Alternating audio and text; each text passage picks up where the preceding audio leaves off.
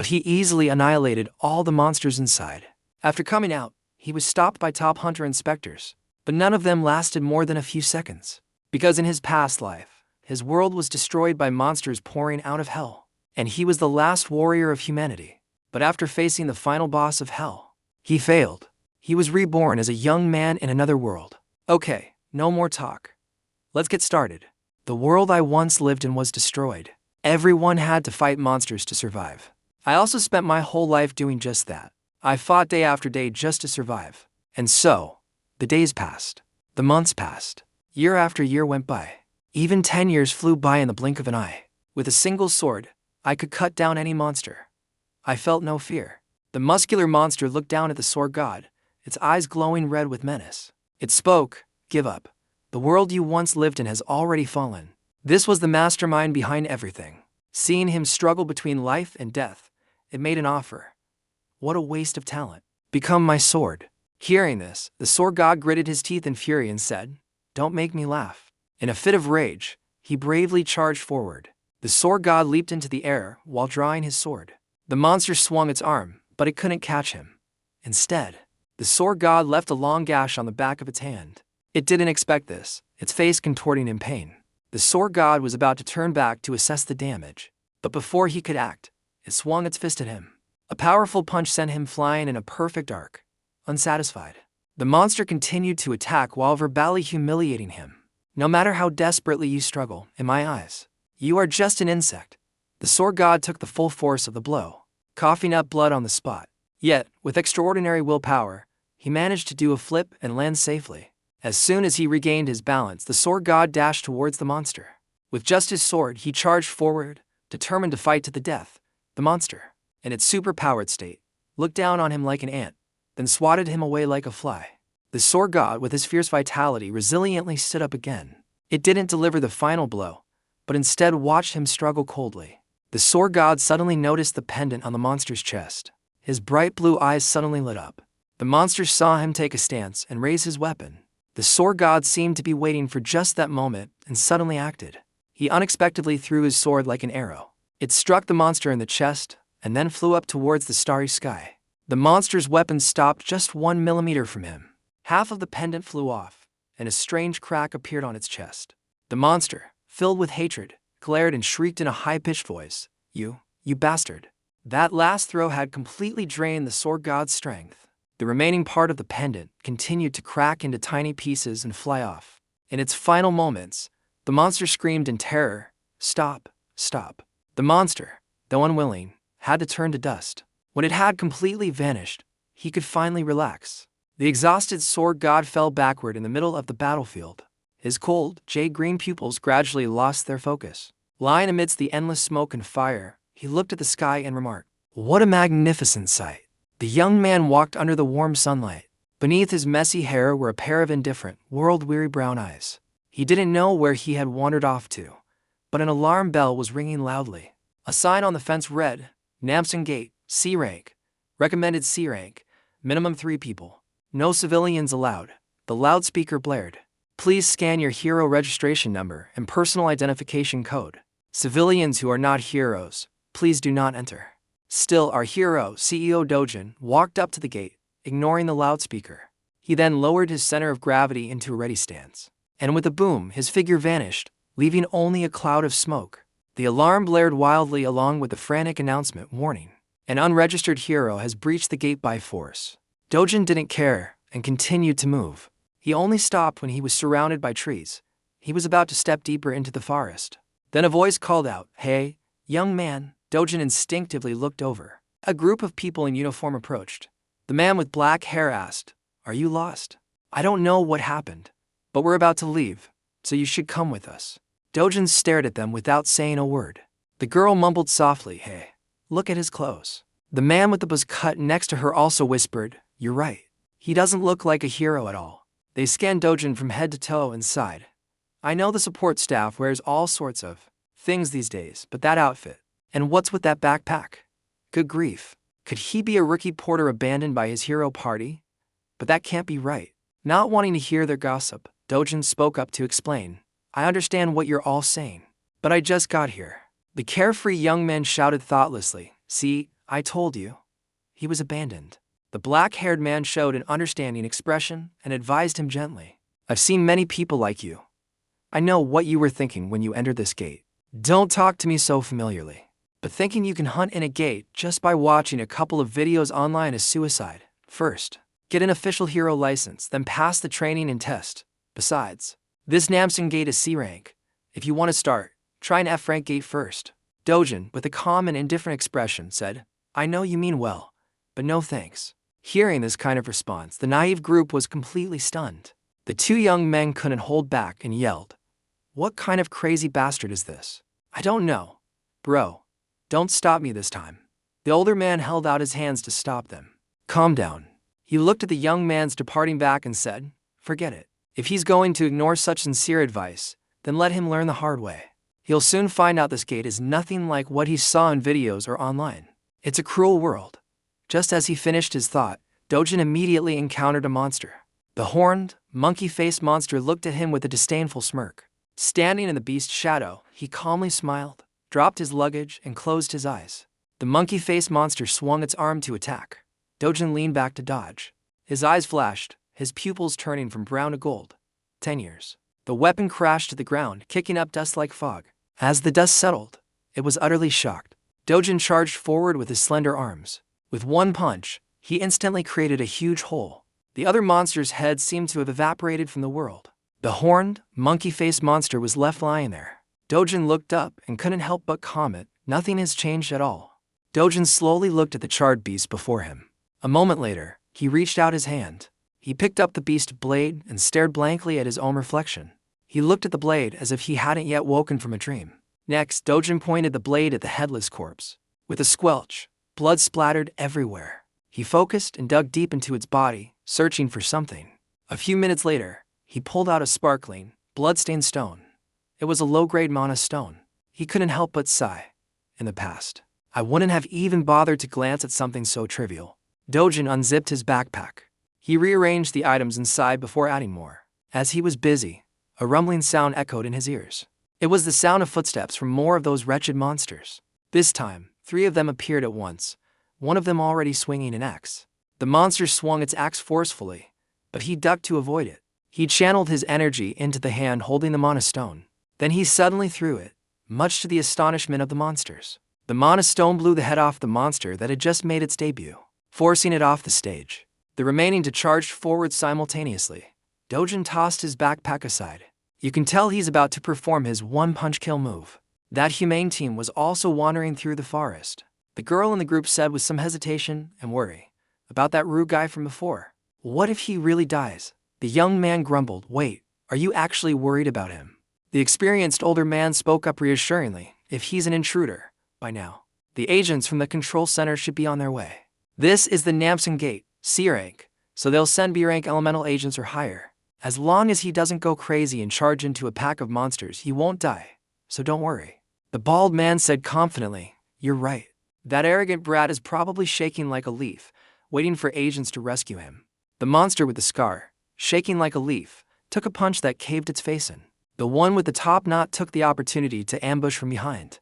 It was too slow for Dojan. The blade could only slice through the air. Seeing its prey vanish from sight, the top-knotted monster couldn't help but feel wary. Dojan teleported behind it and raised his leg high. Then he kicked it in the head, causing it to spew blood like a downpour. And so, the one-sided battle ended with one face up and one face down. Dojan dragged the rough stone sword. He swung the sword forcefully, his eyes sharp as he counted 3 more mana stones. After finishing his work there, he continued hunting for a bit longer. After some time, his backpack had gotten a little fatter. Dojan wandered around looking for prey in a dejected mood. The harvest wasn't much. So far, 12 low-grade stones and 16 mid-low-grade stones. An agent from the center spotted him and reported to his comrades, This way. Dojan heard human voices and looked over curiously. In an instant, 3 other agents had appeared on the scene. The brown-haired agent demanded in a stern voice, We're from the gate control center. Please present your hero registration ID. If you're not registered, please come with us to the control center. Dojan frowned and said with some suspicion, Gate control center. The agent spoke gravely, emphasizing each word, Please comply with our instructions. He thought to himself, What now? This is so annoying. He looked at his opponent, a slight glint in his eyes suggesting he wanted to fight. But in the end, he dismissed them with a nonchalant look. Get lost. You're persistent. The brown-haired agent immediately gave an order. Cuff him. The blonde agent pulled out a tool and said, please cooperate. If you resist, we may be forced to use force. As he said that, his other hand swiftly grabbed Dojan's wrist. The blonde agent held out the handcuffs and warned, any injuries resulting from resistance will be entirely your responsibility. It's best to resolve this peacefully at the control center. Before his wrist could be adorned with more jewelry, he twisted the agent's hand back. Feeling the grip on his wrist, the blonde agent's eyes widened in shock. Dojan looked at his opponent and said seriously, stop bothering me and get lost. Seeing this, the agents raised their guard and drew their weapons. In a flash, the weapon's true form was revealed. He glanced at the device and thought nonchalantly, a for A-grade magic sealing device. Is that even supposed to work on orcs? Dojan applied a bit more force and twisted the blonde agent's joint. At the same time, he spoke, emphasizing, final warning. If you don't want to get hurt, go back. Just as he finished speaking, pressure came from the front. The agents attacked, and Dojan casually blocked their blows. The agent on the right threw a punch, which he easily dodged by tilting his head. At the same time, as fast as the wind, he raised his thigh and kneed the other agent in the side. An excellent knee strike caused the agent on the right to lose his balance. Then he conveniently kicked him away with another foot. The agent on the left saw this and was so shocked he froze. He stared at him as if he were a terrorist. Dojan turned to look at the other agent and nodded once. Immediately after, his figure flickered and vanished. The agent, unable to see him, thought in terror, he's gone. He suddenly appeared right next to him and punched him. The agent took the full force of the blow and clutched his stomach, coughing violently. He called out, hey, the agent, clutching his body, stammered, why yes? Dojan asked, if I register as a hero, I won't have any more trouble, right? The agent hesitated and replied, that's right. As long as you don't break the law inside the gate, there's no reason to send agents after you. He asked again, what about rifts? Hearing this, the agent suddenly felt a chill down his spine. The passages to other worlds where strange monsters appear, opening all over the globe. The byproducts obtained from hunting monsters here are used as a new energy source. For that reason, the places where the government completely controls the passage and contains the monsters are called gates, and the spaces that haven't been converted into gates are called rifts. After hearing the explanation, he basically summarized, so that means no matter which gate I go to, you guys will come looking for me, right? The reason being illegal entry, or something. Seeing Dojan's annoyed face, the agent quickly explained, yes, that's right. If an unregistered hero enters a gate without authorization, the control center receives a notification. Agents waiting nearby will be dispatched. Rifts aren't as easy to access as gates. The hero association won't let it slide either. He didn't care about those trivial details and said dismissively, oh, so what? The silenced agent couldn't help but regret his actions internally. He's a complete madman. Damn it. I should have reported this to headquarters from the start. Just as he finished his silent curse, Dojan grabbed the agent's face and swung his arm. He casually tossed the agent away as if playing dodgeball. Dojan looked at the agent and thought to himself, just a bunch of nobodies. The agent, half kneeling and clutching his wounds, cursed, you bastard. Next time, I'll definitely kill you. Dojan ignored him and continued his journey. When the ornament on the monster's chest shattered, the monster desperately roared, stop. Stop it now. Hearing its voice, which was almost a scream, I also started to lose consciousness, feeling like I was being sucked into something. Death. I must be dying. With that mindset, the sword god closed his eyes to accept his fate, but after waiting for a while, no one came to take him away. He opened his eyes in confusion. He was unexpectedly hanging upside down in the blue sky. Before him was a strange young man. The sword god asked, who are you? The young and timid Dojan introduced himself. My name is Juian. I am on the verge of death. If you accept my request, I will disappear quietly as soon as he finished. The sword god said without hesitation, I refuse. Hearing this, Dojan was at a loss for what to do. The sword god explained his reasoning. I have no more attachments to this life. After 10 years of fighting to the death, I was betrayed by the comrades I trusted. The country I lived in was destroyed. My friends died, and so did my family. No matter how hard I tried to live, in the end, there was nothing left, right? You're the same. This statement left Dojan speechless. Dojan couldn't help but try to persuade him. Even though my life was like that too. I don't want my grandmother and Juian to live that way. The sword god finally softened and asked, So what? Just say it in a few words. What do you want? Not expecting him to change his mind so quickly, Dojan's face lit up with joy. He quickly said, what I wish for is the gas and digital complex, Tuanqi, Michigan, Seoul is now called the Hero Complex. The trade of byproducts from the gates is more active than in IT companies. After hunting enough mana stones, Dojan walked the streets with his backpack. After walking for a while, he came across a purchasing shop and thought, maybe I'll choose this place. The receptionist, with an unpleasant face, saw a customer enter and said, welcome. As Dojan entered, he said, I want to sell some mana stones. The cashier perked up and boasted, you've come to the right place. We offer the best purchase prices in Seoul. No, I should say in all of South Korea. Hearing this, he dumped the mana stones on the table. Seeing the blood-stained stones, the cashier couldn't help but sneer. Seriously, you could at least wipe off the blood before bringing them in. Outwardly, he said amicably, you have quite a lot of mana stones. Please wait a moment while I sort them. Would you like some coffee while you wait? He replied. Anything's fine. He then sat and waited while the guy at the counter examined the stones. The cashier counted while typing furiously on his calculator. 12 low-grade mana stones, 16 mid-low grade, and 5 high-low grade. The commission fee is 40% of the purchase price. You already know that, right? So, the total amount you'll receive is 5.46 million won. Hearing the ridiculous commission fee, Dojan spoke up, hold on. I'm the hunter, and you guys just buy them, yet you take a 40% commission. The cashier was caught off guard and froze. Then he immediately changed his tune and sneered, sir, it seems you don't understand how things work here. Normally, we take 45%, you know? I only lowered it to this because it's you. If you don't want to sell, then take them back. I guarantee you won't find a higher price anywhere else. Dojan pulled his items back and said nonchalantly, then I'll take them back. The cashier immediately pressed down on his hand. Then, itching for a fight, he held out his other hand and whined, hey sir, you have to pay the appraisal fee. You know, the coffee isn't free either. That's 300 guan for appraisal and 10 guan for the coffee. Since I had to use an expensive cloth to wipe the blood and can't use it again, please pay a total of 350 guan, including the cost of the cloth. He pulled his hand back and challenged coldly. I don't have money to give you. If you want it, come and get it. The cashier gave a nasty smile and threatened him, relying on his connections. You have to pay. You hear me? We're backed by a few C-rank heroes. You son of a bitch. Just as he finished speaking, several large men emerged from the emergency exit. The man with the scar looked at the cashier and said, what's going on? Why did you call me out? Is someone causing trouble again? Dojan shifted his gaze from the cashier to the large men. The man with the scar opened his mouth slightly, looking down at him to apply pressure. The cashier, pale-faced, trembled like a leaf and hid behind the counter. The scarred man was sent flying towards the reception counter. The C-rank hero lay flat on his back, unable to get up. His two comrades also lay on his left and right, perfectly symmetrical. Dojan dusted off his hands and gracefully walked to the counter.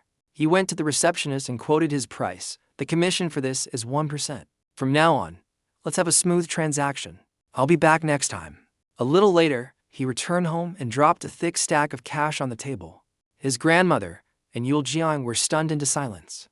His grandmother picked up the stack of money, estimated its weight, and asked hesitantly, Dojan, what is all this money? He awkwardly scratched his head and made up an excuse. Well, no, I once lent money to a friend to start a business, and now his business is very successful. His grandmother asked suspiciously, dude, you really have a friend like that? Dojan had to say vaguely, you remember the places where I grew up? He's a friend I used to play with back then. His grandmother arranged the money in her hands and said in a weary voice, of course I remember. The innocent Yunjeng chirped, brother, does this mean we're rich now? Dojan smiled gently, patting his sister's head and said, from now on. The little girl was overjoyed and ran around the room, cheering, we're rich. We're going to be rich. Dojan watched her, his eyes filled with deep thought. Memories of the other Dojan flooded his mind. Grandma and Yunjiang. Let them live in the safest place possible. And then he disappeared before I could answer. He looked in the mirror. Dojan's face now bore a resemblance to the sword god. When I woke up, I had become Dojan. The safest house in Korea currently cost 110 billion won. I have no obligation to fulfill that one-sided promise. But, as long as my power returns, that amount of money is nothing. Rifts, gates, monsters, everything here is weaker than in my old world. The world that was destroyed. To me, who was once a sword god, this place is like child's play. But not even 10% of my power has returned yet. As he was pondering, there was a knock on the door, followed by a voice. Seo Dojan, are you in there? He stood up and told his grandmother, I'll get it. You stay inside. With that, he went to open the door. As soon as he opened the door, he saw a brunette and a blonde waiting. The big brunette sneered. Seo Dojan, that's have to be paid on time, right? The blonde added. Do you even know how much you owe? It's almost 48 million guan. He remembered this from his memories. He sighed. These are the loan sharks that the real Seo Dojan borrowed money from before he died. 5 million guan for grandma's hospital bills has been multiplied by 10 in a short time. The brunette's eyes widened. You just made some money from the gate, right? The blonde opened his mouth to demand, hand it all over. We're taking it according to the contract. Don't feel wronged. Just as he finished speaking, the brunette took a punch to the cheek. He flew backward and crashed into the wall. The blonde froze, looking at the brunette in horror. What the? Dojan didn't give the blonde time to think and twisted his arm. The amount I've already paid is over 9 million guan. If anything, you're the one who should be paying me back. The blonde was scared out of his wits and laughed placatingly, stuttering, Are you really Pseudo-Jun? Dojan clenched his fist, his eyes deadly, and said, Tell your boss I'll be visiting him personally soon. Then he beat them up. The sound of punches echoed through the sky. A little later, he and his sister went to the mall to play. They both went into a stuffed animal store. Looking at all the cute stuffed animals, the little girl asked expectantly, Can I really buy one? Can I buy this doll? Dojan smiled kindly and said, We've already bought our things. Now, you can choose whatever you want. When I shared memories with Seo Dojan, the dry emotions inside me changed. Right now, it's just compassion. But how did Seo Dojan treat Yunjiang, his half-sister from a different mother, so kindly? At the very least, I will protect that heart of yours. After fiddling with it for a while, the little girl still asked very shyly, Brother, can I choose this one? Seeing the skinny stuffed rabbit in Yunjiang's hands, he immediately picked up the fat bear the little girl had liked earlier. Then he hugged it and said, I told you to pick whatever you like. Yunjiang grinned and scratched her head sheepishly. After that, they went to a restaurant for a meal. The two of them were enjoying a delicious meal. Someone called out, Is that Seo Jun? Is it really you? He turned to see. A chubby girl with two burly bodyguards came into view. She curled her lip into a sneer and asked mockingly, Dressed like that and you dare to criticize others?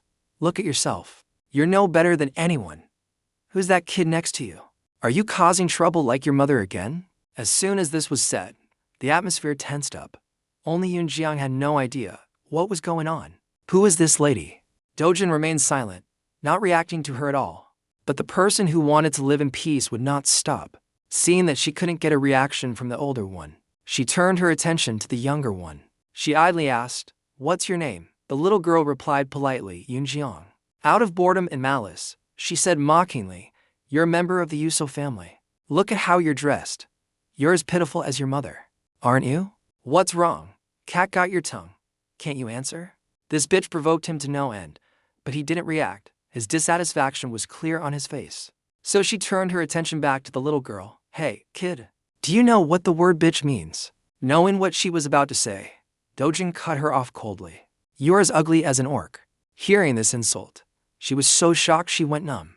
The sword god couldn't stand this woman anymore. His contempt was obvious. Seo Dojan was born out of wedlock and lived in poverty. At the age of 7, after his mother died, he was finally taken in by his biological father.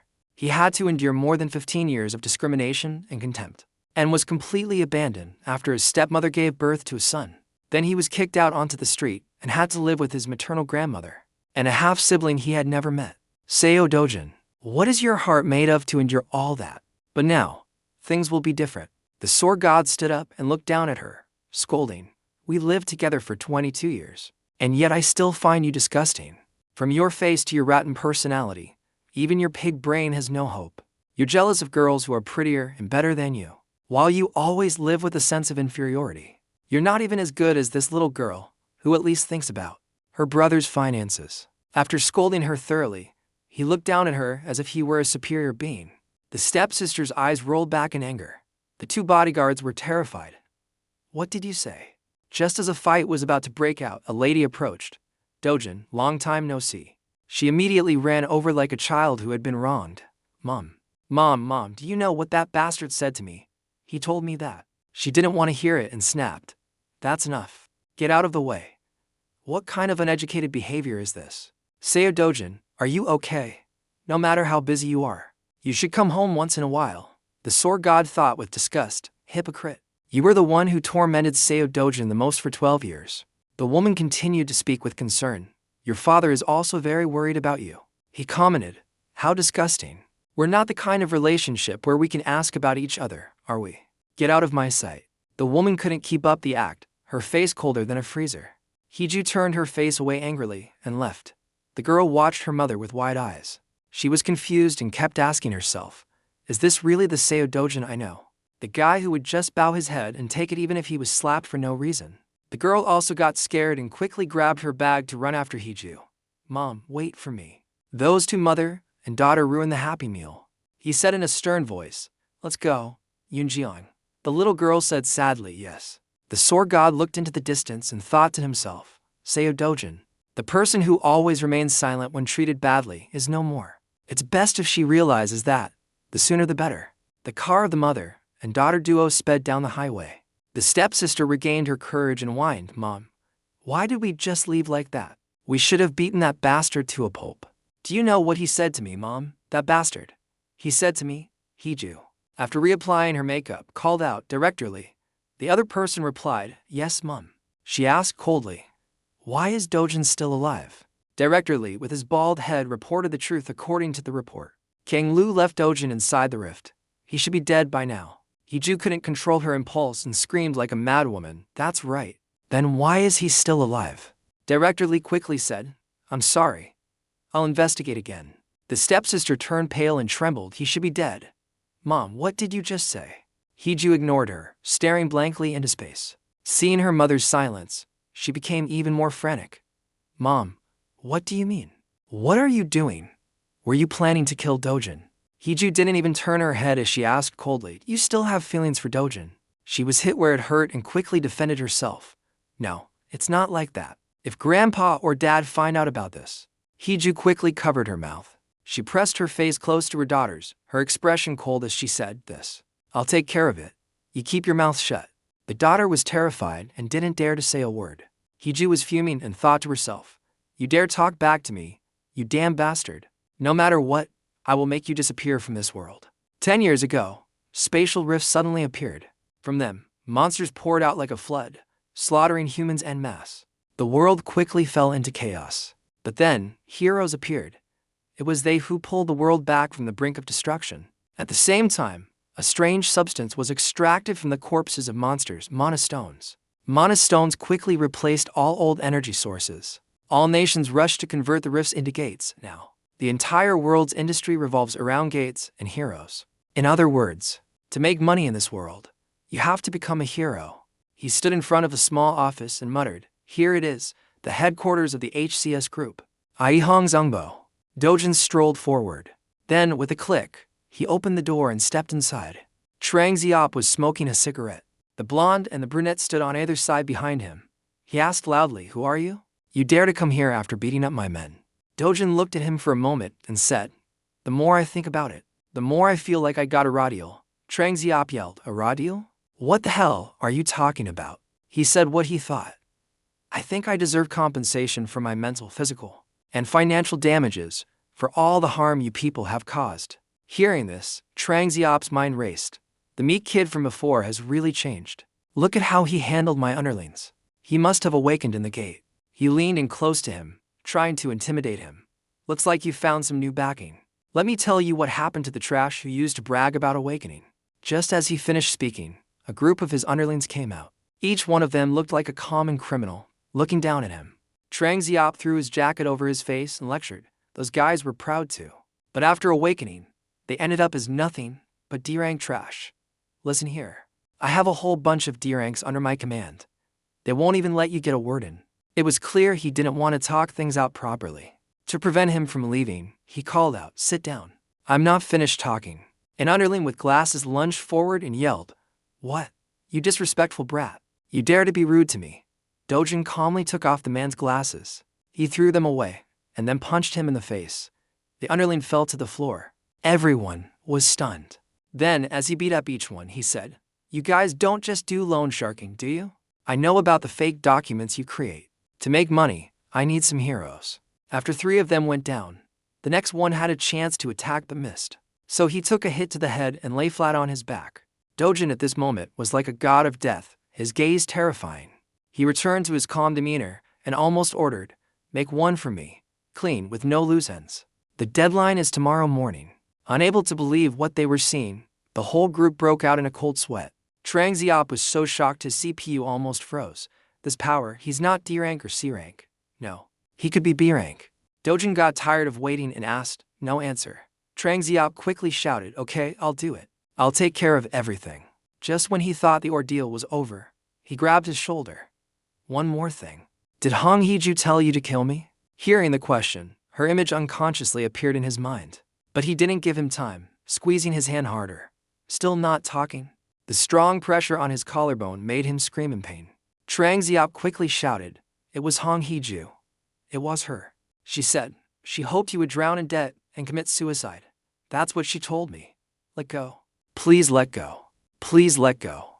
Dojan got his answer and let go, muttering, "Suicide. So that's why she locked me in the gate." Hearing this, Trang Ziop instinctively tried to clear his name. "Lock you in a gate? I don't know anything about that, really, I swear. If you died, I wouldn't get a single penny. Why would I put you in there? I'm telling the truth." Seeing him about to piss his pants, he didn't doubt him. With a thoughtful expression, he pondered for a moment, his lips moving. "Kang Chanhu. He was the one who pushed me into the gate. Bring me all the information on him by tomorrow morning." Trang Ziop trembled. "Yes." Dojan left the office to the relief of the entire gang.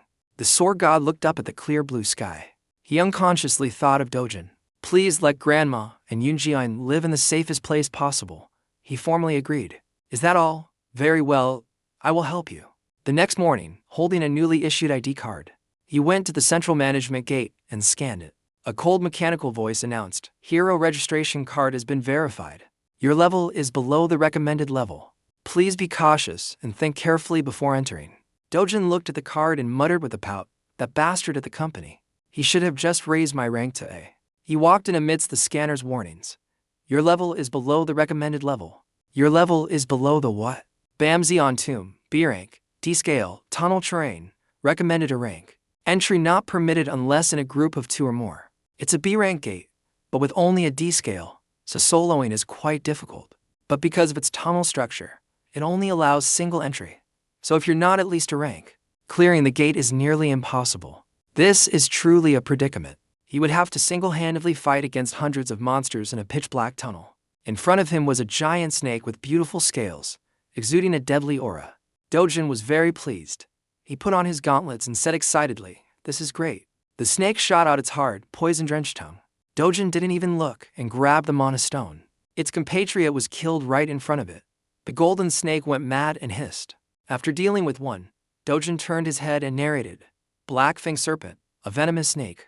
Just a graze is enough to paralyze the body." He jumped high and then landed forcefully. His toes spun like a top. He appeared and disappeared, leaving several gashes from head to tail. He even clawed through its body with his fingertips. After dealing with this one, his gauntlets were also soaked in snake venom. Looking at the level of corrosion, he casually assessed, "It's worthy of 300 grams. The hissing of snakes came again. Dojan instinctively looked over. This time, they brought their whole family to gang up on him. He engaged in close combat with these venomous snakes again. The more he fought, the more ferocious he became, blood splattering everywhere. The snakes spat venom like a downpour. A little later, only Dojan was left alive in the tunnel. He reached in to get his loot, but was puzzled. No mana stones. There really aren't any.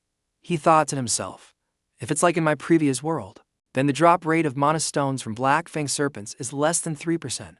Looks like I'll have to hunt a few hundred more. He followed the tunnel to a lush, green forest.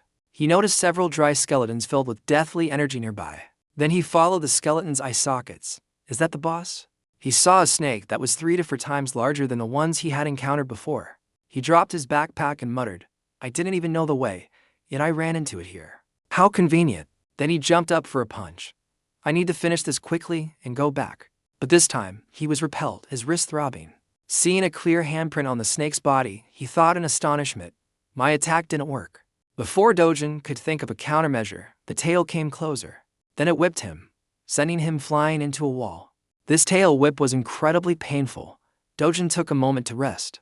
He only managed to get up when the boss snake was menacingly approaching him. Then he jumped to the side, narrowly escaping death. Immediately after dodging, he pushed off the ground with his toes and jumped rapidly towards that boss snake. He practically flew and threw a punch that cracked a part of its scales. From the look in its eyes, it seemed he had given it a pretty high evaluation. Facing an enemy with superior abilities, he couldn't help but wonder, as expected. Completely different from the snakes before. Its skin is so tough that punches don't do anything. What should I do now?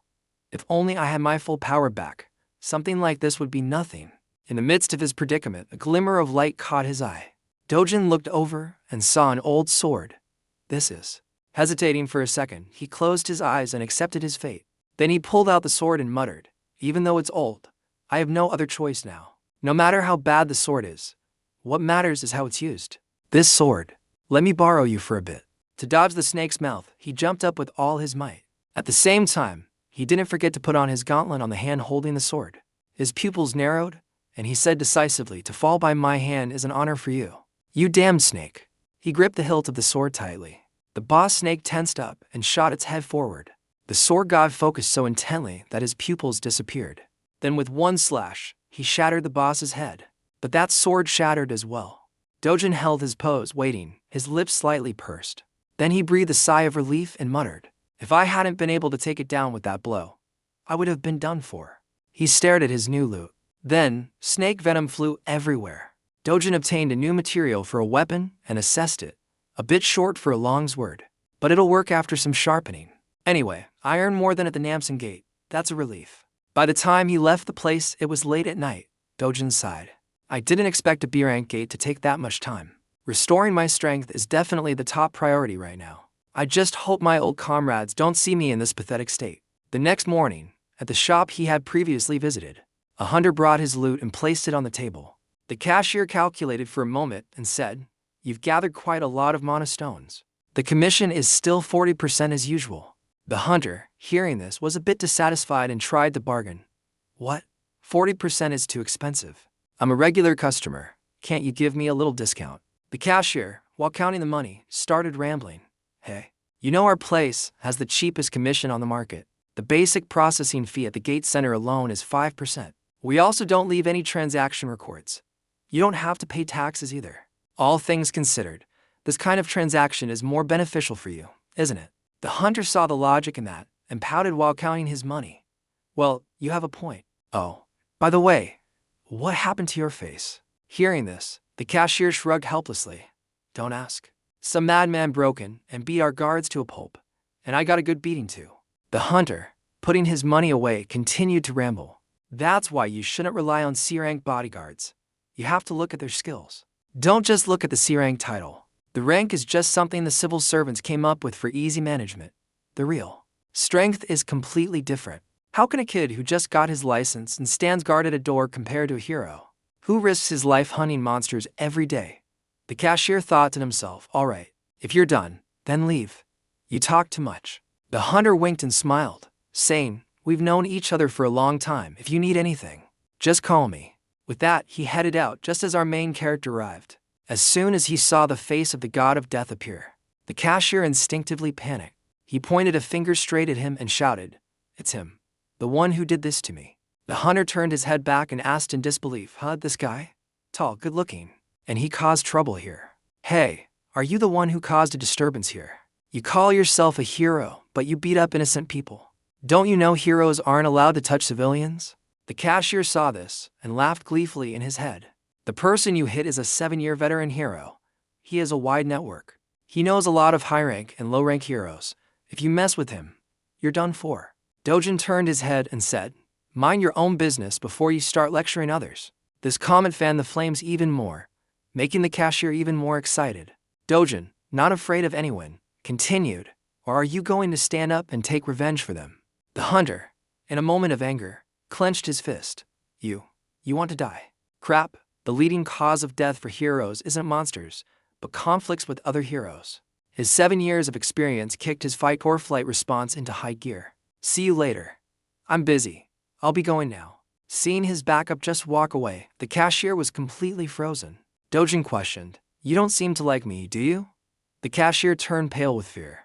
Without waiting for an answer, he threw over his backpack full of mana stones. Then he said flatly, calculate the payment. Looking at the sparkling stones inside, he felt immense pressure. What is this? High-grade mana stones. Who the hell is this guy? The cashier couldn't resist the temptation and reached out to press the calculator. Then he shouted in a daze, a total of 150 million won. Dojan heard this and was silently dissatisfied. I worked all day and only got 150 million. Outwardly, he calmly demanded, hand it over. 150 million. The cashier quickly said, Sir, we still have to deduct the commission. He felt the sharp, knife-like gaze and thought, did I say something wrong? Fortunately, he remembered this matter and breathed a sigh, right? 1% commission. So that's 148.5 million left. Bring it out quickly. The cashier cursed in his head. What? The commission is 40%. Are you deaf? Outwardly, he only dared to say, well, transactions over 100 million require approval from a superior. Dojan looked at him and ordered, then go get approval. Right now. The cashier made a call and spoke softly, yes, boss, here's the situation. Seeing that the other side had answered, Dojan snatched the phone. He spoke directly to the other person. Did you hear that clearly? Tell him to transfer the money to me. The shop owner said politely, I understand. Please give the phone back to my employee. Without waiting to hear the rest, Dojan threw the phone against the wall. Feeling the burning hot phone and receiving another command from the god of death, the superior said he understands, bring out the money. The cashier didn't dare to say another word and immediately complied. Yes, sir. He walked out with several full bags of money. Next time, let's have a more civilized transaction. The cashier cried silently, since when did a civilized transaction only benefit one side? 10 minutes later, the shop owner finally arrived at the store. He asked worriedly, hello. Why didn't you pick up? What was that call about? The cashier was distressed and tired to say anything. Boss, I quit. I can't do this anymore. Seeing the phone embedded in the wall, the shop owner's face darkened. The cashier looked at the owner with a gloomy expression. The shop owner called for backup. Hello, Juian, it's me, your uncle. I need you to come over for a bit. The person on the phone was a girl. Everyone who passed by looked at her with admiration. She walked on elegant black high heels. People gathered around her, making her look like a famous celebrity. Is that Juian? It really is her. Amidst the admiration, Juian walked to her uncle's shop. Following the sound of the doorbell was a welcoming voice. Welcome. As soon as the cashier saw her, he exclaimed, oh my god, Juian. Juian took off her sunglasses and winked playfully. Yes, it's me. The cashier was so surprised he thought to himself. Juian, South Korea's 4th S-rank hero. I heard she's the owner's niece, but why is she here? Juian, as if reading his mind, explained, because my uncle said he was having a headache. Because a hero came and forced someone to sell mana stones. Could you tell me the details? Dojan and Juian were playing in the courtyard. One was playing with dolls, the other was training. Even if I hunt all day, it's hard to make 100 million. At this rate, it will be too late. I need to be strong enough to hunt in S-rank gates, even just one day sooner to achieve that. The most important thing now is to regain my former strength. But unlike in the old world, mana in the air here is very scarce. Even if I gather mana like this every day, 3 years now, it might even take longer than that. It would be better if I had good enough equipment. But there's not much equipment here. Even trashy items are rare. As he was struggling with this, he sensed danger. The little girl, who was playing happily, saw her brother run over. He grabbed Juian and rushed inside. Juian, you have to go inside. Dojan pushed the little girl inside and slammed the door shut. His grandmother saw his urgency and asked, what's wrong, Dojan? Suddenly, the whole apartment shook. His grandmother screamed in fright, an earthquake. It's an earthquake. Juian was also scared and screamed her head off. With his extremely sharp senses, Dojan thought, that's not an earthquake. This could be. The sky was pitch black and cracking. The crack spread wider and wider like a spider's web. The central crack was right in his yard, a rift. His grandmother panicked and asked, Dojan, what the hell is going on? He sternly warned. It's dangerous, everyone. Don't leave the room. Then he jumped into the rift. His grandmother and sister called out to him, but he didn't come back. Dojan, brother. At the same time, at the Seoul Hero Association, the people who received the notification shouted, Captain, a rift has just been discovered in Mappo. The association manager thought for a moment, and then gave instructions, a new rift after 63 days. The Boksu Hoi is closest to the Mappo area. Contact them immediately. Quickly dispatch other heroes near it. Where was the rift discovered? The subordinate replied, in the yard of a civilian's house. The senior manager heard this and smiled bitterly. A civilian's house, this is trouble. If a normal person, not a hero, enters a new rift, they won't be able to come back out. His head started to buzz. And if they die? A 10-day wave of monsters will emerge from the rift.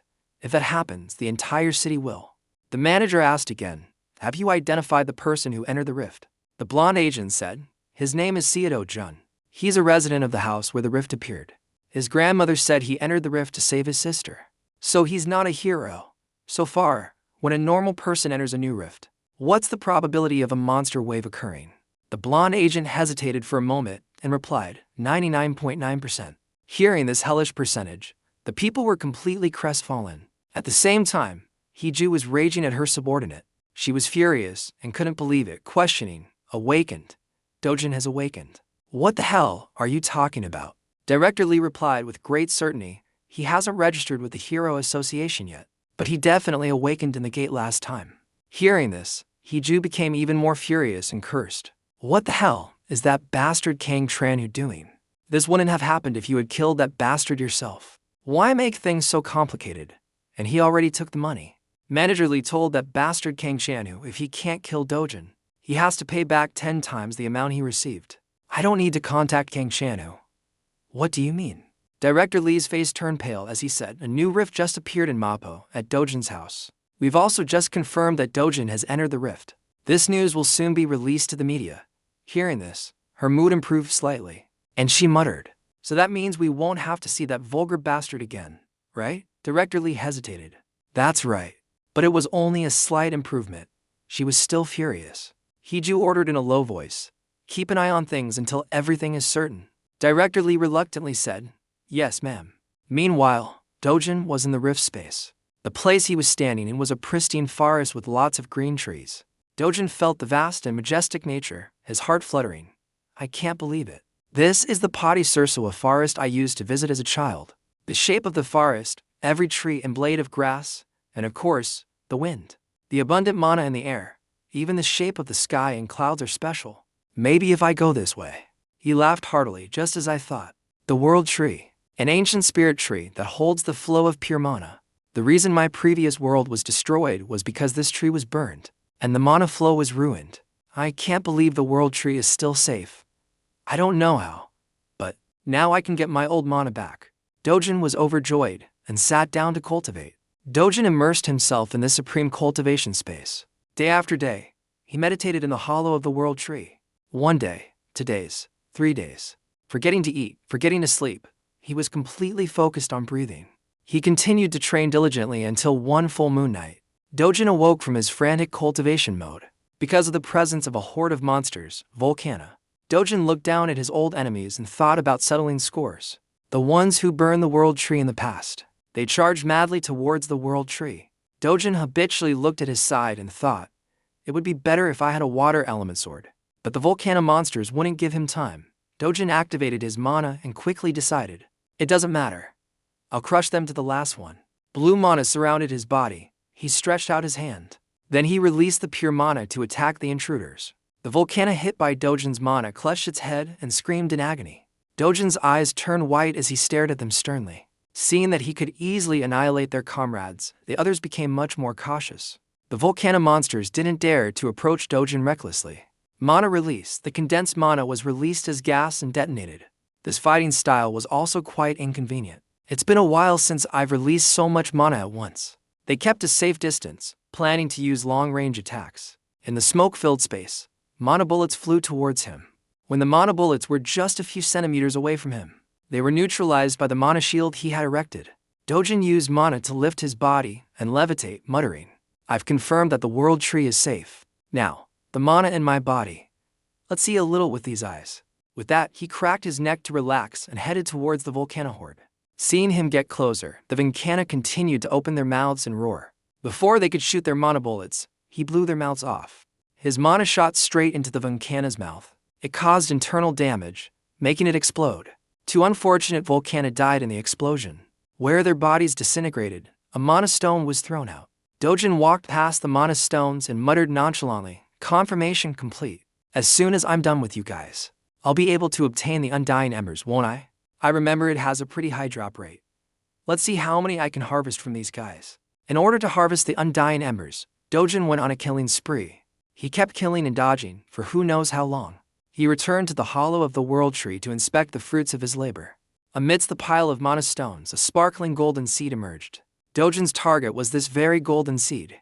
He picked it up and looked at it, unable to help but say to himself, "The undying ember. I never thought I'd get this again." He crushed the golden seed, and a flame ignited in his palm. Dojan curiously reached out and poked it for a bit. "I want to absorb more mana from the world tree, but in my current state, that's impossible. What I can do now is to absorb this ember and convert my mana to the fire attribute." After swallowing an undying ember, he remembered his time as the sword god with a sense of nostalgia. Back then, I didn't need to absorb this ember. Now it takes a full 10 minutes just to absorb one. Dojan rotated his arm to see if there were any changes. He also looked at the golden seeds at his feet. Then he thought to himself, "I'll just absorb as many as I can." A giant rift suddenly appeared in the sky. Reporters and media immediately swarmed the area along with the public. Xianggu gritted his teeth and muttered a curse, "Damn it." He tilted his head back and looked outside, in an extremely bad mood. "It's all because of that madman. What the hell is going on?" Hyungu looked at the watch on his wrist with a very calm tone. He said he did it to save his sister. But the scene outside is still the same. Nothing has changed. That sounds so noble, doesn't it? He heard it's easy to awaken in a rift, so he just rushed in without thinking about anyone else. If he wanted to die, he should have died alone. Why does he have to drag others down with him? Hearing these words from the person standing next to him, he smiled and asked, "So, what did the guildmaster say?" Xianggu seemed annoyed and replied, "The same as always. He told us to just wait." However, he himself was a bit confused. "But why?" Hyungu speculated gravely. "It's probably because this time, rifts appeared simultaneously in the US, China, UK, Turkey, and Switzerland. There are also signs of rifts in some other major countries, so the guildmaster is probably busy. This is the first time something like this has happened, but I heard the other side has had it under control from the beginning." Xianggu gritted his teeth, his brow furrowed into a knot. "Only we are in trouble. It's all because of that fool. That first guy who went in. Just wait until he comes out. I'll smash his face in." The rift outside was emitting a low, ominous hum. Now it was the voice of the Daily News anchor. "It has been 28 days since the new rift appeared. The Hero Association has issued a level 1 warning for a monster wave." On the screen was a blurry image of a young man. "If the first civilian to enter, Mr. A, does not return in the next 2 days." Someone suddenly reached out and grabbed the remote, turning off the TV. Trang Ziop, with a cigarette in his mouth, thoughtfully remarked, "You mean that Seo Du Dungai is Mr. A?" Director Yeongu bowed slightly, the light reflecting off his glasses. "Yes. I had someone verify it. It's definitely Seo Jo Jun, Director Kim Yeong-do, Huang Trang Ziok's right-hand man." After hearing the announcement, he paused for a moment before asking again, "What do you think are the chances of that guy coming back alive?" He quickly speculated, "If he's a civilian, then it's needless to say, about 1%. No, less than 0.1%. A strange, triumphant smile appeared on Trang Ziop's lips. "A civilian? Ridiculous." Hearing his words, the underlings below nodded like woodpeckers. The people of the Hero Association are really clueless. He rested his hand on his cheek and nonchalantly mentioned a possibility. "What if that guy has awakened?" Yeongu thought quickly and immediately made an assumption. "If he has awakened, we still need to see what rank he is. To be honest, it's hard to judge." Trang Ziop sighed and leaned back in his chair. "That's true. Being good at fighting doesn't mean you can survive in a rift." His next command surprised him a little. "That Seo Du Jungai still has family, right? Keep them." This command reminded him of Yunjiang and her grandmother. "What are you planning to do, sir?" Trang Ziop made a grave decision. "For now, treat them well." Then he took off his glasses, his face revealing a dark expression. "If he dies, sell his family's organs. If he comes back alive, tell him we took care of them. That will create a debt." The scene changes to a large, ancient tree shrouded in brilliant light. Dojan is currently concentrating on strengthening himself. How much time has passed? In his hand was a faint yellow wisp of energy, fitting for its name, Undying Ember. "I've absorbed hundreds of them." Then the yellow wisp of energy quickly spun in his hand. "Now, I can use fire-type mana anytime.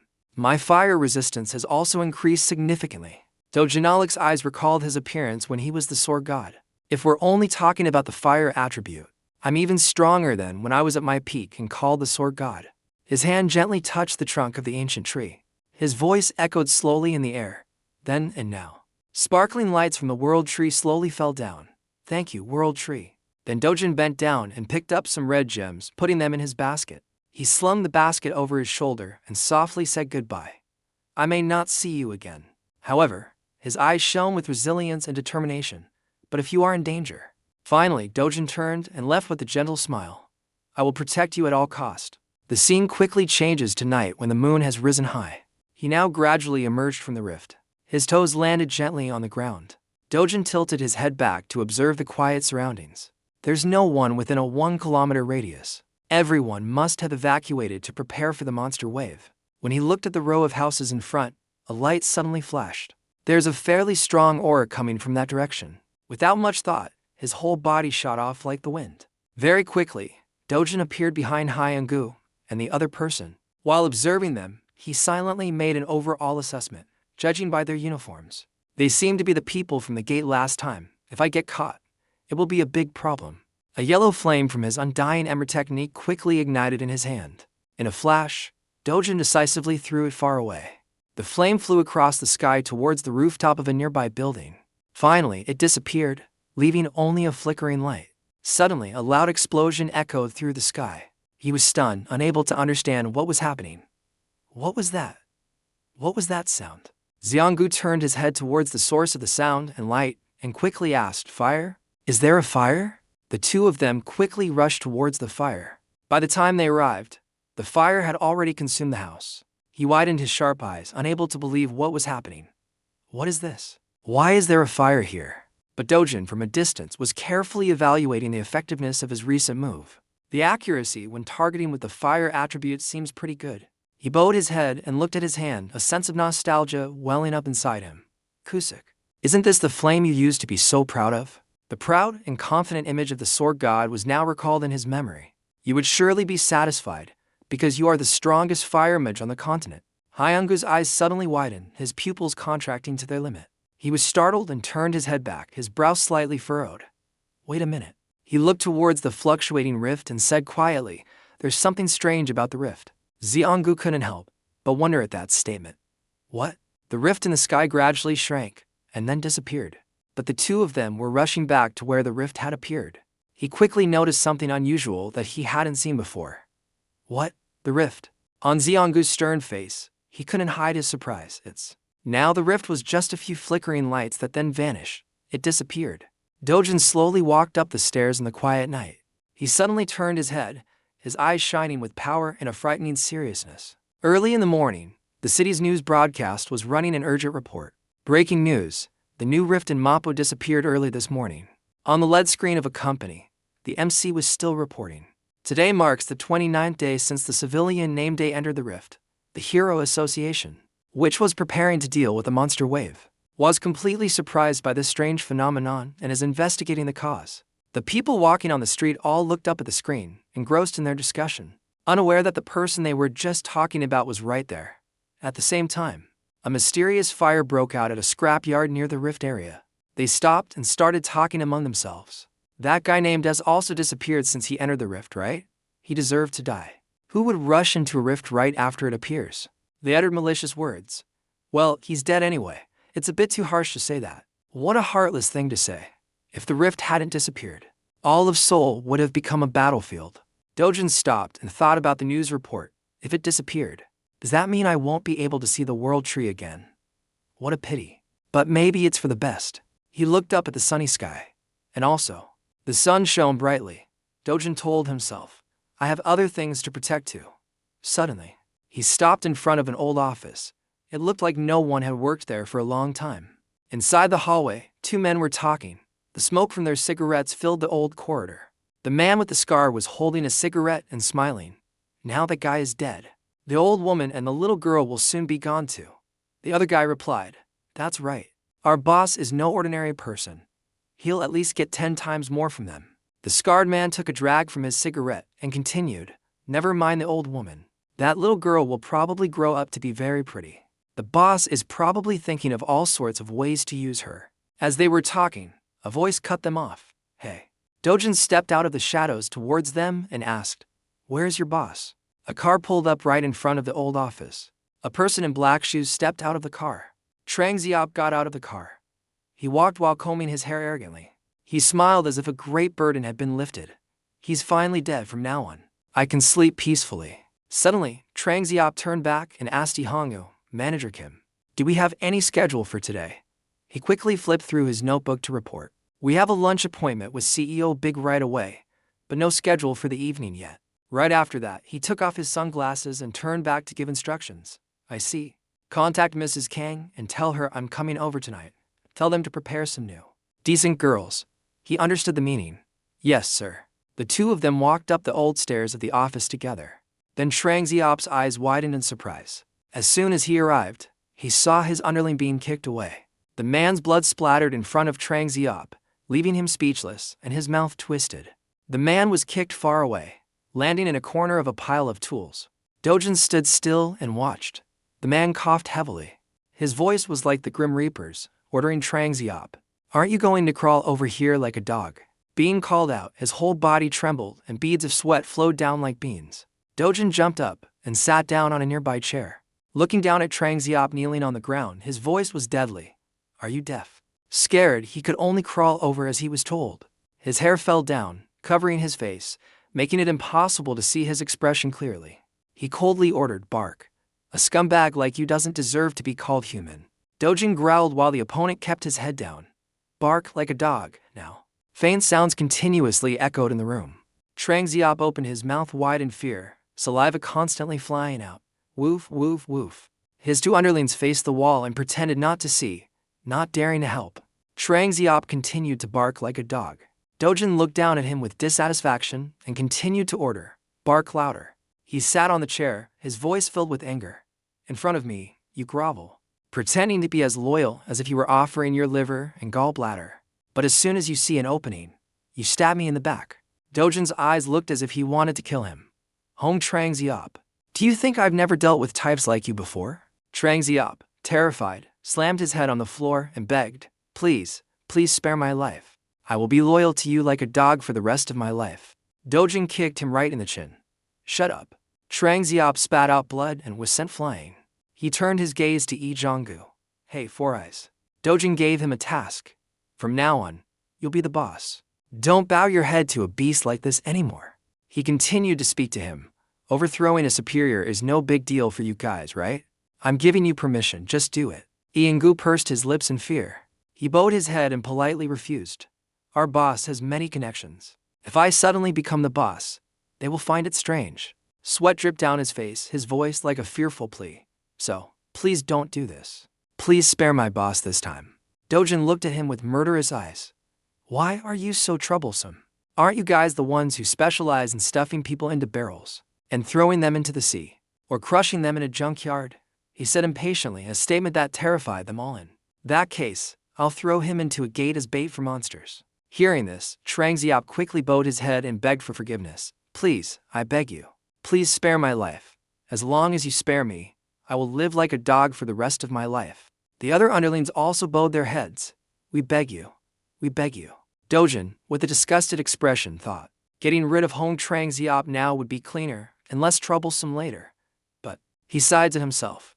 "Have I gone soft?" He held out his hand as if offering a life-saving straw. "Here." Trang Ziop thought Dojan was forgiving him and looked up with a joyful expression. He trembled as he was about to take his hand, constantly apologizing. "I'm sorry for everything I've done." As he was speaking, a light suddenly appeared from his hand. "From now on, I will see you as my master."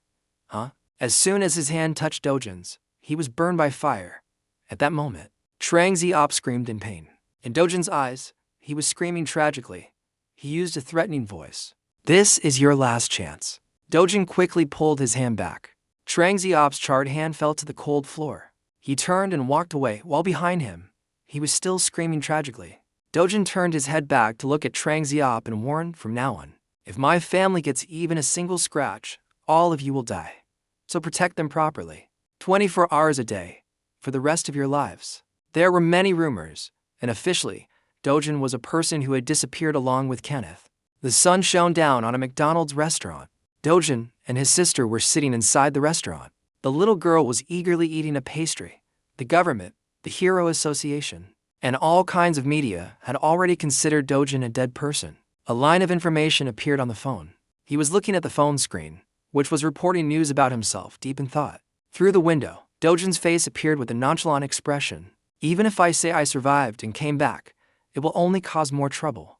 He looked at Ezureong, who was puffing her cheeks while biting a pastry, and smiled. Hong Trang Ziop will soon find us a new house, so it's better to take our time and move. The little girl happily enjoyed the pastry in her hand. With some crumbs still on her mouth, the little girl looked up and smiled at him. I'm so happy we're moving soon. Dojan told the little girl, now you can go to kindergarten like other kids. And next year, you'll even get to go to school. Ianzine heard him say that, and her mood immediately became sad and downcast. Dojan saw this and asked in alarm, what's wrong? Don't you want to go to kindergarten? The little girl replied sadly, no, I don't. Juian explained the reason, which stunned him. The other kids just make fun of me because I don't have parents. Dojan turned away and pursed his lips tightly. He looked at the little girl and comforted her gently. It's okay. Then you don't have to go anywhere. You don't have to see those kids either. You can just go straight to school next year. Ianjiang heard his promise, and her mood brightened up again. Really? So I don't have to go to kindergarten anymore? Dojan replied gently, don't go. He thought angrily. Should I enroll her in a prestigious private school so no one can look down on her? A voice of anger echoed from inside the hotel. What? Leaving an old woman and a child in a hotel? Dojan was questioning Ihongu. Are you guys okay? He was sweating profusely as he explained. This hotel is under our company's management. In terms of safety, Dojan finally accepted this arrangement. All right. He opened the door and walked in. Yunjiang cried out in joy. Brother. The little girl happily ran over and hugged him tightly. Dojan's beloved grandmother came and took his hand joyfully. Dojan, you've really come back. Ianzine hugged him tightly and sobbed. Brother, don't. Dojan was flustered by this scene and stood frozen. He smiled and replied to his grandmother. Yes, I'm back. Yong's question brought him back to the present. Brother, are you a hero too? Hearing the question, Dojan asked back with interest. Why do you want me to be a hero? The little girl, holding a piece of bread, replied, No, I'd rather you weren't a hero. Dojan was curious about the reason. Why is that? The little girl explained hesitantly. Because heroes have to fight scary monsters, and sometimes they die. Yunjiang's face was full of sadness. My family, Grandma and me, we just want you to live with us for a long, long time. He opened his mouth but couldn't say anything. Dojan pursed his lips tightly and said no more. Yuljong's earnest voice still echoed in his ears. Brother, we just want you to live with us for a long, long time. Dojan remembered the horrifying scenes of the past. Even in the harsh world of the past, there were people who survived until the very end. He sat on the corpses of the beasts he had destroyed. During the long time I fought monsters, I lost so many things. He remembered the time Yunjiang ran to hug him. But now, something precious that I had once forgotten has returned to me. Remembering the meals with the little girl and his grandmother, Dojan was determined to protect them. In this place, I will live to protect that simple happiness. A helicopter flew over the city, surveying the situation. At the Korean Hero Association, the headquarters in front was grand and magnificent. Na Dai-wang, the founder of the Korean Hero Association and director of the World Hero Federation, looked down at the city from above. Can we really not find anything? The girl beside him answered meekly. No, sir. At the moment, we haven't been able to determine anything. I sincerely apologize. Na Dai-wang sighed in frustration. This is so annoying. If a rift can just disappear on its own, it can also reappear at any time. She glanced at him and replied carefully, yes. Having such an unpredictable variable is indeed very dangerous. It would be easier to handle if it created a monster wave. He reminded her with a displeased tone, watch your mouth. Na Dai-wang turned his head and said to her, think about the safety of the citizens and be grateful it hasn't gone that far. The girl knew she had misspoken and quickly apologized. I'm sorry. I will be more careful with my words next time. He was a man of great power, Na Dai-wang, one of the 100 most respected heroes in the world. If he ran for president, he would surely win with the highest vote percentage in history. It was even said that he could easily take down chaebol corporations if he wanted to. But what he cared about was not politics nor power, but only the safety of the people and preparing for the rifts. He gave his instructions and turned away. It's fine to take your time, but investigate it thoroughly again, she informed Na Taiwan. Understood. Also, it seems the residents of the house near the rift area have agreed to sell their house. He heard this, and his tone softened. I see. That's good then. Na Taiwan always prioritized the rights of the people. Remember to offer a price higher than the market price, so they don't feel taken advantage of. If doing so can bring some comfort to those who have lost loved ones, it's worth it. He turned to operate the computer. Na Taiwan silently assessed what was on the screen. He looked for a moment and said to the girl, "It seems this rift appeared simultaneously in other countries too. This is not normal at all." She asked cautiously, "Didn't the US and China already handle it?" He hesitated slightly. "The problem is England." Na Taiwan explained thoughtfully. "All the good heroes have been transferred elsewhere." A notification suddenly appeared on the computer screen. He clicked on it and immediately became horrified. Impossible. What the hell is happening? Urgent information appeared. The agency has switched to a state of alert. Breaking news. The World Hero Federation has issued an urgent announcement. The rift in England has produced a monster wave. Warning, warning, warning. Na Taiwan couldn't believe this information. A rift in England. Early one morning at the shopping mall, people were bustling around shopping. Dojan, with a backpack on his shoulder, also blended into the crowd on the street. In front of him was a small shop. He opened the door and entered the shop. The young employee who was greeting customers suddenly stopped. Well, seeing Dojan walk in, he screamed in terror. The employee quickly reported to the manager. "Sir, manager, that guy, it's him." The manager heard this and folded the newspaper he was reading. "So it's this guy." He stood up from his chair and asked him, "Are you the one who forced a sale of mana stones when I was away?" Dojan lowered the bag from his shoulder. "Good. Today I have a lot of mana stones to sell. I need someone with high authority to handle this quickly." He threw the bag he was wearing on his shoulder onto the floor. He looked at the bag on the floor and assessed. Looks like he brought another pile of low-grade, unprocessed stones like last time. Thinking this, the manager decisively refused. "I'm not doing business with you. Please leave."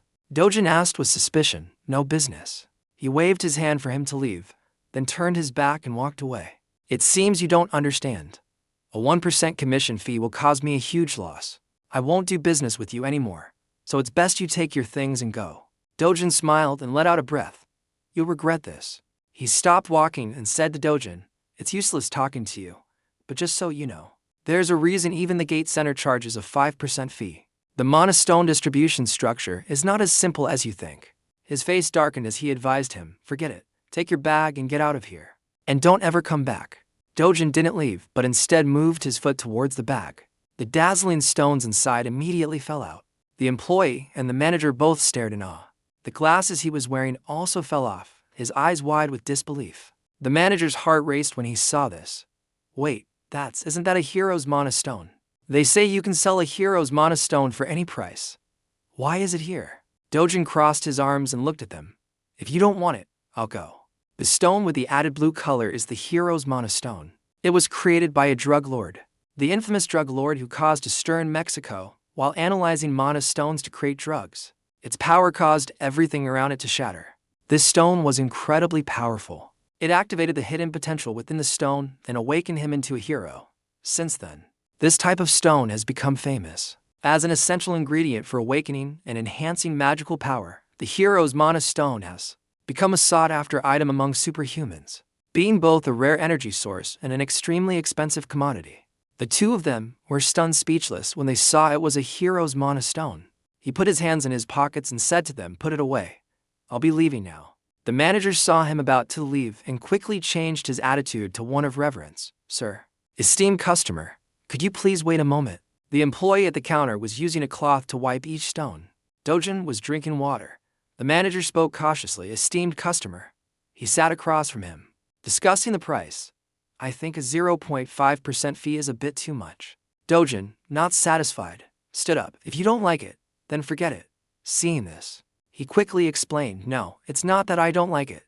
I was just curious." He asked carefully, "Why did you change it to 0.5%? Dojan replied coldly, "Because I'm annoyed." The manager knew he had angered him and quickly bowed his head to apologize. "I am truly sorry. I was too rude." He stared at him coldly with eyes as sharp as knives. "I've heard enough apologies. Just tell me if you'll adjust the fee or not." The employee looked over at him, his heart full of dissatisfaction. What a stubborn head. He really has no manners. He had no choice but to accept. All right.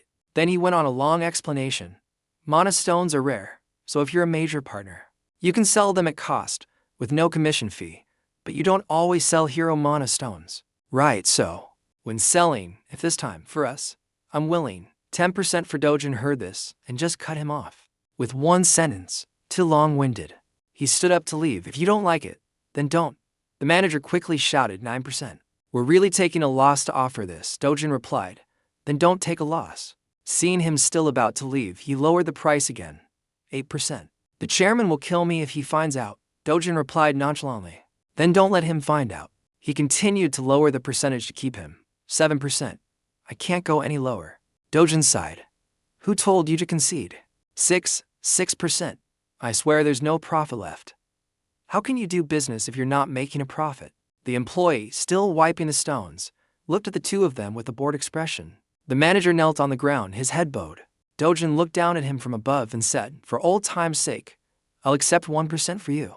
He was screaming in frustration inside, but didn't dare to say it out loud. This is broad daylight robbery. Dojan played his final card. I'll say this first. He said something that made both of them stare in astonishment. I have about 7 more bags like this. The manager quickly shouted, Hey, what are you standing there for? Bring the contract out here. The employee quickly replied, Yes, sir. Dojan stepped out of the shop and stopped to look at the screen, showing the amount he had just received. Satan Man has transferred 67 billion won, view account. He looked at the screen and thought, at this rate, buying a 1.1 billion won villa is probably not far off. He pursed his lips and thought about something. The problem is to get high-grade stones. The gates are not enough. Dojan had an idea. If only I could freely enter and exit the rifts, that would be great. The manager came out and was startled to see him still outside.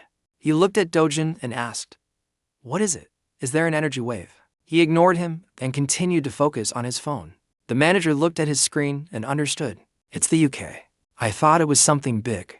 Urgent administrative message. Just now, the Ministry of Foreign Affairs has detected an energy wave in the UK's forest region.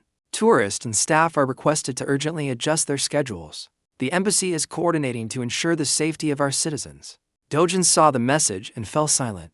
Dojan calmly looked at the administrative warning message from the Ministry of Foreign Affairs. The message content now displayed urgent administrative message. Just now, the Ministry of Foreign Affairs has detected an energy wave in the forest region. UK tourists and staff are requested to urgently adjust their schedules. The embassy is coordinating to ensure the safety of our citizens. See more. Seeing this, Dojan's eyes flickered slightly. Then he acted as if nothing had happened, put away his phone, and turned his head, finally leaving a vague comment, incompetent people are truly something. On the bustling street, Dojan walked alone, lost in thought. In the past, no matter where, no matter which association requested it, I would immediately enter the danger zone. His figure was firm and resolute now, but I don't live like that anymore. Scene changed to a barbecue restaurant. Someone was flipping juicy pieces of meat on the grill. Ziyang sat on the side, staring intently at the meat and swallowing her saliva, her eyes filled with craving. Despite the little girl's craving eyes, the server continued to flip the meat. Today, Dojan took his grandmother and the little girl out for a hearty meal. Dojan's grandmother awkwardly flipped through the menu, looking at the prices, and was shocked by a few pieces of meat that cost thousands of guan. Dojan, 100 grams for 250,000 guan. Isn't that too expensive? Dojan sat opposite her. He took a sip of water and then replied, his voice filled with confidence. I made quite a bit this time. Just eat as much as you want. Don't worry. Ziyang didn't care much. When someone put a piece of meat on her plate, she quickly opened her mouth to taste it. Immediately after, with just one bite, her taste buds exploded, causing Ong's eyes to widen in surprise. The little girl's face was now filled with joy, as if she had tasted heaven. Juian exclaimed happily, It's so delicious. Dojan's grandmother sat beside her, looking at the meat, hesitating to pick up her chopsticks. Dojan saw his grandmother's discomfort and silently stared at something. Without waiting, Dojan immediately ordered from a nearby waitress, fresh short ribs, pork shoulder, shoulder blade, and loin. Give me 4 servings of each. Dojan's grandmother, seeing him being so extravagant, asked worriedly, How can we eat all that? Why did you order so much? Dojan, while picking up a piece of meat, smiled comfortably and reassured his grandmother. Just eat to your heart's content today. Grandma, you need to eat a lot too. Dojan's grandmother couldn't stop him and could only sigh helplessly. Yu Xiang, sitting beside her, quickly brought a piece of meat to her grandmother's mouth. Oh my goodness. The little girl's face was cheerful. She held the piece of meat in front of her grandmother, her voice urging her on. Grandma, the meat is super delicious. You have to try it, quick. Seeing the little girl's sparkling and pleading eyes, her grandmother finally opened her mouth. Her voice tinged with a chiding tone. This girl, she's so well behaved. As soon as the meat touched her tongue, Dojan's grandmother was so surprised her eyes widened. She hid her joy, only letting out a few appreciative sounds. After that, all three of them peacefully enjoyed the warm meal. But just at that peaceful moment, Juian, with her striking long purple hair and long legs, slowly approached. Her slender figure moved gracefully and slowly into the restaurant. Her beauty made everyone turn their heads. Suddenly, Juian called out, Mr. Seo Dojan. Dojan, who was eating, immediately turned his head with a look of suspicion. Juian, seeing this, approached and bowed her head to suggest, could I have a private word with you for a moment? She saw him still sitting there eating calmly and was a bit suspicious. Are you a hero? Before she could finish, Dojan cut her off with a cold tone. Can't you see I'm eating with my family? His voice was as cold as ice, his eyes sharp, and without any respect as he looked at Juian. Whatever it is, wait until I'm done eating to talk. It was the first time someone had rejected her and even showed such a contemptuous face. Juian was immediately stunned. With a look of disbelief, she looked down at Dojan and reminded him, I'm Hyan Jujen. But even though she was a famous S-rank hero, Dojan didn't look at her and continued to reply, his tone somewhat nonchalant. I see. Juian, feeling insulted, stepped back, a little resentful. What a strange man. A long wait passed in the waiting area. Juian now sat quietly and properly on the chair. The people around her, as if they had met a celebrity, couldn't help but turn their heads to look at her. Juian's charisma was so strong that it attracted the attention of all the young men in the restaurant. A girl nearby, watching her from afar, couldn't help but blush with admiration. Suddenly, whispers came from somewhere. It really is Hyan Jujen, the S-rank female hero. The global star. Is that really her? Yes. She's also in the top ranks of the world's most beautiful female heroes. Jujian paid no attention to her surroundings, sitting with her arms crossed, waiting seriously with a bored expression. The young men nearby stared at her face for a long time, then asked curiously, but who is she waiting for? To make someone like her wait, who is that person to be so bold? The chatter around her only made Susan's expression darker, her thoughts filled with a bit of anger. Seo Dojan. Juian now sat on the side, silently watching his back as he happily ate with his family. 2 months ago, he entered a spatial gate for the first time and returned safely. That's probably when he awakened his powers. I heard he died in the new spatial rift in Mapo. Then her gaze shifted to Dojan's carefree expression as he ate as if nothing had happened. Juian was skeptical, and now he's sitting here so calmly. Her train of thought continued as she remembered his sharp gaze. Juian's heart trembled a little. One look, one word from him was enough to make me nervous. But becoming an S-rank hero in less than 2 months. The Capimer oil conglomerate invested a fortune to develop Martin, and it still took them 5 years to produce an S-rank. Her face was now filled with fear. She silently comforted herself. He couldn't have become S-rank in just a few weeks. He must have some other special, unusual ability. Suddenly, the sound of a chair being pulled out cut through Zuzan's thoughts. Yunjiang had finished eating. She walked out with her grandmother and Dojan. With an excited expression, Yunjiang smiled brightly and exclaimed, that was delicious. I'm so full. Dojan, who was sitting far away, also stood up, waiting for Dojan to pass. But suddenly, out of nowhere, a rude person's foot appeared, stomping hard on the floor in front of Dojan's family. Dojan frowned at this, his sharp eyes flashing over the man. The rude man was Che Ongu. He looked at Dojan with a provocative expression, his voice laced with sarcasm. What's this? Seo Dojan. I can't be seeing things, right? How did you manage to survive and get out of that gate? These words made his opponent ponder endlessly. King Che Ongu. Seeing him not answer and instead putting on an arrogant face, the man got angry. He stepped closer, his attitude a bit threatening. I knew you were a bug, but I didn't expect you to be so stubborn. His appearance made Juian, standing behind, panic. She thought with some trepidation. Why is it him? Just then, Dojan looked at the man's threatening posture, still unafraid. He kept his hands in his pockets and didn't bother to reply. With a dismissive attitude, not wanting to make a big deal, Dojan immediately looked away. He averted his gaze and turned his attention to Juian standing behind him, saying, "Hey, you said you had something to talk to me about." The unexpected question made Cheong-gu also turn to look. Seeing Dojan, he was surprised. "Hi and Dojan." "What?" Dojan continued to act as if Cheong-gu was invisible, still looking at Juian, his voice cold. "How about this? I'll help you with your matter, and in return, you look after my family for a bit." Juian hesitated. "What specifically?" Dojan immediately glanced behind him, quickly signaling to Dojan. "Just call a taxi and take them home." He didn't stop, continuing to explain. "I have to go first." Dojan silently observed the icy atmosphere before her. At this moment, Dojan's eyes suddenly became sharp, with a powerful aura emanating from him. His voice was a bit cold. "There's a debt that needs to be collected." Seeing Dojan provoke him, the other side, Cheong-gu, didn't wait and bared his teeth, his eyes wild, ready to start a fight. In front of a restaurant under the full moon, Dojan was gently leading Zian to the car and reassuringly said, "Don't worry too much. Grandma, let's go in." The little girl with a worried face glanced at her, waving from outside. "And you too. Cute little girl. Goodbye." Dojan forced a smile and watched the car. It began to roll away with Jiang inside. At this time, loud noises were coming from inside the restaurant.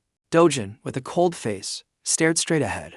A large red mark appeared on Cheong-gu's face. This made him angry, and he whipped his head around with a furious aura, shouting, "You bastard! Do you want to die?" A trembling waitress came out and reminded him, "Sir, please don't cause trouble here." Cheong-gu immediately swung his hand and hit the waitress, making her cry out. Then he cursed. "Damn you, get the hell out." The waitress fell to the floor, and he growled, "Everyone get out." A moment later, Cheong-gu, as if he had gone mad, yelled at the top of his lungs, "You really want to die? Do you want to go to your grave early, you bastard?" While he was shouting, a hand aimed straight for Cheong-gu's face. Right after that, he zipped past him in a flash. Cheong-gu didn't have time to react and was hit. He clutched his face in pain and fell to the ground. Dojan turned his head, his face dark, and called out, "King Cheonyu." He continued to ask, even though Cheong-gu had his head down with blood dripping out, "You locked me in that damn gate to die, didn't you?" Dojan's eyes were filled with killing intent as he looked down at him and asked, "We haven't cleared things up yet, have we?" Cheong-gu slowly stood up and said mockingly, "A guy who was abandoned even by his own father. What right do you have to talk? Was it that stepmother of yours who instigated you to kill me?" He calmly pulled out his phone. Then Dojan pressed the record button on his phone. He skillfully did all that before speaking. "Say that again." His sharp teeth clenched tightly, and a little smoke came out as he said, "What kind of nonsense is this?" Cheong-gu's voice rose, his fist clenched and covered in fire. "What did you say?" Immediately after, he charged forward with his fiery fist and cursed, "Your mother was a loose woman, wasn't she? Go to hell. Seo do run." Cheong-gu aimed straight at Dojan and rushed forward. His eyes flickered slightly. At the last moment, Dojan used his hand to block the fiery punch from him. A bright light appeared, surprising Cheong-gu. His pupils contracted with a look of disbelief as he thought, "My punch." It was repelled. His image appeared with his hand outstretched, a blue light emanating from it. Right after that, it blew Cheong-gu's entire body away. Dojan's eyes flashed like lightning as he lunged forward. The surrounding area was filled with dust from the battle. The waitress, huddled in a corner, trembled with fear and said, "The police, what's the number?" 11. 11. Then suddenly, the phone in her hand was taken away. Dojan flashed a dazzling smile and held up the phone to explain, "Don't worry. I'll take care of this." The waitress's body went limp, her eyes filled with tears as she said tremblingly, "Ms. Hyen Dojan. Thank you." On his side, he was relentlessly punching him until he bled. She approached Dojan, who was losing control, and thought to herself, even though Kang Cheonyu is a B-rank hero, I didn't expect him to be so overwhelmingly beaten. Dojan thought as she walked, could he be B-rank or higher? No, maybe even a rank or higher. Even in a rank wouldn't find it easy to beat a B-rank to a pulp like this. Her voice made him stop his movements. "Seo Jo-jun." Juian hesitated for a moment and then said, "Be careful, you could really die." When he heard her, Dojan frowned and looked down. "You." He stood up, moved his wrist, and walked towards Zion. She followed Dojan with a worried look and asked, "This person, how much do you know about Kang Cheonyu?" He stopped walking, tilted his head, and looked at Dojan with an emotionless expression. "I think I know quite a bit." "Why, is that important?" She let out a breath and said hesitantly, "Very important." Then Dojan began to explain, because Kang Cheonyu's cousin is Kang Jongbit, an S-rank hero. Dojan lowered his head slightly and glanced at her nonchalantly. I know. Is there a problem? Juian looked at his indifferent expression and thought to herself. He knew from the beginning. Yet his attitude is so calm, as if it's nothing to worry about. So reckless, this man. Cheonggu, beaten to a pulp, lay unconscious on the ground as her voice echoed. King Cheonggu's arrogant behavior has always been because he has King Jongbit backing him. So, what you just did, Seo Jun, was extremely dangerous. I've heard about the feud between you two. But if you think King Jongbit will sympathize with you, you're gravely mistaken. Dojan's lips curled up slightly. Juian's eyes were filled with suspicion at his reaction, and she asked again, King Jongbit, aren't you afraid?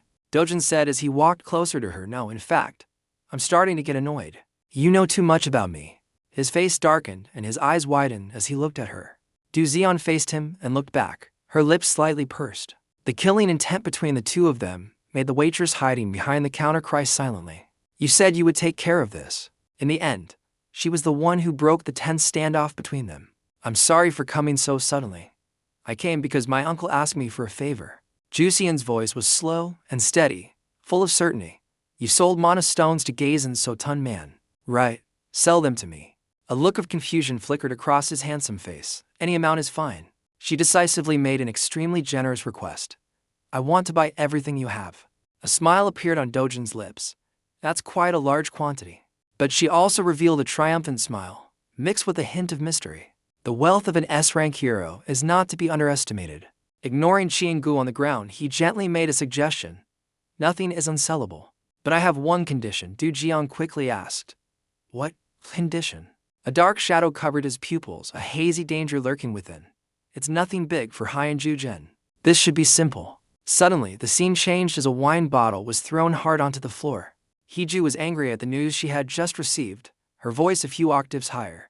But he's dead, isn't he? I heard he died in a newly opened rift. She became even more upset and threw another bottle past her director. The director was a bit flustered and tried to choose his words carefully. I'm sorry. The Hero Association must have confirmed his death. But she didn't think that was a reasonable explanation. Stop making excuses. So what are you going to do now? He scratched his head and replied hesitantly. But first, I have something to report. His voice was steady, but with a hint of trembling as he reported. King Cheongyu was taken revenge on by Seo Durun. Hiju's eyes immediately widened, not understanding the issue. King Cheongyu, what's so special about that madman? His next words stunned Hiju like a lightning strike. Perhaps Seo Durun already knows something. A drop of sweat silently rolled down her cheek. She looked away, carefully considering her options. If the boss or my husband's spies hear about this, it will be really troublesome. But as long as it's handled cleanly, it should be fine. But if the media finds out, the group's stock will plummet. Hiju turned her head and pointed a finger to order the director. You have to stop that right now. Call the press and tell them that if they dare to publish this article, not only the T group, but also the W group will cut all advertising and never cooperate with them again. And the police too. You have to silence them immediately. He replied carefully and respectfully to her. I've already handled the police and the media. After a moment of tension, Hiju let out a tired sigh. Good job, Director Lee. He timidly bowed his head and whispered to her. But you know, that's not the way to solve the root of the problem. That's why I want to report further. The new information from the director made her eyes widen instantly. King Cheonyu's cousin is Kang Jongbit. On Hiju's beautiful face, the shock was still not over. Is King Jongbit the person I'm thinking of? She was now thinking about the person he had just mentioned. That King Cheonyu guy is famous for being a scumbag in the hero world. While sitting at the same table with him and drinking cheerfully, people thought King Jongbit loved him very much. However, he used this brother to do evil deeds for him. But in reality, he was just using Cheonyu to do his dirty work. He also didn't forget to add some newly investigated information. If Cheonyu is restrained by the police and the press, King Jongbik won't be able to rest easy either. I think the other side has already made a move. Her whole body leaned forward slightly, her voice carrying a hint of caution. We should meet him. Arrange a meeting as soon as possible. The director quickly accepted the order. Yes, I'll do it right away. After a pause, Hiju continued to make another request. And Director Hong Trang Xiao of HCSK Beto. He betrayed us, right? He also cooperated and honestly reported the results. Yes. He is currently taking care of Jojen's family. Her whole face immediately darkened and she ordered in a hoarse voice. Contact Prosecutor Park right away, daring to betray me and side with the other side. You will have to pay the price. Scene changes to a team preparing to enter a dungeon. Currently, South Korea has a total of 37 rift areas. The security staff seriously check the identities of the participating team. Among them, 5 are being transformed into spatial gates, while the rest can only be entered by heroes belonging to the Hero Association for Monster Hunting. The male staff member held out a golden card and said coldly, "Hero Hyun Jujen's identity has been verified. I wish you a safe expedition." Immediately after, the whole team entered together. Dojan walked behind, silently observing the space. There's only one entrance. They know it's Hyun Jujen, yet they still check so strictly. Inju, a rank hero and the guild master of the Camellia Guild, said sarcastically, "You were the one who suggested hunting in this area first. How strange." Juian rolled her eyes slightly, trying to hide her true intentions. "I just went because I was free." She turned her head slightly towards the back of her formation. It was also where he was, slowly following everyone else. Back then, Dojan made a peculiar request. He had only one condition: let me into the rift area, and I'll sell all my mana crystals to you at market price. His reason was simple. Hunting here was a faster way to make money. As she walked, Juian couldn't stop thinking about it. He dared to step into this dangerous area just for that reason. He's completely insane. Ahead was the exit, bathed in sunlight and revealing a lush green meadow. Even without my uncle's request, I still need hero-grade mana crystals. So, I don't see any problem with this. She walked forward calmly and in silence. But Inza looked excited and started asking questions. "Tell me the truth, who is that guy?" She replied, tired and annoyed. "Just an acquaintance." Her tone was playful and gossipy. "Just an acquaintance? You don't expect me to believe that, do you? He's a potential boyfriend, isn't he?" However, Juian firmly denied it. "No, it's not like that. I just owed him a favor, so I'm bringing him along to repay it." Inza's voice rose slightly with curiosity. "A favor?" Hyun Juian, an S-rank hero, is indebted to someone. Dojan remained silent, following them while the team chatted. It's a long story. Suddenly, a strong gust of wind blew past, causing everyone on the team to pause for a moment. And of course, he felt it too. The entire team immediately entered a combat-ready state. A giant eagle swooped down from nowhere with extreme aggression. Inzu's eyes widened, seemingly unable to believe the surprise attack was a Kokachian. As the team leader, she quickly issued combat orders. Inzu and Juian get into a defensive stance. Sengho, block its legs. Suddenly, a dark figure shot forward. Without a word, he decisively rushed toward the giant eagle. Dojan's team gaped in astonishment, following Dojan with their eyes. Seo Dojan. He clenched his hand into a fist, a surge of power enveloping it. One down. The people present couldn't help but shout loudly, "Damn it. We ran into trouble the moment we entered the gate." As the giant bird monster swooped down, everyone quickly got into a ready stance. At the same time, Juian turned back with a serious expression. She quickly spoke up. "Inzu and I will immediately form a defensive position. Senhu will charge at its legs." In the blink of an eye, Dojan shot forward like an arrow, leaving the others stunned. In an instant, dirt and rocks flew into the air, along with a cloud of white smoke. It didn't take Dojan much time or effort to stand before the giant bird monster. A bright flame now flickered in his hand, and his face grew increasingly stern. This scene left Kagekian unable to react in time. Dojan took down the opponent with a powerful punch, sending it flying backward. Immediately after, he landed safely amidst a chaotic cloud of dust. That last display left Dojan completely stunned. She just stared at him with a look of disbelief. Dojan now stood leisurely before the severely injured body of the giant beast. Although it lay paralyzed on the ground, its eyes were still wide with terror. The scene before him left Seonggu speechless. He stammered, "What was that?" "It died in just one hit." As soon as the words left his mouth, Dojan raised his foot. His voice echoed everywhere, "Not yet." He decisively stomped on the giant beast's head without any mercy, his voice gradually turning cold. "This is what you call an ending." Dojan's actions shocked the onlookers even more. They couldn't stop looking at him with suspicion. Suddenly, Indu turned to Dojan with a pleading look. She stammered, "Who is that person?" After a moment of hesitation, she replied cautiously, "He's just stronger than the average person." Hearing this, the other woman lost her composure. She shook Juian's body violently and questioned loudly, "What? How can you say that?" Taking down a Kokachi and in a single blow. How many heroes are capable of that? Faced with this, she calmly adjusted her glasses. Her voice was steady. "If it's just about taking it down, You could do it too, sis. At this point, Inzu was even more astonished. She questioned relentlessly. How can you say that so casually? It was an aerial battle. It was hit head-on before it could even dodge. And it went down on the spot with just a single blow. These words struck Suzane like a bolt of lightning. In an instant, her eyes filled with terror. That beast.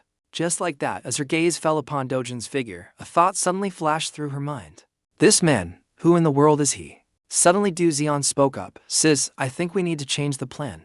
She continuously made decisions under the astonished gazes of those around her. I'm going to head a little deeper into the central area. Suddenly, Dojan, who was dismembering the Kokachian, spoke up. Hey. He didn't hesitate to emphasize his point before Juian's amazed eyes. I have no intention of sharing with someone who didn't contribute anything. Dojan took out a red object. He gently placed it in his pocket and spoke casually. I have no intention of asking for anything either. Hearing these somewhat arrogant words, Juian voiced her judgment. I don't think your skill level is suited for this place. Do you plan on going deeper? At this, the corner of Dojan's lips involuntarily curved into a perfect smile. He looked up at her, his voice carrying a hint of praise. Interesting. Before Dojan could even process it, Juian had already turned and walked away. She casually made a request. I know the way here. Let me lead. If you don't want to get lost, stick close to me. In a flash, she leaped away from the spot, leaving him alone in a cloud of dust. Juian just glided forward as if she were flying. Dojan stood there stunned, watching the girl's figure gradually disappear into the distance. Soon after, he also got into a ready stance. Before long, only Inzu's group remained. Watching the fading figures, Inzu's voice began to ring out. If Juian is a bullet, then that man is a brilliant, blinding light. Immediately after, the person next to her quickly responded, Guildmaster. Aren't we going to follow them? Hearing that, she asked back, Can you guys even keep up? The other person replied with a helpless tone, Of course not. We're totally outmatched. And so, the sound of their conversation echoed through the green forest. Well, today we're just supporting characters. Let's just wander around and gain some experience points like always. Yes, ma'am. The remaining members hurried over to the Kokachian's corpse with curious expressions. Upon seeing its battered state, one person suddenly pondered. Everyone praises us for being a rank heroes. The owner of that thought was none other than Inzu. Now, her face was filled with fear. But compared to an S rank, we're truly insignificant. Juian is the same. Those thoughts continuously swirled in her mind. And that man. Elsewhere, Juian was running forward at the fastest speed she could manage. Suddenly, she glanced back over her shoulder. Seeing the empty space behind her, she felt a sense of security and wondered, should I slow down a bit? Suddenly, Dojan's familiar voice rang out, Can't you go any faster? At that moment, Juian lost her footing and fell. She let out a terrified scream. Her face was now filled with fear, and a thought suddenly consumed her mind. What was that? He caught up to me. Speed is my specialty. I'm ranked second in all of Korea. Suddenly, Dojan's footsteps halted. He casually looked back just to mock her. You're slower than I expected. You were running as if you were trying to shake someone off. Hearing this, Juian refused to back down. She repeatedly retorted. Who said I was trying to shake anyone off? However, she was panting heavily. I've never. Before them now stood a towering mountain. Suddenly Dojan called out softly. Hey, what's that place? Hearing this, Juian's gaze became more determined than ever. She cleared her throat softly. That place. She kept emphasizing as she saw the scene ahead. It's the lair of the SS rank Space Rift monster. The SS rank monster boss. Juian didn't hesitate to warn him. Yes, have you ever heard of Kaiser Ian? It's a giant beast. 20 meters tall, that looks like a flying lizard. Don't be foolish and charge in. You need at least 3 S-rank heroes just to have a chance of taking it down. Listen. After receiving this information, Dojan seemed pleased and asked, That thing holds an illusion-grade monocrystal, right? The other person immediately replied, That's right. It's just 1 rank below a pinnacle-grade monocrystal. But are you even listening to me? Without letting Juian finish, his feet had already taken a step forward. Witnessing this act, she was terrified and blurted out, Don't tell me you're planning to catch it. However, Dojan didn't answer her. He shot forward like an arrow. This scene left Juian frozen in place. She kept pondering with a frightened face. I didn't bring you here to do something so reckless. Oh my god. What is he planning to do? As soon as she regained her composure, she hastily chased after him. Her piercing scream echoed everywhere. Hey, stop right there. Meanwhile, The forest was left with only the image of two people relentlessly chasing each other. Dust from the ground billowed up continuously. Night quickly enveloped the entire area, plunging it into a terrifying silence. Juian was so horrified that her eyes flew wide open. A thought suddenly flashed through her mind. What the hell is happening right now? The image of the defeated Takashi and resurfaced in Juian's mind once again. This caused her to fall into deep thought. What is happening? Meanwhile, on another side, Dojan was constantly searching for sharp swords. Suddenly, Juian turned back, her face showing clear determination. Estranged is an extremely terrifying monster. Not only that, but the image of Estranged was also in her mind. He stood there with a muscular physique, Park Haizu, an S-rank hero, famous for his Estranged hunts. He didn't hesitate to charge straight ahead aggressively. Even he led a team of 30 A-rank heroes on his first hunt. Estranged had fearlessly confronted the Takashi.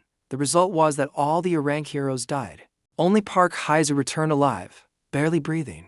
Back then, his entire body was covered in bulging veins, and his face showed a hint of exhaustion. After that, Park Haizu, however, Hezion still exuded an air of confidence, gathering another S-rank hero and 200 A-rank heroes for revenge. Images of the intense battle gradually replayed in Juian's mind. At that moment, several blue tentacles shot out rapidly. It didn't hesitate to wrap tightly around the opponent's body, holding it fast. Seizing this opportunity, Hezion and his comrades charged forward to attack in a flash. A moment later, the monster in front of them let out a pain howl. The scene was gradually enveloped in darkness as the monster began to disintegrate. This sight thrilled Hezion and the others present.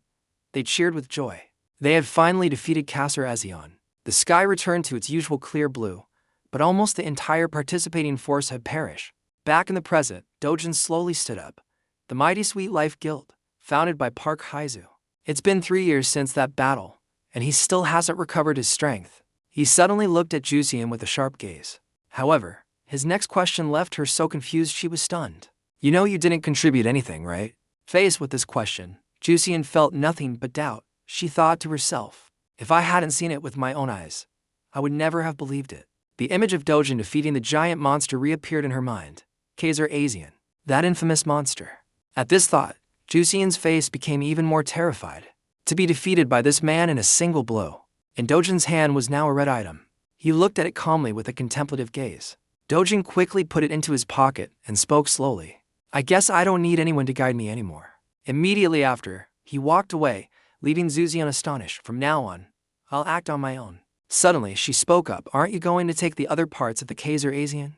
Besides the monocrystal, its beak and talons are valuable research materials.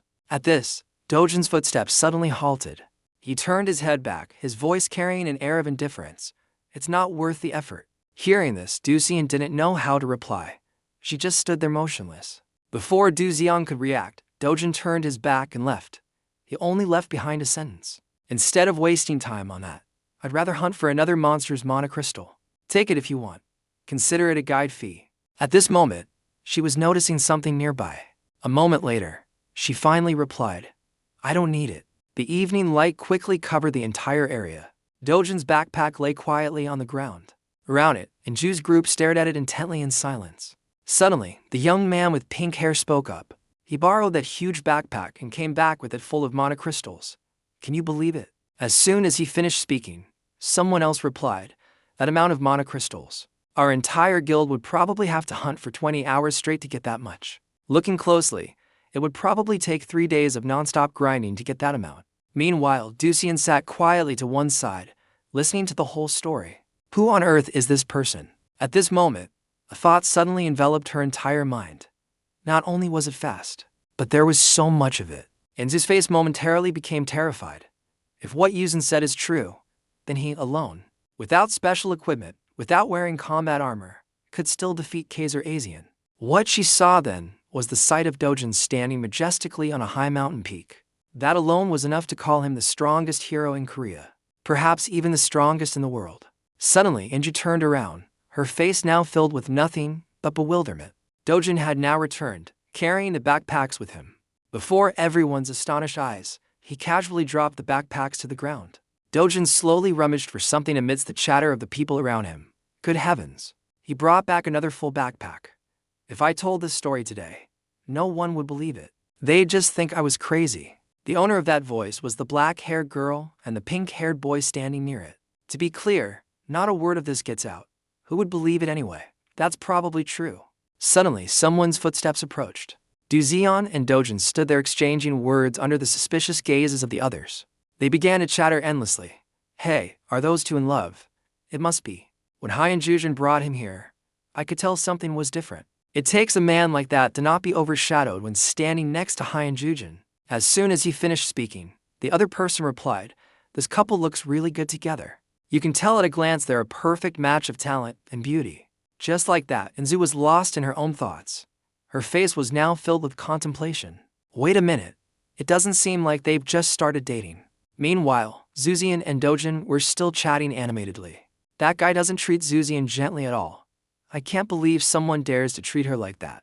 The moment he handed the backpack to her, the onlookers couldn't help but exclaim, hey. The sight of Dojan turning to leave astonished Inju. She couldn't stop asking curiously, what's this? Is he just leaving? Without any questions. Meanwhile, Juian just mumbled something to dismiss it. Not stopping there, Inju sidled up next to her and said, what about those backpacks? Did he leave them all behind? Only then did Juian clear her throat. I told him that if the story of him defeating Kaiser Asian got out, he'd become famous instantly. The words she uttered surprised the other person even more. But he just waved his hand and said it was too troublesome, then left it all for me to handle. She couldn't help but judge. Does someone like that really exist in this world? However, Juian remained silent, her face gradually darkening. A thought quickly flashed through her mind, causing her face to flush slightly. Yeah. Does someone like that really exist? The light of a new day shone throughout the modern city. On the polished glass was the prominent sign of a fitness training room. The punching bag was hit continuously, 3 times without stopping. Hazian grunted as he gathered his strength for a punch. Finally, the punching bag was torn to shreds by his blow. His eyes were filled with a mixture of anger and frustration. Zion stared straight ahead, an unsatisfied sound escaping him. Damn it. Look at my current state. It's pathetic.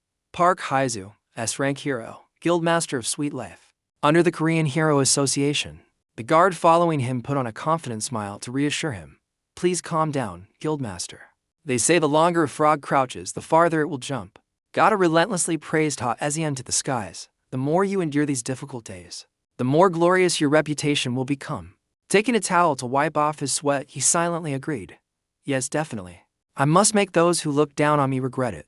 The man bowed low and continued with his flattering words, exactly. Little by little, what you've accumulated will become strength, and then explode fiercely. A final sentence from the guard made him grin. At that time, everyone will have to submit and kneel at your feet. And it seemed the man knew exactly how to please his arrogant master. Besides, when it comes to dealing with Kaiser Asian, who understands it as thoroughly as you, gotta hand it over a water bottle with a fawning smile. In the future, you will be recorded as the hero who conquered the Kokachi and with the smallest team in the world. The association might even grant you exclusive rights to exploit the Kokachian. Hazian accepted the water bottle without any intention of refusing the compliments. That's true. He quickly regained his cheerful state and confidently replied, no one knows more about that monster than I do. Looking at the photo on his desk along with his award, he fell silent for a moment. But, compared to 3 years ago, the guild has shrunk pitifully. Hazian glanced at the guard with a smiling face. Even so, the only one who can take down that monster bird is still me, right? Hearing this, the man took the opportunity to praise him even more. That's right. Besides the guildmaster, who else could do it? Their laughter echoed throughout the training room. The scene shifts to Dojan's personal information file. Jiang Pio frowned as he looked at the paper with curiosity.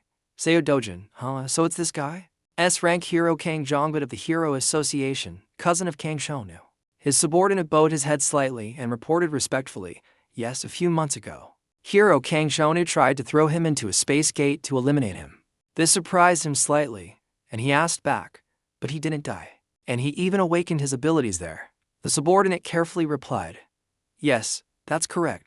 Jiang Pio ordered his subordinate to continue reporting. Go on. He leaned in to present the information he had investigated.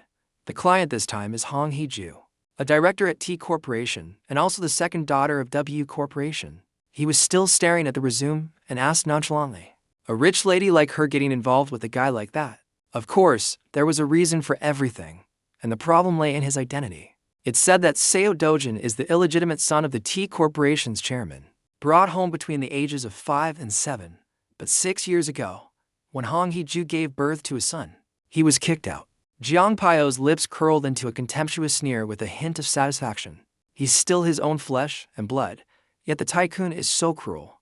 He leisurely stood up from his chair and asked softly, "So, how much did Chonu get for that job?"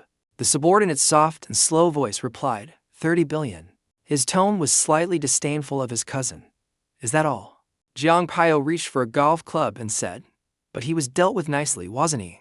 The subordinate obediently replied, "Yes, it was said he was only beaten, but in reality, his entire body was severely burned. His eyes were damaged. He was living like he was dead." He casually placed the club in front of the golf ball and commented lightly, "How terrifying." With just a light swing, Jiang Pio perfectly sank the ball into the hole. His face suddenly took on a dangerous and cruel expression. "If it were me, I would have chopped off his limbs and crushed his head." His subordinate continued to report everything, and, it is said, his next sentence made Jiang Pio startle and miss his shot. Hien Duzen helped Seo Dojan at that time. The ball rolled and missed the hole. He strode aggressively towards his subordinate, his voice full of surprise. "Hien Duzen, why does she help that guy? What's her relationship with him?" The subordinate replied fearfully, his voice extremely timid and trembling, "That, I really don't know. All I know is that thanks to Hien Duzen's testimony, the matter was settled quietly." Jiang Pio didn't say much and immediately grabbed him by the collar and yelled, "Investigate it for me immediately. Find out what the real relationship between those two is. If they're not related by blood, there must be some kind of deal. Find out no matter what." The panicked subordinate immediately rushed towards the door. Yes, I'll investigate right away." Now his brows were furrowed tightly, full of annoyance. The club in his hand was also squeezed until it lost its shape. Jiang Pio clicked his tongue and threw the club hard onto the floor. He bit his lip, a sense of unease rising in his heart. Hong Haidu's side will surely come to me soon, asking me to finish the job that Chonu couldn't. After calming down, he finally let out a breath. That's fine too. On Jiang Pio's face was now an expression of greed and cunning. For a tycoon's daughter, money probably isn't an issue. The sky quickly turned dark, and the moon was already high. Dojan walked leisurely along the deserted road. It seemed he was deep in thought about something. As I predicted, hunting in the rift is much more efficient than in a gate. His footsteps echoed on the quiet street, adding to the sense of solitude. It seems I'll have to ask Hien Duzen to guide me many more times. Dojan recalled the words Juian had spoken to him then. If you sell the Kakachian's monocrystal, people will ask who caught it, what your abilities are, and the press will follow you day and night. It's annoying and troublesome. It's best to just keep it for now. She closed her eyes slightly, curious about what he intended to do.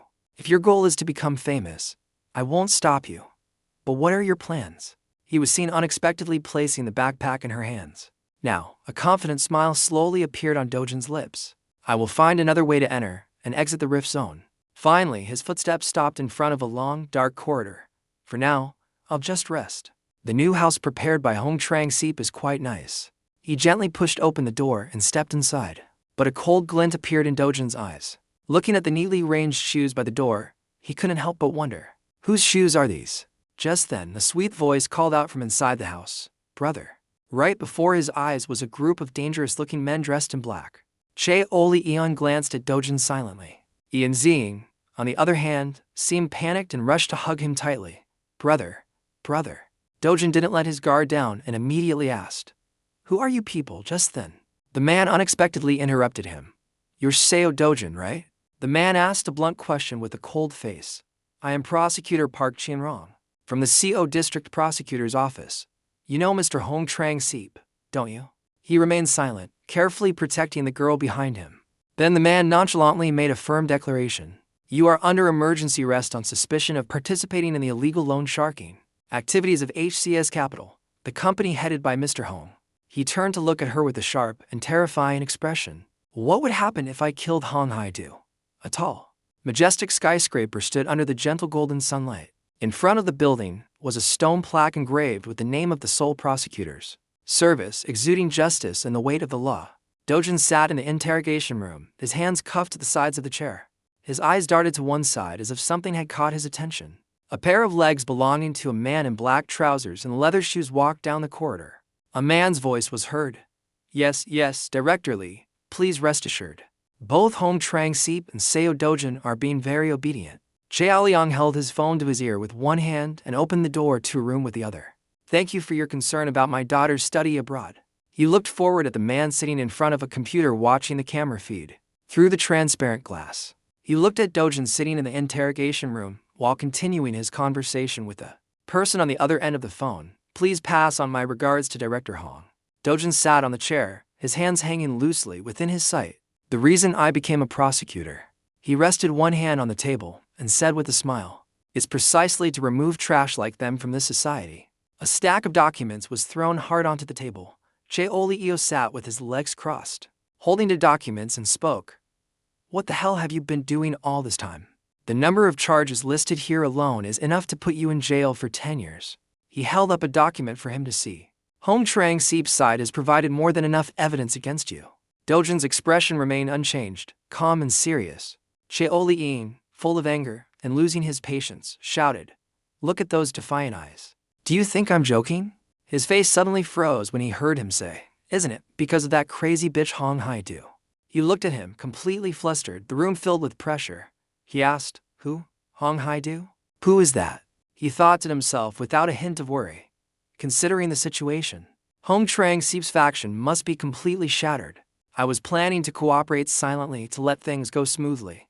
But at this point, he took a step forward and at the same time said, I don't know where you heard that from. Che Olio's face grew stern and dark, his menacing gaze fixed on Dojan as he spoke. But do you think being a prosecutor in Korea is just for fun? Your life is over, you bastard. His face darkened, his pupils glowing yellow as he stared back at the man menacingly. Che Olio's face was suddenly filled with fear, losing all his previous bravado. He stood there stunned, looking down at him in disbelief, his voice trembling. He gritted his teeth. He raised a hand, losing all reason, his voice like steel. You son of a bitch. Suddenly, someone's voice rang out, stopping his movement. His raised hand froze in midair. A man holding a document opened the door and called out, Prosecutor Park, could you please step outside for a moment? A piercing scream suddenly echoed through the quiet corridor. What? Che Olio looked at the document and said, is it possible the machine is broken? The person on the other side immediately retorted, no, sir. I've checked it. There's nothing wrong with the machine. His hand tightened on the document, wrinkling it slightly. His voice was full of suspicion as he spoke. The hero scanner reported him as a normal person. What? That's absurd. That's Seo Dojan. The man's face was worried as he spoke softly. I'm not sure why. Perhaps the information about his awakening was wrong. Che Olio's face fell as he thought. But that information came from T Corporation. They can't be wrong. And he even knows Hong Hai-do's name. Who on earth is he? Dojan was still sitting in the interrogation room, looking down at the document as the light from the lamp shone on him. His face showed a hint of anger as he thought to himself. Now I understand why they call Korean prosecutors bastards. Maybe I should just smash everything. The door suddenly opened while he was still thinking. Then I'll escape with my grandmother and Juian to somewhere far away. Juian walked in and asked, what are you doing here? He sighed in frustration and answered her, I don't even know myself. She put her hands on her hips, tilted her head, and advised him, don't act impulsively. I know you're in shock, but using your powers will only make things worse. He looked at her and asked, so you're going to help me? She crossed her arms reluctantly and replied, not exactly helping, but more like. She spoke with a sense of justice. Now that I'm sure you're innocent, I can't just ignore it. If I didn't know, it would be one thing. But when it's clear an innocent person is being framed, I can't stay silent. He smiled.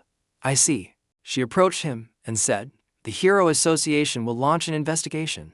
They are looking into the illegal use of a few heroes and the Mapo space rift at your house. He asked, what about my family?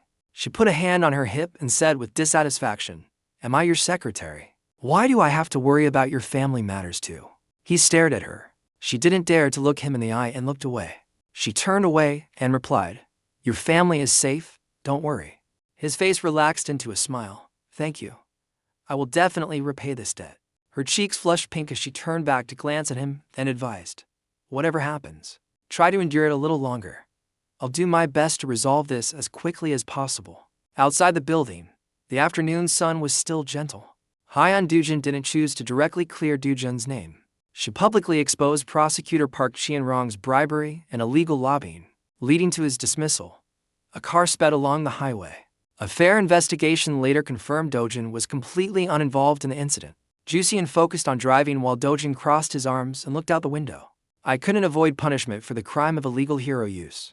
But thanks to Hyunjujen's vigorous defense, the penalty was just a suspended sentence. A voice came from the tablet integrated into the car.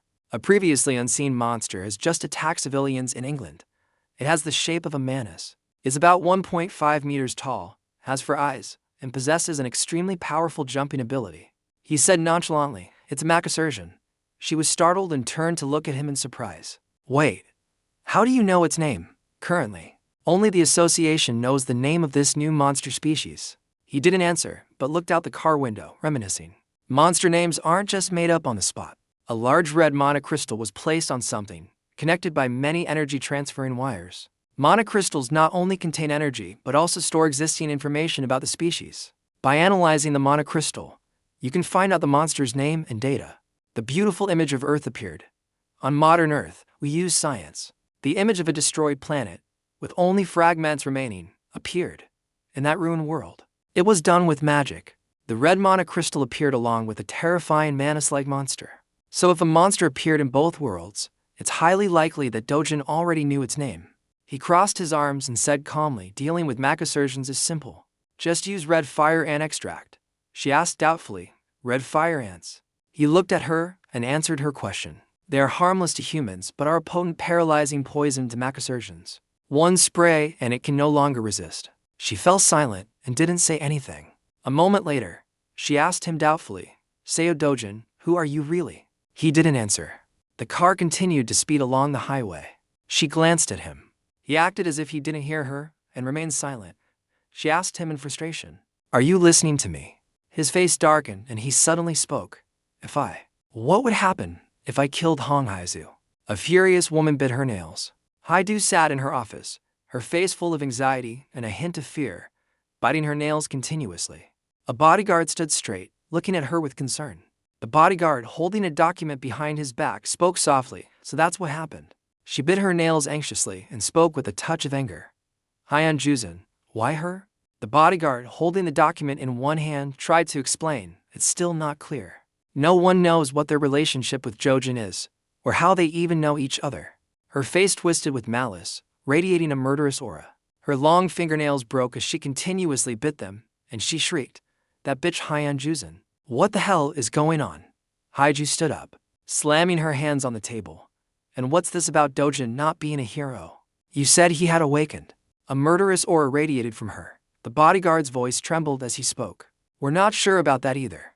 But it seems he really has awakened. It's possible he possesses some ability that can fool hero detection equipment.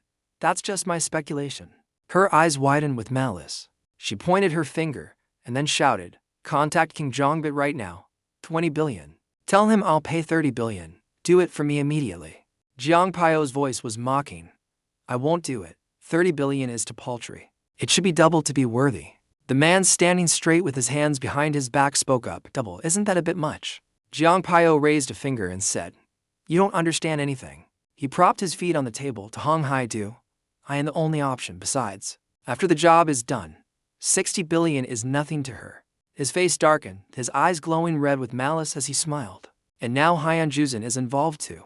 If I have to face an S-class, that price is more than reasonable." The man's expression was wary and a little anxious. "Hyunjujen, she is indeed a dangerous opponent." He suddenly slammed one foot on the table. This action startled the other man, who was full of fear and caution. Jiang Pio exuded a threatening aura, speaking to the other man with a bit of anger. "You fool. You think all S-class heroes are the same? A kid like Hyunjujen. I can take care of her in 20 minutes, tops." The man's face turned pale with fear as he replied, "Yes, boss." His expression suddenly changed from threatening and angry to a gentle smile as he asked, "Has the association responded yet?" The man replied, showing images of expensive wine bottles chilling in an ice bucket to enhance their flavor. "The thing is, they said they can't increase the payment due to the financial situation in England." The man was still answering his question, watching his back as he walked towards the window. The association also publicly announced that they would carefully select heroes to send. He cursed in frustration and said, "Damn it, they're being so strict. I can't even say the pay is too low. I'm not going." He turned his head to look and spoke, The guys in the association are the real gangsters. When are we departing? The man quickly replied. We fly in 3 days. Under the clear blue sky, a voice shifted. They've arranged for us to fly with the Japanese hero team. He looked out the window at the sight of a plane flying over the city with its tall buildings. Japan, huh? I was planning to meet Takashi anyway. With his hands in his pockets, he spoke softly. Mechasurgeon is a new monster. No one has found its weakness yet. The city scene was beautiful and modern. If I discover its weakness, my value will skyrocket. Blinding purple lightning flashed with continuous thunder. Cambridge, England. People were scattering as a monster flew in the air, looking down and chasing after them.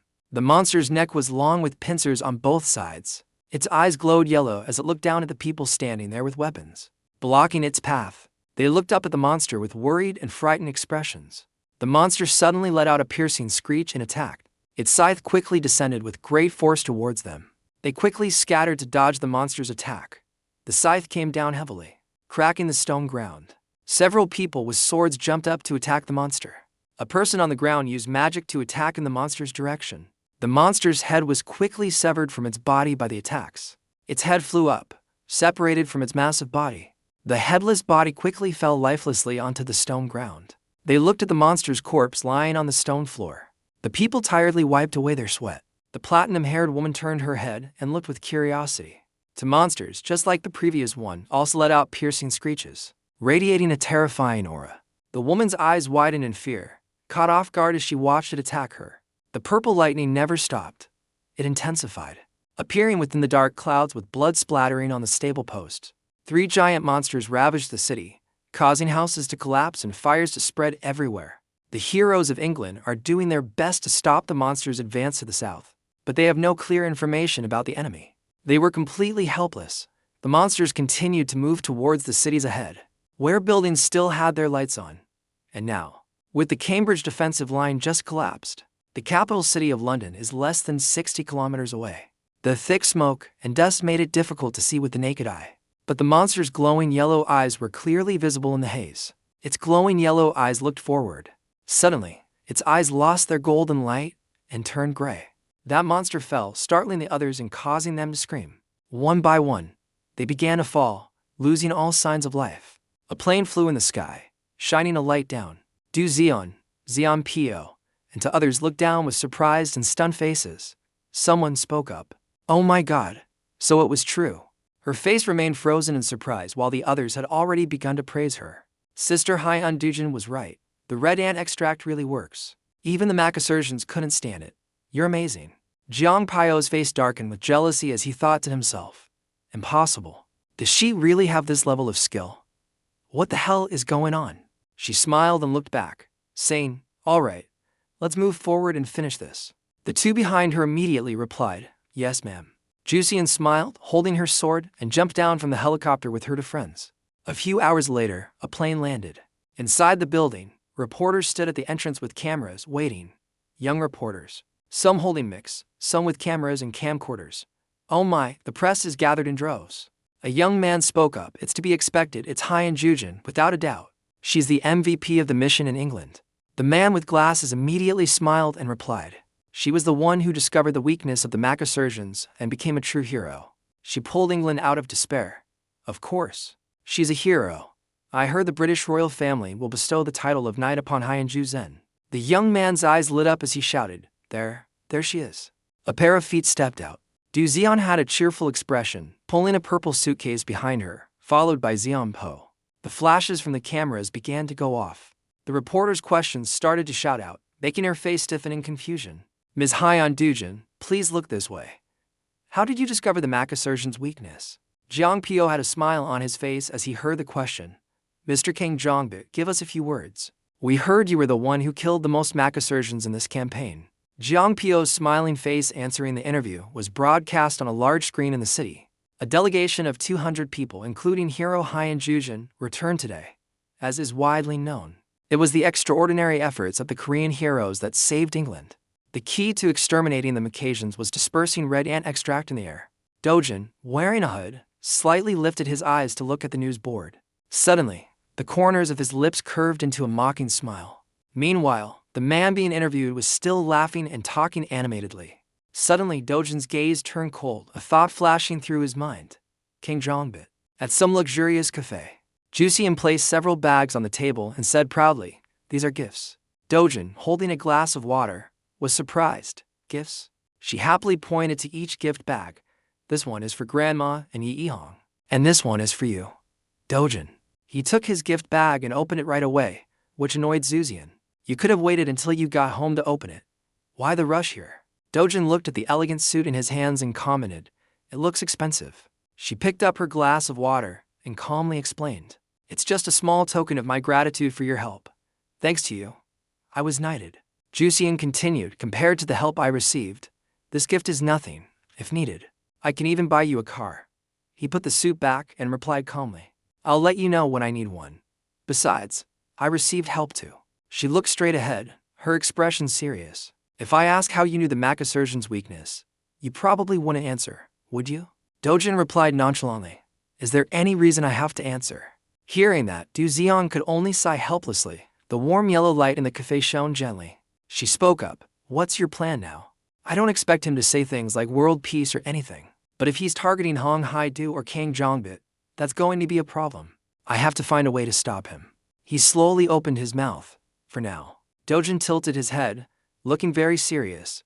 "I need to buy a house first." She looked bewildered at his statement. Dojan asked in amazement, "You're renting a house?" Dojan fell silent, not knowing what to say. The scene changes to late at night, where sounds of laughter and playful chatter can be heard. At a luxurious villa, glamorous girls were having fun at the swimming pool. Jiang Pio was soaking in the pool, with his arms around a beautiful woman. His face was dark with thought. "Hyun Duzin, I don't know why, but she seems different lately compared to before. It's one thing to know the weakness of the Makasurgeons, but she's also deliberately hiding how she found out. And forget the Makasurgeons. What about Dojan?" Dojan was relaxing leisurely. She crossed her arms and asked back, "What do you mean?" Jiang Pio recounted each event. "You even helped drag him out despite having to take down a prosecutor. You also said you witnessed him turn Shonu into a shooting target." Dojan removed her eye mask, annoyed, and explained, "King Shonu was the one who started it, and the assassination attempt through the portal gate failed anyway. That fight was also started by King Shonu." He burst into contemptuous laughter. "Hey, that money-hungry bastard Shonu did something stupid. He deserved to die. But he's my cousin. In short, I have a legitimate reason to take revenge on Dojan." Her cold gaze swept over him as a warning. Jiang Pio was a little frightened by Dojan's gaze. She lay down, turning to face the other way, and spoke nonchalantly, "It's up to you. I don't plan to interfere." He was surprised by her action and thought to himself, "I thought there was something serious between them." Dojan covered her eyes with her mask, not revealing any emotion. "And I have no reason to get involved either." Back in the present, Jiang Pio thought while pouring wine, "No reason. I've already made it so clear." He sipped his wine with a serious expression. "There's definitely something not normal about Dojan. Long sat tongue, so do Joe Bo de, England. This area has become a wasteland after the monster attack. The British Hero Association is trying to get as many heroes into the rift as possible to collect mana crystals before the second wave begins." The man with the beard standing guard complained, "What a pity. If we had the essence of red fire ants, even D-class like us could take down Macasians." The man next to him agreed, "Yeah, that's right. If we could have stopped the wave from the beginning, this area would have become a lucrative mana crystal mine. Once a wave has appeared, a rift can no longer be converted into a gate." The man continued, "I heard the second time it won't be Macasians, but something else." The bearded man replied, "Yeah. We don't know what kind of monster will appear. That's what's scary. A country was once destroyed because of this." With that, the man turned his head to look at the rift. His partner asked, "What is it? Is something wrong?" The man replied, "No, I just have a feeling someone is coming out." His partner reassured him, "The team that just went in is already out. It's only been 5 hours. The gatekeeper continued to remind him, "Come on, snap out of it. Focus on guarding properly. I bet some greedy commoners will show up for the mana crystals." Suddenly, flashes of lightning appeared inside the rift. The guard who had just spoken turned around, his face filled with astonishment. His partner next to him looked equally stunned. From within the rift, a man with a muscular build, looking extremely grim and fearsome, appeared. He looked down from above, his pupils emitting a purple light that terrified people. The two guards were frightened by the man's appearance. He's not a hero. His clothes, his scars, Nothing looks right. Quick, protect the headquarters. Before he could report it, the man extended his metallic arm and created a green circle. The two were bewildered as they were lifted up by the green circles. The guard being pulled up shouted in panic. What? What is this? The man paid them no mind and walked past them arrogantly. Damn it. The guard angrily turned and threw a dagger at him. The man inside didn't even flinch, letting the magic circle block the volley of daggers, causing them to immediately change direction. He muttered a single phrase, pathetically weak. With that, the man suddenly clenched his fist. The two guards screamed in pain as if they were being squeezed by someone. He gently extended his hand. His finger twitched and purple sparks appeared. From within the sparks, a phone gradually materialized, its screen still displaying the number 19. 26%. The crimson number 19.6% was clearly displayed on the screen. The man wondered. It's been 10 years in this time, hasn't it? Still not even 20%. He walked past the two guards, muttering to himself. Did I fail? After all the effort of creating a space rift, first, I need to increase the mana density. One of the two guards weakly spoke up. What are you? But you are not a man. The man turned and opened his mouth. First, he spoke while brutally attacking the guard who had just spoken. The man had a terrifying, demonic expression. He continued coldly. We must first purge these weak, insect-like creatures. In the hazy landscape, a place haunted by the appearance of monsters, Pazu, Korea. Against the blue sky, Dojan appeared calmly, but each step he took shook people to their core. Sunlight draped over his shoulders, the wind blew past. No one knew where he came from or where he was going.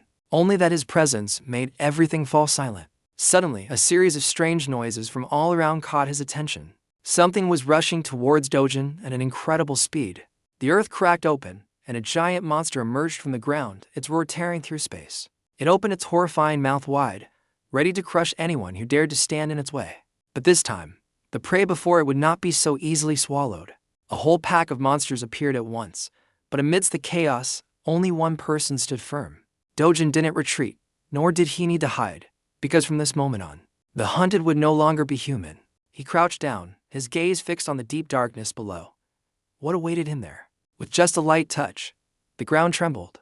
The supreme divine power distorted even the seismic waves. After a moment, he calmly made an assessment. 26 of them within a 100-meter radius. Dojan smirked. A ball of fire erupted from his palm, its heat rolling as if to scorch the entire sky. Let's see how many of them survive. A brilliant red light pierced through the crack, and countless fiery energies were channeled into the deep pit. Dojan calmly put his hands in his pockets, his face showing no emotion. Immediately after, the ground shook, an explosion roared, and a blinding light engulfed the space. Power erupted, flames roared towards the sky, a pillar of crimson pierced the clouds, tearing through the air as if to burn the heavens. Right after witnessing that display, a look of suspicion flashed in Dojan's eyes. What on earth was that? For a moment, he let out a smug smile. The story continues. In the heart of a bustling city, a towering skyscraper appeared, a symbol of power and hidden secrets within. The elderly man, with a calm demeanor, took a sip of coffee. All right, what kind of person is he? The sunglasses of the subordinate glinted. He spoke in a serious tone. He is indeed a difficult young man to approach. A few people nearby also nodded slightly in agreement. He confirmed to me that he is indeed a hero. Minhonki, vice chairman of the Korean Hero Association. Not stopping there, Taegwa continued to dig deeper. He looked at his assistant with curiosity. I heard the hero index measuring device couldn't measure him. Is that right? Iengu neatly arranged the stack of documents on the table and nodded slightly. Yes. I didn't get any answer at all. The middle-aged man in a black suit, his face grim, shouted angrily. What an insolent brat.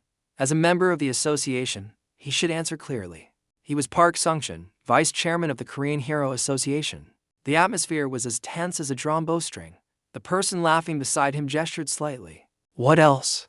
Agwa once again urged his assistant. What else did you find? Ianu held up 2 sheets of paper full of text. He shook his head, not much. But there is some information. And then he gradually unveiled the terrible secret hidden behind the scenes. Seo Dojan said everything started with the dark conspiracy of hero Kang Shonu. Energy flared in his hand, as Dojan raised his head defiantly, ready to face the giant monster's descending blow. A murderous intent flashed in his eyes, his hand bursting into flames. Dojan clenched his fist, spiritual power surging as if to incinerate all enemies before him. Iengu continued. Seo Dojan died in a battle at a space gate and awakened his power. The monster's entire body was crushed, its flesh and blood exploding into pieces. A deafening explosion echoed, the shockwave blasting away dust and bone fragments across the sky. After that, he took revenge on King Shonu, then single-handedly dealt with the new rift in Mappo. The battlefield trembled, red flames soared high. Dojan's figure moved like a storm, sweeping away all obstacles. Iengu read to the end with a serious face. Seo Dojan possesses overwhelming power. Taigwa crossed his arms and thought, he's indeed a wild horse that's hard to tame, but a valuable one. The monster's body exploded, flesh and blood splattering everywhere. Taigwa still had something on his mind. He requested a hero certification, saying he had a guarantor. Who in the association is it? Iengu's face darkened, and he answered in a heavy atmosphere. It's Haiyan Juian, an F-rank hero. Taigwa and Sunshio were stunned, their eyes wide with disbelief. The flames flared violently as Dojan stepped out, a provocative smirk on his lips. His cold face was clearly reflected in the gleaming gold card. Dojan stared blankly at the gold card, the 8th person on the list of S-rank heroes in Korea. The giant monster's shattered corpse lay on the ground, its poisonous blood pooling in streaks. Thanks to this, I'm allowed to hunt monsters freely in the rift. Not bad, huh? Taigwa smirked, a fierce and crazed smile, as if everything was going according to his calculations. In the silent meeting room, after that laugh, he sighed again. He looked at his two colleagues opposite him with admiration. This kid really has guts. Yes, his actions are truly beyond those of an ordinary person. However, the atmosphere suddenly shattered with a worried shout. Sunshio slammed the table and shot up. Sweat trickled down his forehead. His sharp voice echoed. What? He dared to enter a level to rift alone without any teammates or support. That guy must be crazy. Taigwa's eyes were quiet and deep, responding only with a heavy silence. Iengu frowned slightly, his eyes sharp, as if he were carefully weighing his words before speaking. Dongshio froze, sweat rolling down his forehead, and let out a forced, tense laugh. He was confused, and to end the discussion, he hastily shouted, trying to justify his thoughts. Chairman, if that Seo Jun guy comes back alive, let's announce his identity and promote him heavily. He's Korea's 8th S-rank hero, after all, vice chairman. After speaking, Sungsheo frowned and fell back into silence. Iengu was skeptical and asked again. Still, someone expressed hesitation about the consequences, but that might be something he doesn't want. We should ask for his opinion first, right? Those words were immediately and angrily refuted by Sunshio. Hey, Vice Chairman Min, what are you talking about? In these unstable times, announcing another S-rank hero would reassure the public, wouldn't it? The atmosphere in the meeting room turned as all eyes focused on the one with the highest authority. Taigwa, what do you think, Chairman? A calm, steady voice spoke up. I have heard both of your opinions clearly. His face was emotionless, his eyes showing determination. Let me meet him in person and see. The scene shifts back to the main character. Dojan delivered a thunderous kick, his body launching straight at the giant monster. The impact shattered rocks, and the monster's body was thrown back with a fierce roar. He charged straight into the swarm of monsters, their hideous mouths wide open. His eyes were calm, his hand open as if preparing to unleash a technique. Dojan's eyes were incredibly sharp. His hand swung up, gathering a powerful spiritual energy, preparing to deliver a finishing blow that made the monsters tremble. Fire was summoned, his hand bursting into flames. The raging fire gathered into a destructive force, ready to descend upon the monsters. The fire exploded violently, slicing through the monster's body. Dojan landed heavily on the ground, dust rising from the aftershock. His arm was still wreathed in fire from the last blow, his eyes cold, his whole body exuding an oppressive aura. An explosion echoed, drowning out all other sounds. The scene was nothing but a chaos of fire and smoke. Its body shook violently and then shattered into pieces. Dojan stood proudly on the charred corpse of the monster, lingering flames still flickering around his arm, against the deep blue sky. His figure was like that of a ruler, imposing and cold. The fire on his hand gradually died down, and he let out a soft sigh. Dojan looked up at the sky and thought to himself, as expected, the amount of mana consumed is not small. I need to get a weapon quickly. A white and blue building, not touching the ground but built on sturdy cement walls, displayed a sign under the sun, Gas and Hero Complex. Not far ahead, a weapon smithy in a warm brown color stood at an angle, neutralizing the cold tones of the complex. Inside the shop, a muscular young blacksmith sat at the counter, glued to his phone screen. The gold-plated shop bell, with its inverted sword-shaped clapper, rang, signaling a customer's arrival. The door opened, and Dojan stood there, hands in his pockets, carrying a long, rough bag over his shoulder. The blacksmith didn't seem very welcoming and spoke in a mechanical tone. Let me know the name of the person who made the reservation. Dojan walked over and placed the heavy bag on the table. Even so, the young man didn't bother to look up. He politely stated his request. I want to use this to make a weapon. The young man was determined not to look away from his screen, only frowning slightly as he bluntly refused. If you don't have a reservation, you can't be helped. Go find another place. Facing the blacksmith's indifferent attitude, he began to lose his patience. His face darkened, his eyes sharp as daggers, and he growled. I heard many places are too busy to even take new orders. You were the one who answered the phone, right? The young man, engrossed in his game, glanced at Dojan, annoyed by the interruption. He became irritated. Damn it, I already told you we're fully booked. We don't have any space. Go look somewhere else. The blacksmiths in this area are all skilled. He grabbed the blacksmith by the collar and lifted him off his chair, veins bulging on his hand. The young man cried out in surprise. Are you crazy? What are you doing? Dojan stared at him intently. Are you the owner? The young man panicked and corrected him. I'm the owner's son.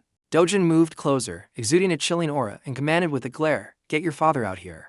Now. I came all this way because I heard this place was good. The young blacksmith reluctantly turned and walked away, casting a strange look back at him. He called out loudly, Dad, a customer wants to see you. An old man in sandals shuffled out, his age not having worn down his toned body. He was drenched in sweat, adjusted his hat strap, and asked, Who recommended you? His identity was Juian, a craftsman who made equipment for heroes. Dojan replied curtly, Hi in Juian. Hearing those 3 words, the father and son blacksmith's faces turned pale. A mixture of reverence and fear. Juian asked again, Did Dojan really send you? He didn't answer. Calmly unzipping his equipment bag, he took out long, raw materials with the golden brown sheen and sharp tips.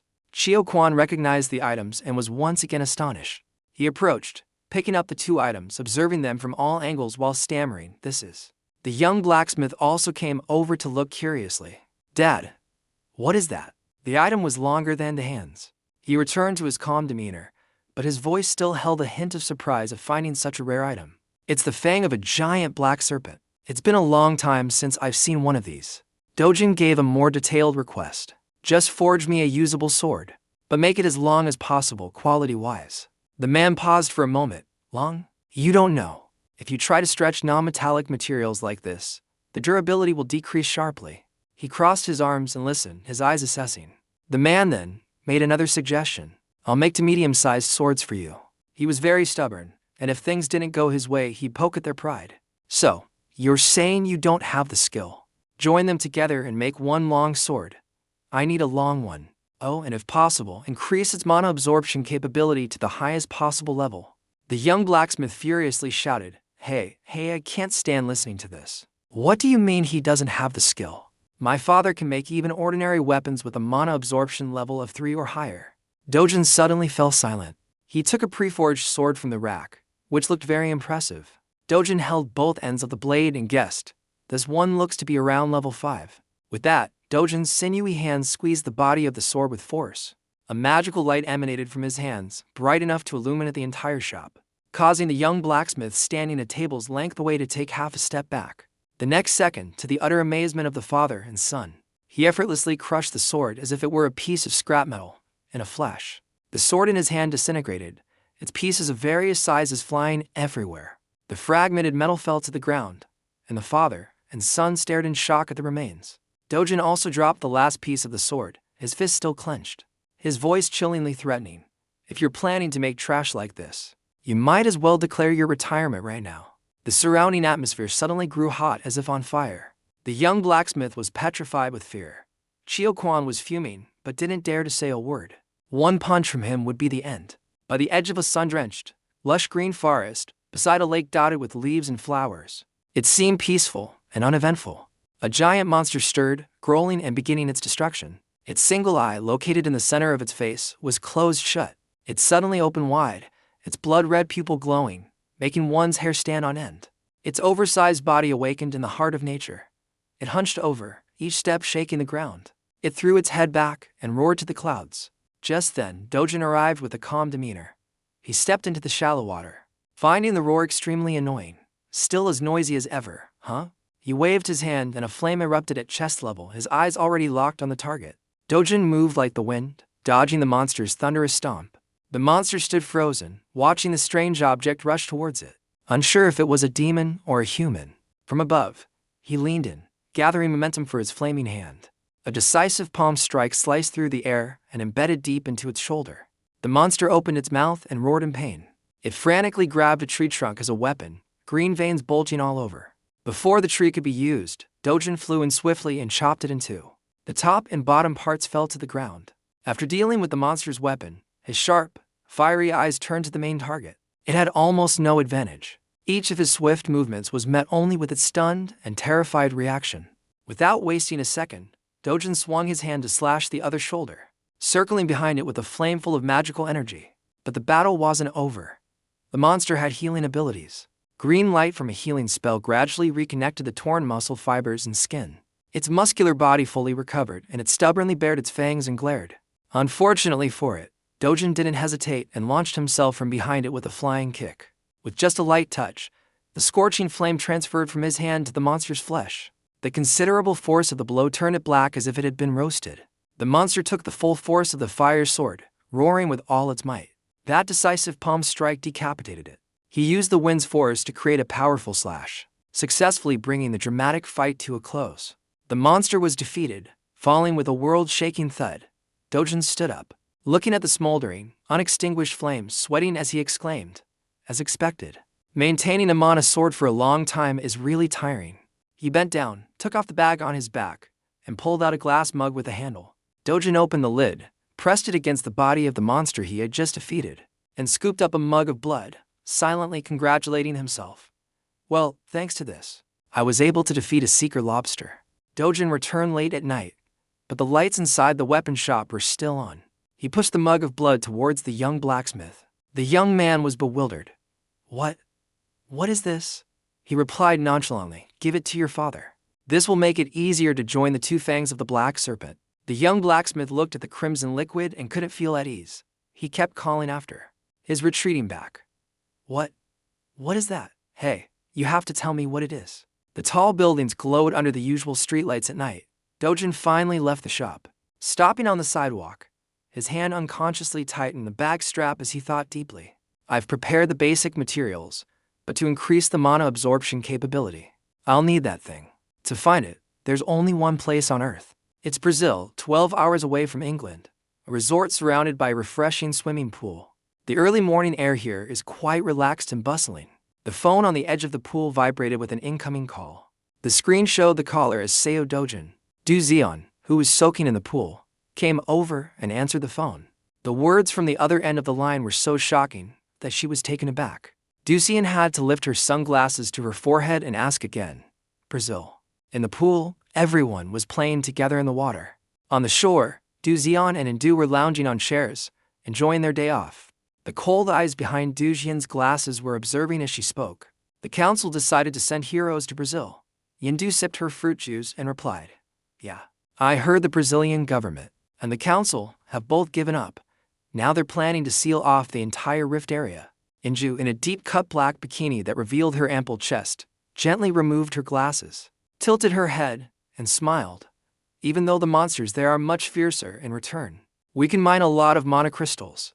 The pay from the council is also good, so our guild decided to participate. You should go too, and bring him along." Juian probed about the other person's identity. "Is that person the 8th S rank who's been making waves lately?" She replied, "I'm not sure either." She hadn't finished yet when she raised her voice. "Not sure about what? I heard you two are very close." Inzu quickly denied it. "What? That's not true. So cute. I saw you two hunting the Kakashi ant together with my own eyes." Juian's face turned red with embarrassment as she replied, Well, I know. You keep mentioning it. If we're going, we're going." Indu enthusiastically stretched out her arms and said sweetly, "Yay. Thanks a lot." Suddenly Juian stammered, "But I'm not even sure if he'll come with us." Elsewhere, beads of sweat appeared on Chio Kwan's face, trickling down his cheeks with tension.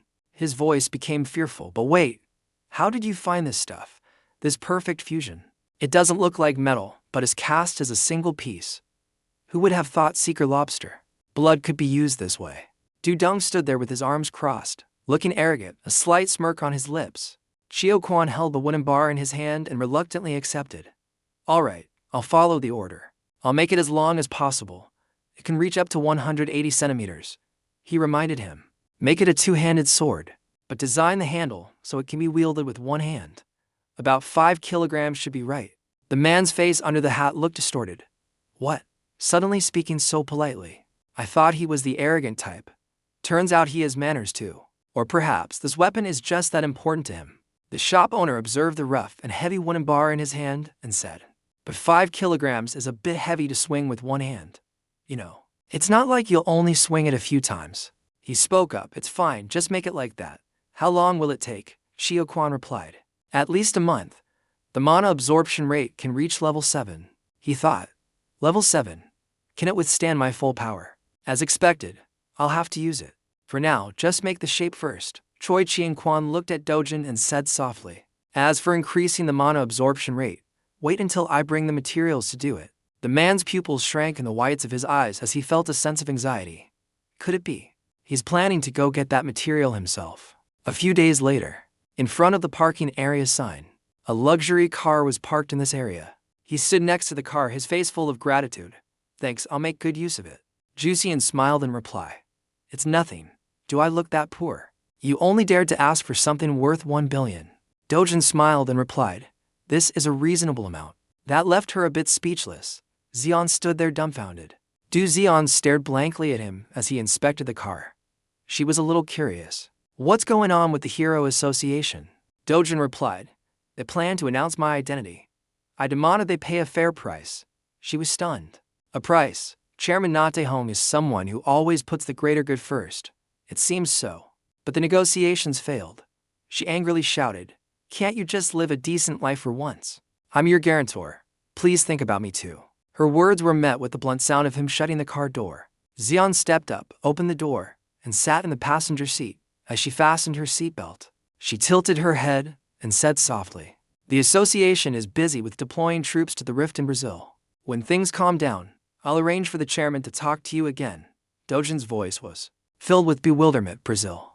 Juian's arm gently touched his. Yes, that's right. They said they would completely seal off a part of the area. The distance between them grew closer, creating an ambiguous and romantic atmosphere. Dojan looked into Juian's eyes and asked, are you going to? Her face turned red with embarrassment, sweat trickling down her cheeks, making Juian feel both tense and flustered. She turned to reply, of course I'm going. Why do you ask? Dudung's handsome face and charming voice spoke up, because I want to go with you. Those words made Juian's heart race, her cheeks flushing pink with shyness, and another space. Haiju's face was filled with fear and trembling. She asked Jiang Pio, what? You want more money? The corner of the man's lips curled up. This isn't the time to be frugal, Director Hong. She shouted angrily, we already agreed on 30 billion, and now you want more. When are you going to start working? I should have hired someone else. Jiang Pio simply replied, who else would take this job? She scoffed. There are plenty of killers in the world who would do it for money. The man smirked and sighed, looking at Haidu with mockery in his eyes. But director, you're really lacking information. Let me give you some for free. Seo Dojan, he's an S rank. The 8th S rank hero of Korea. Haidu's face contorted, beads of sweat appearing on her cheeks as she shouted. That bastard is an S rank. Are you kidding me? The man laughed mockingly. Oh, you don't believe me. I had to pay to get that information. If you don't believe me, you can just sit there and wait to die at his hands. The man slowly walked towards the door. Her voice called out from behind, wait, what? Is Seo Dojan really an S rank? If that's true, I can't control him anymore. I'll give you more money, but you must take care of him. Jiang Pio's smile curled up sinisterly. Not just money. It would be even better if we become close business partners in the future. Haidu seemed to lose control at the information he provided. She shouted, anything, as long as he dies. Suddenly, Jiang Pio's phone rang. Haidu felt a sense of unease. The man pursed his lips and silently read the notification message. Jiang Pio's voice spoke up. It seems fate is also on Director Hong's side. Hiju was bewildered. What do you mean? The corner of his mouth twitched up as he held his phone towards her. A very good opportunity to deal with Seo Dojan has just appeared. In the business class cabin of the plane, Juian sat with extreme composure and elegance. While netizen comments buzzed with excitement, Hero Association's elite S-rank force, dispatched to Brazil. the largest overseas military deployment in history. King Jongbit, even Haizu joins the battle. The Brazil campaign officially enters the S-rank phase. The arrogant appearance of Jiang Zianho sitting calmly with his arms crossed. Choi Gang Sungo heard that Jiang Zianho is also going to Brazil. Business psycher. Jiang Zianho single-handedly carried his guild to the top. But Bitguardian smells money like a hunting dog. Brazil probably pays a lot. Or, Ha Ezion with his muscular physique was lifting weights in the business class cabin. Kim. Park Haizu is definitely going for the money too.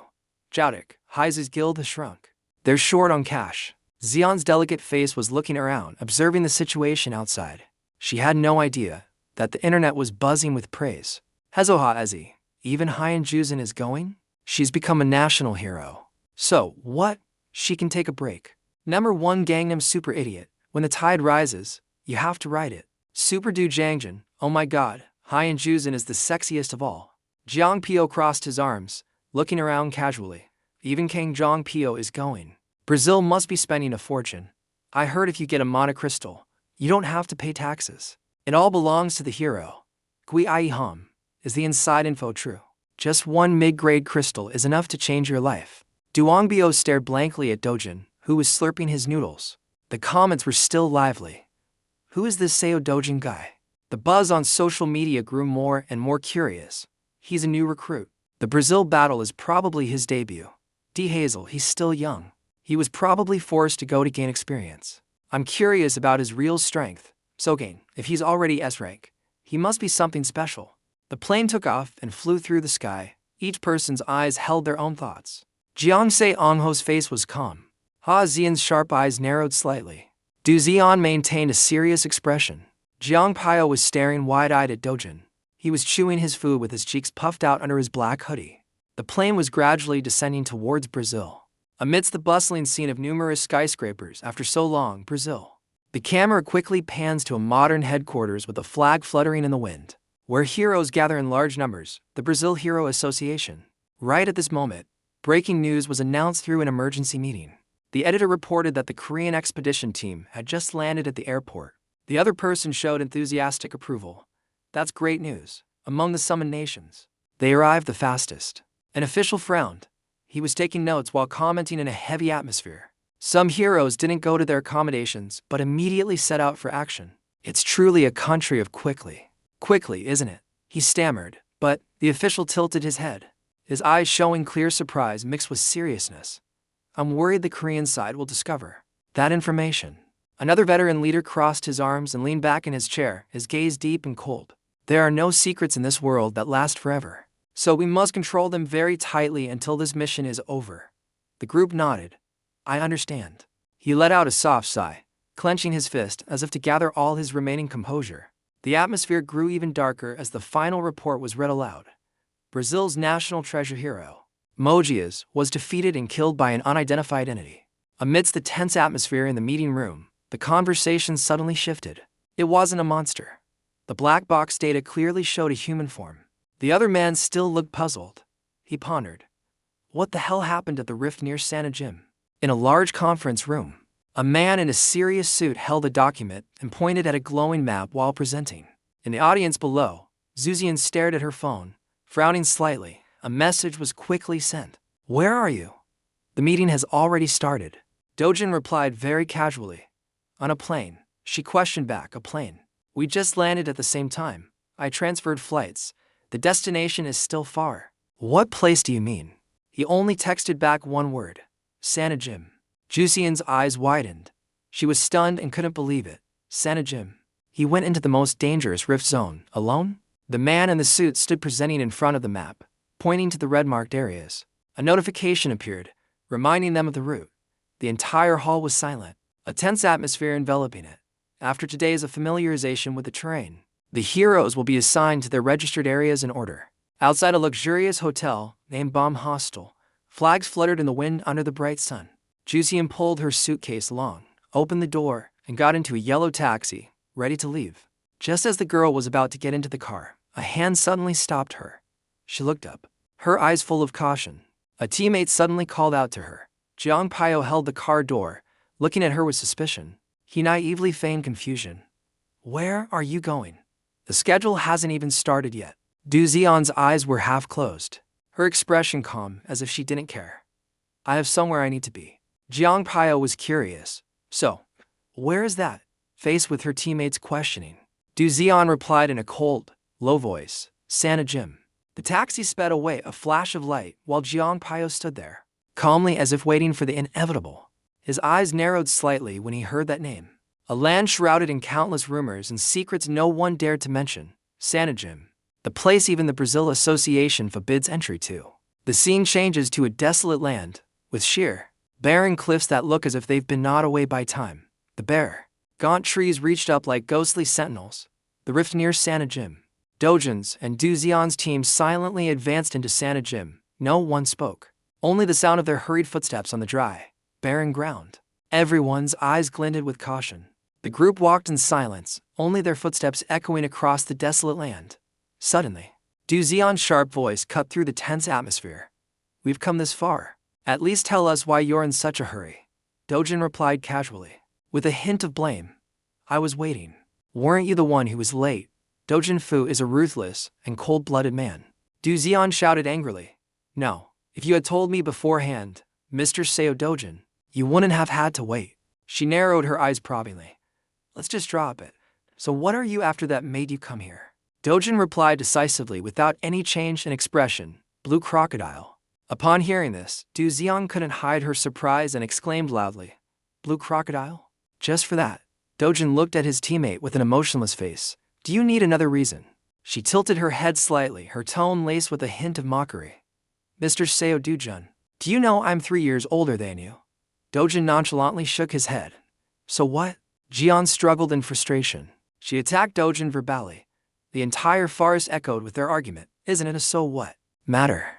But you should know how to respect your elders. And this half contemptuous, half indifferent gaze passed between the two. Dojan shouted in frustration. I've always spoken politely, so you can speak casually too. The warrior's journey into the dangerous land, where death always lurks, continued. Their voices echoed through the mountains. You want me to feel uncomfortable? Then just use honorifics. No, that good heavens, supervising Dojan like that. The conversation was cut short by a tense situation. A young man looked around the shaking rift and spoke with concern. Hey, is it really okay to just charge into the rift like this? The other person immediately burst out laughing. We have Hero Hyan Duggan here. What's there to worry about? As the tense atmosphere spread around the rift, a voice laced with doubt spoke up. I know she's strong, but the one leading is a rookie. A laugh immediately broke out. Sion Qian couldn't believe his ears. A rookie? He turned to remind the two gossips. He smirked again, his voice full of hidden meaning. There are rookies, and then there are rookies. If it's Seo Dojan, he's probably a legendary tier rookie. The two young men's faces turned pale upon hearing that. Is he really that good? The constant chatter made Juian and the team frown in annoyance. She looked towards Juian. Are you going to do something or not? Dojan immediately raised his sword defensively and looked ahead. He snapped irritably. Too noisy. Dojan's serious gaze fell on Dojan.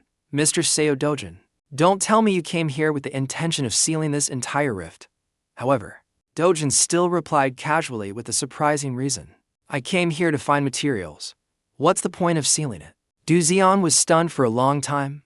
Materials? Suddenly, the entire mountain shook violently from a thick cloud of dust and smoke. A monster's arm with long, sharp claws like blades swung down, cutting through the air with a chilling killing intent.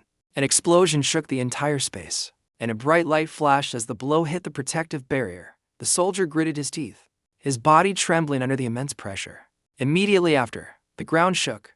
Sion Qiang whipped his head around, his eyes wide with astonishment. He clearly felt the tremors spreading through the space. He tried to shout a warning to the group. Snap out of it, get into a defensive stance. Sion Qiang gritted his teeth, his bloodshot eyes filled with a mix of rage and tension. His breath came in ragged gasps, his throat so dry he could only let out a strangled sound. A roar echoed, and from within the fog, a colossal figure gradually emerged. Its dark black wings spread out, its golden eyes shining brightly like penetrating blades. Streams of black energy surrounded the dragon's body, emitting a pressure that made the very ground tremble. This was no ordinary monster, but a true dragon that had emerged from the abyss. Sion Qiang's jaw dropped in surprise. Compared to the pictures, this thing is a real monster. Faced with the monster's terrifying power, a team member cried out in panic. Wait a minute. Isn't this a bit too dangerous? Immediately, Seo Dojan stepped forward, his decisive voice echoing, "Move aside." Dojan's hand tightened on the hilt of his sword, blue veins popping out from the pressure. The cold steel gleamed and the blade vibrated, emitting a hum as if responding to its master. Amidst the blinding light, Dojan stood there silently like a sword drawn from its sheath, just waiting for the moment to strike down the world. He remembered his master's words, to get the heart of a blue crocodile. You can't use your bare hands. I'll lend you my most treasured sword. Use it to get the materials. Without another word, he raised the sword, his cold gaze locked on the enemy. The moment the steel blade flashed was when the real battle began. A single slash tore through heaven and earth. The sound of the explosion roared like thunder, sweeping away everything in sight. Dojan braced himself and threw a punch, his eyes exploding with killing intent. Blood and afterimages flew everywhere. That punch was not just the strength of one person. The giant dragon roared, its scales gleaming as a barrage of attacks rained down on it from all sides. Light dust and shockwaves intertwined as if to crush it. The evil dragon spread its wings, its eyes cold. An intense spiritual energy radiated from its body, as if exploding from within. The energy surged out violently, causing the surrounding earth and rocks to explode. The space trembled, as if the entire battlefield revolved around it. Juian laughed excitedly. It's really him. The moment the weapon gleamed in his hand, the observers stood frozen, their eyes filled with fear and astonishment. They couldn't believe that such power came from a human. What was that? And when the sword slashed down, shaking the ground, the whole group exclaimed in terror. He's ridiculously strong. Dojan stood with his back to them, his sword still dripping blood. Behind him was the monster's giant hand, slashed to pieces. Flickering flames dotted the dark forest. Dojan placed his weapon beside him and sat alone by a fire. Staring into the brightly burning fire, the whispers behind him were clearly audible. Did you see that earlier? Mr. Seo Dojan took down a blue crocodile with just one hit. He cut down so many of them by himself. I couldn't even count. It was insane. Turning his back to him, the purple-haired guy in the group began to whisper with his hand over his mouth. Keep it down. I heard he took down a Kokachi in the same way. The other guy, upon hearing this, couldn't hide his shock and said loudly, he took care of that giant bird. Monster too. Meanwhile, Dojan calmly stared into the fire, ignoring the chatter that continued behind him. He's clearly not an ordinary hero. Below his gaze was a pan frying to green pieces of meat, cooking over the fire. He suddenly turned his head and looked at Juian, who was slowly approaching. He asked, "Are the blue crocodile hearts processed yet?" She immediately had to follow his pointing finger to the containers behind him. He replied nonchalantly, "Just look and you'll know." Juian looked behind her with a heart full of questions. What are those hearts going to be used for anyway? And what is that meat you're grilling? It doesn't really look like beef. His casual reply struck Juian like a lightning bolt, making her stare in horror. It's blue crocodile meat. It's actually pretty good. Want to try some? Juian quickly covered her mouth and moved away from the meat in fear. We packed plenty of food. Why go through the trouble of eating this? Dojan ignored her, leaving her with a single sentence before spearing a piece of meat and putting it in his mouth. If you don't want to eat it, then don't. Meanwhile, behind him, her surprised face was watching him calmly chew his food. Just as Inju saw this, she also froze in disbelief, staring at the piece of meat being eaten. Her face fell, and she asked in horror, "Is that really edible? We still have a lot of food."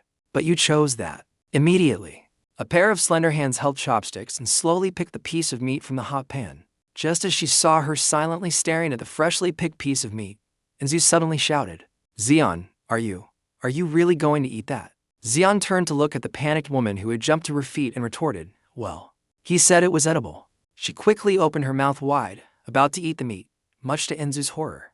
The seemingly poisonous green meat was put into Juian's mouth. A second later, Juian had to cover her mouth in surprise and thought, this is actually pretty delicious. Inju immediately walked over to the two of them. She quickly leaned close to him and whispered her question, making Dojan, who was chewing meat, suspicious. "Mr. Seo Dojan, what's the secret? How do you keep winning Dojan over like this? She's never had a boyfriend before, and she's not the type to easily fall for a man. Tell me, how did you get her to even eat that monster meat?" After hearing her, he looked down without any expression. "A love secret. It was probably back when I was at the Imperial Academy.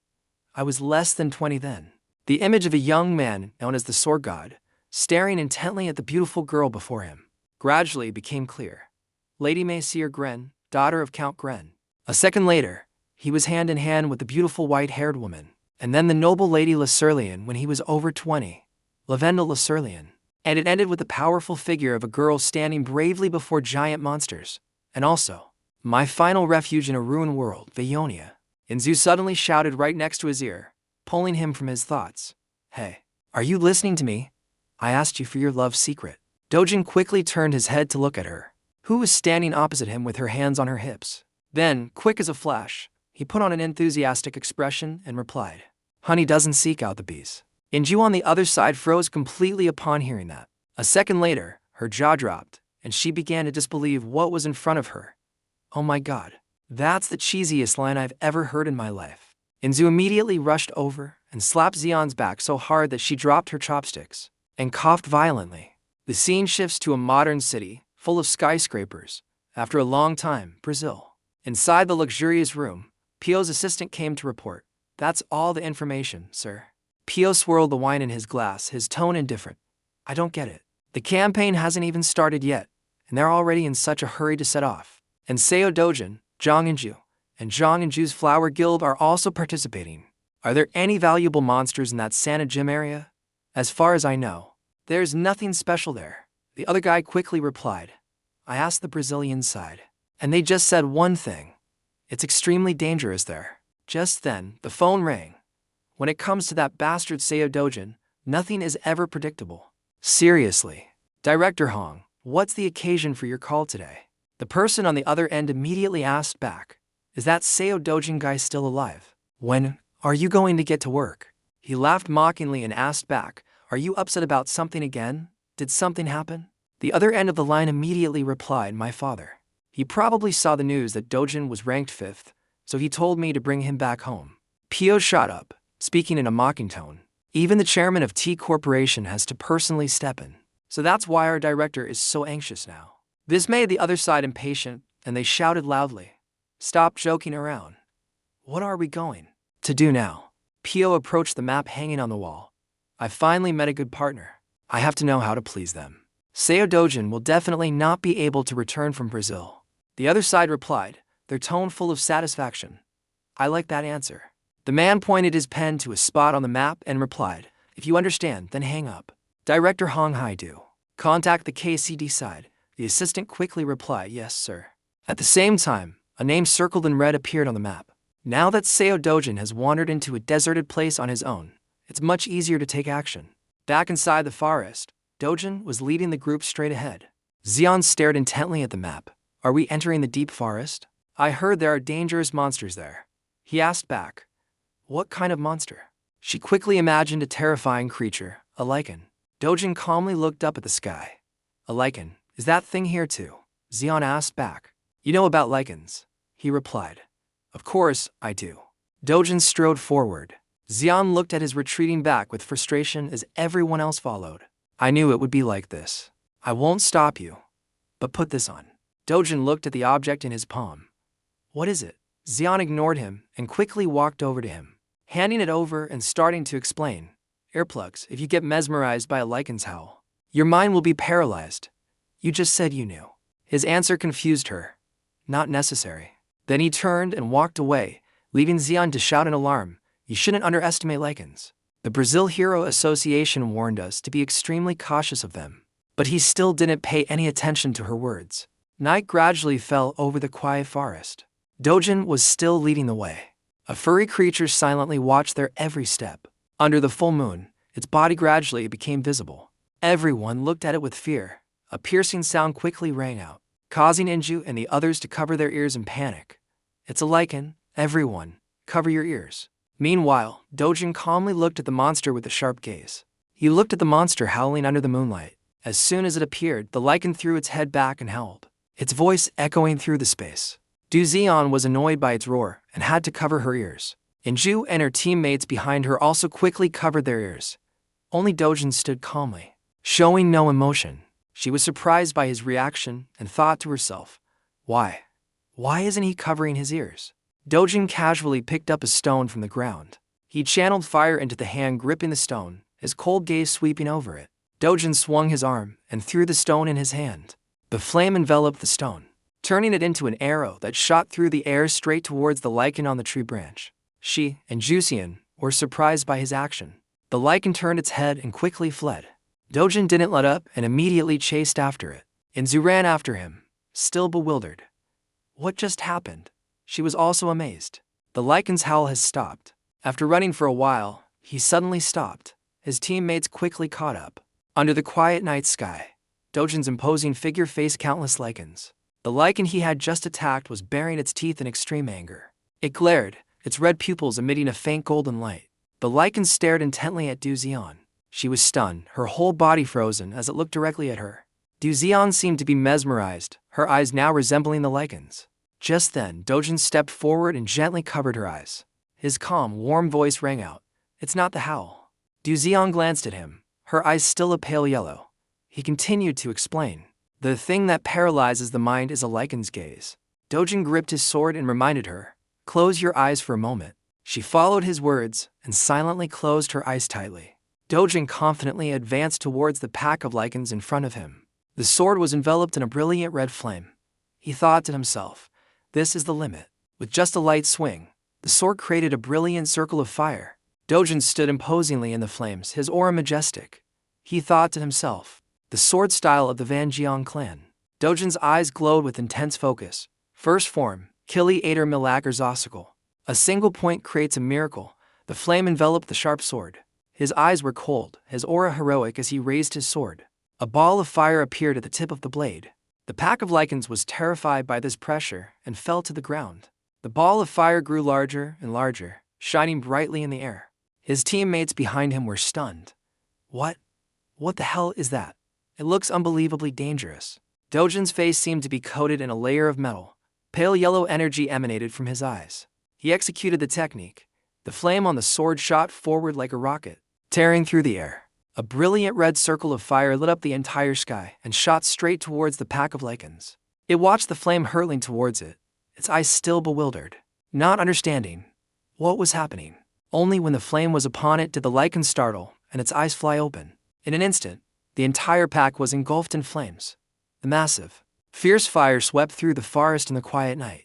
Inzu and Juian shielded themselves from the intense flames. She seemed to see something, and her eyes widened in astonishment. The massive streak of fire tore across the ground, leaving a scorched black path. The trees on both sides were also burned to ash. On the ground, the lichen lay defeated, its body still smoking, motionless amidst the ashes. The others met a similar fate. The group stared at the scene, their mouths agape in shock. Juian was sweating as she stammered, no, impossible. Amidst the ashes, one lichen was still barely alive. It struggled to prop itself up. Dojan slowly walked over. He approached the still living lichen with his sword. It glared, its pupils emitting a light as it tried to mesmerize Dojan. Unaffected, he showed no mercy and decisively sliced the lichen in two. Sliced in half, it was still bewildered, blood spewing from its mouth. Dojan's reflection was mirrored in the lichen's eyes as he spoke coldly. Don't act so arrogant here. Dojan touched its wide-open eye. I'll be taking this eye. It might be useful later. Dojan, with his sharp eyes, stared intently at it. Inju and Juian watched him with trust. At this moment, the lichen exclaimed, this is insane. Are you even human anymore? He must be stronger than A.G. Alphonse. Maybe even on par with Kenletzer. Kenletzer, the world's strongest hero. Impossible. A group of monsters was lying in wait in the water, preparing to attack. They bared their teeth at Dojan's group. Dojan's group assessed the situation. They really don't know how to read the room. The undead don't have brains. As soon as the words were spoken, the monsters leaped forward, only to be met with a thunderous punch from Dojan. He even followed up with a kick for each of them. His face looked at them with a dangerous expression. Then Dojan's body moved like lightning. He pierced through all the monsters, sending them to their graves. Heads severed from their necks, bodies completely torn apart. Dojan stomped them powerfully into the ground. Witnessing the horrific scene, everyone could only stand there stunned, bewildered, and almost falling over. The entire space was filled with the roars of the monsters crying out in pain, returning to a peaceful scene. Later, when he was alone with Dojan, Juian finally spoke up. That sword style. Where did you learn it? The clash of metal made a familiar sound. An image of himself flashed in Dojan's mind. He replied, what? You want to learn it? Juian was stunned. Can I learn it? Thoughts began to form in his head. In this peaceful world, what need is there for it? Thinking this, he replied, if you learn it now, when would you ever use it? Du-Ray thought angrily to herself. What a condescending jerk.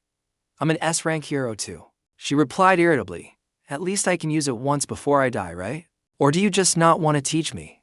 Dojan glanced at Duzi. She wasn't afraid and looked back at him. He finally had to concede. Alright, Tiu. I'm just that. Inzu helplessly spoke up to mediate their conversation. Alright, let's go through the rift. The entire team quickly received the order. Yes, ma'am. Everyone quickly headed towards the rift. Inju thought to herself.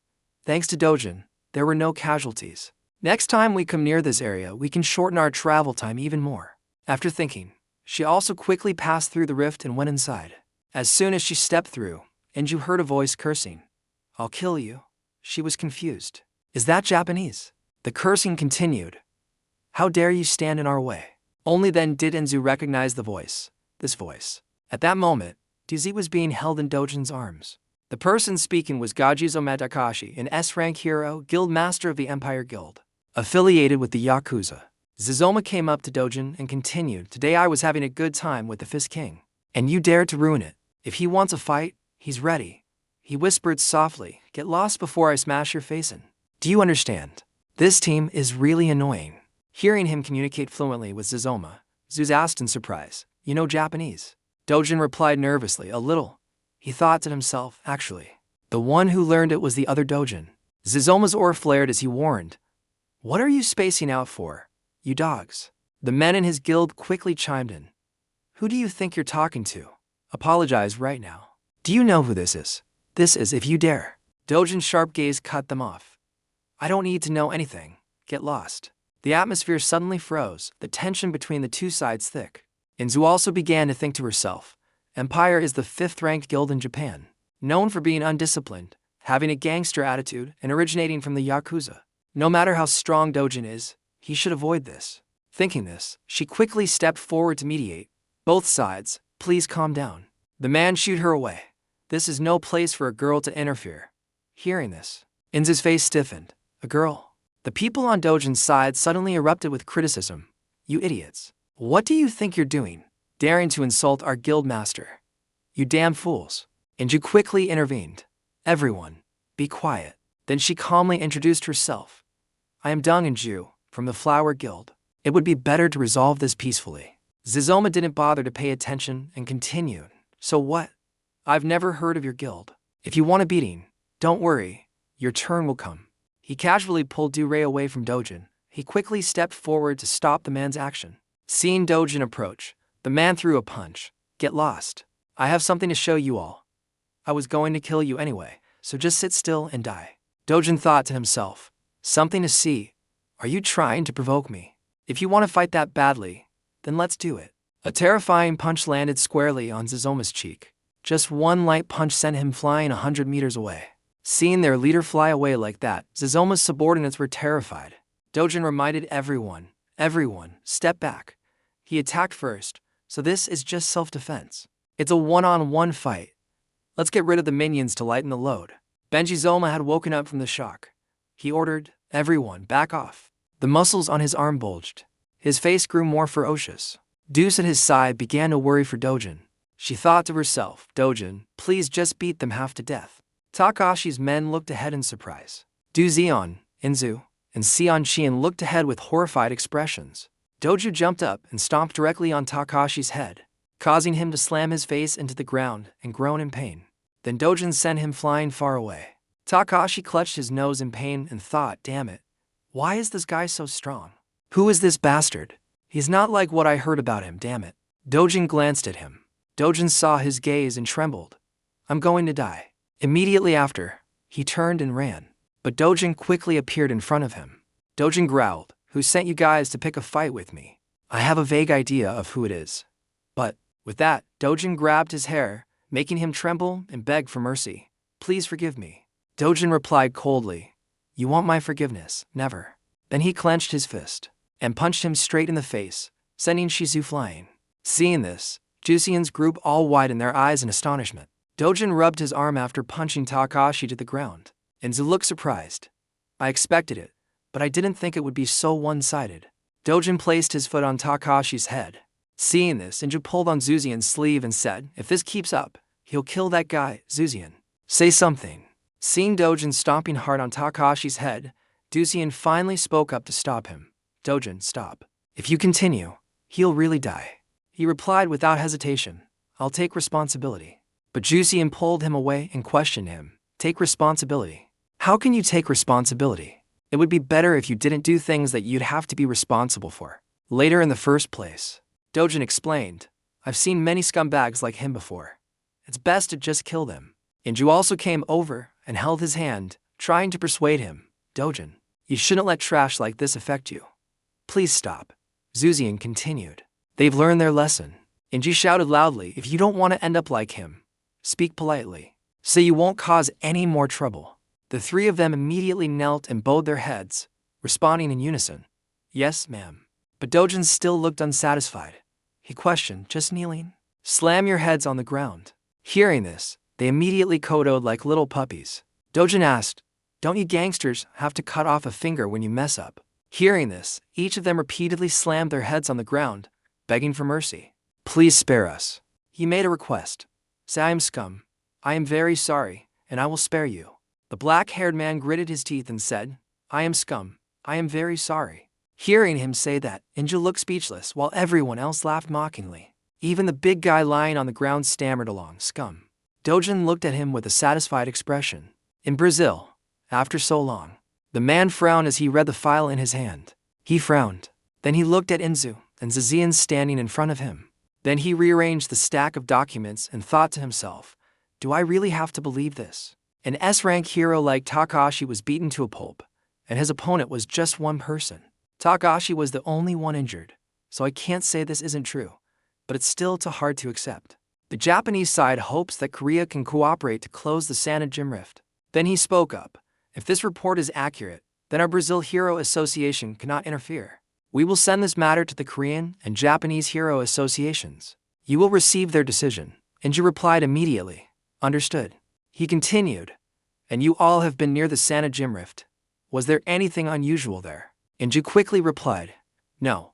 There was nothing strange. Juian thought to herself. Unusual what? Hearing that, he replied.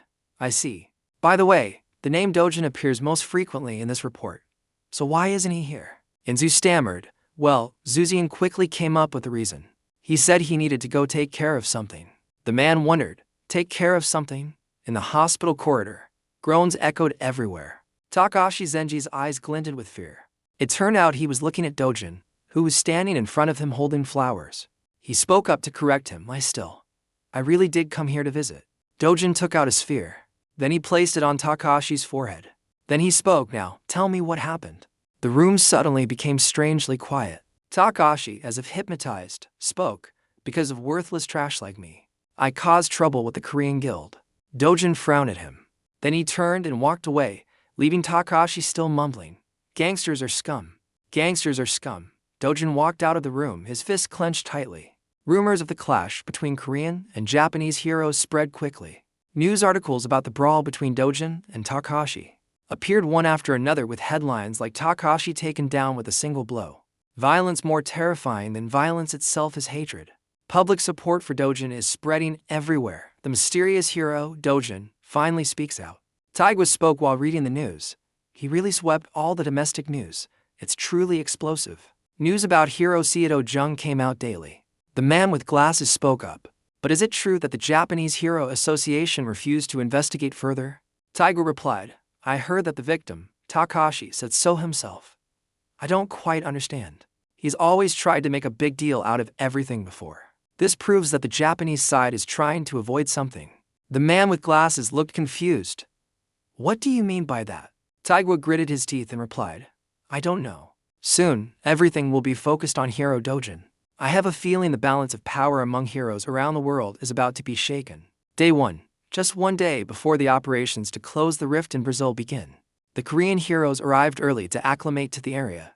They coordinated with heroes from around the world who had gathered at the start point, and they shared joint activities as well as individual private plans. And a pre-deployment party was held to ensure success.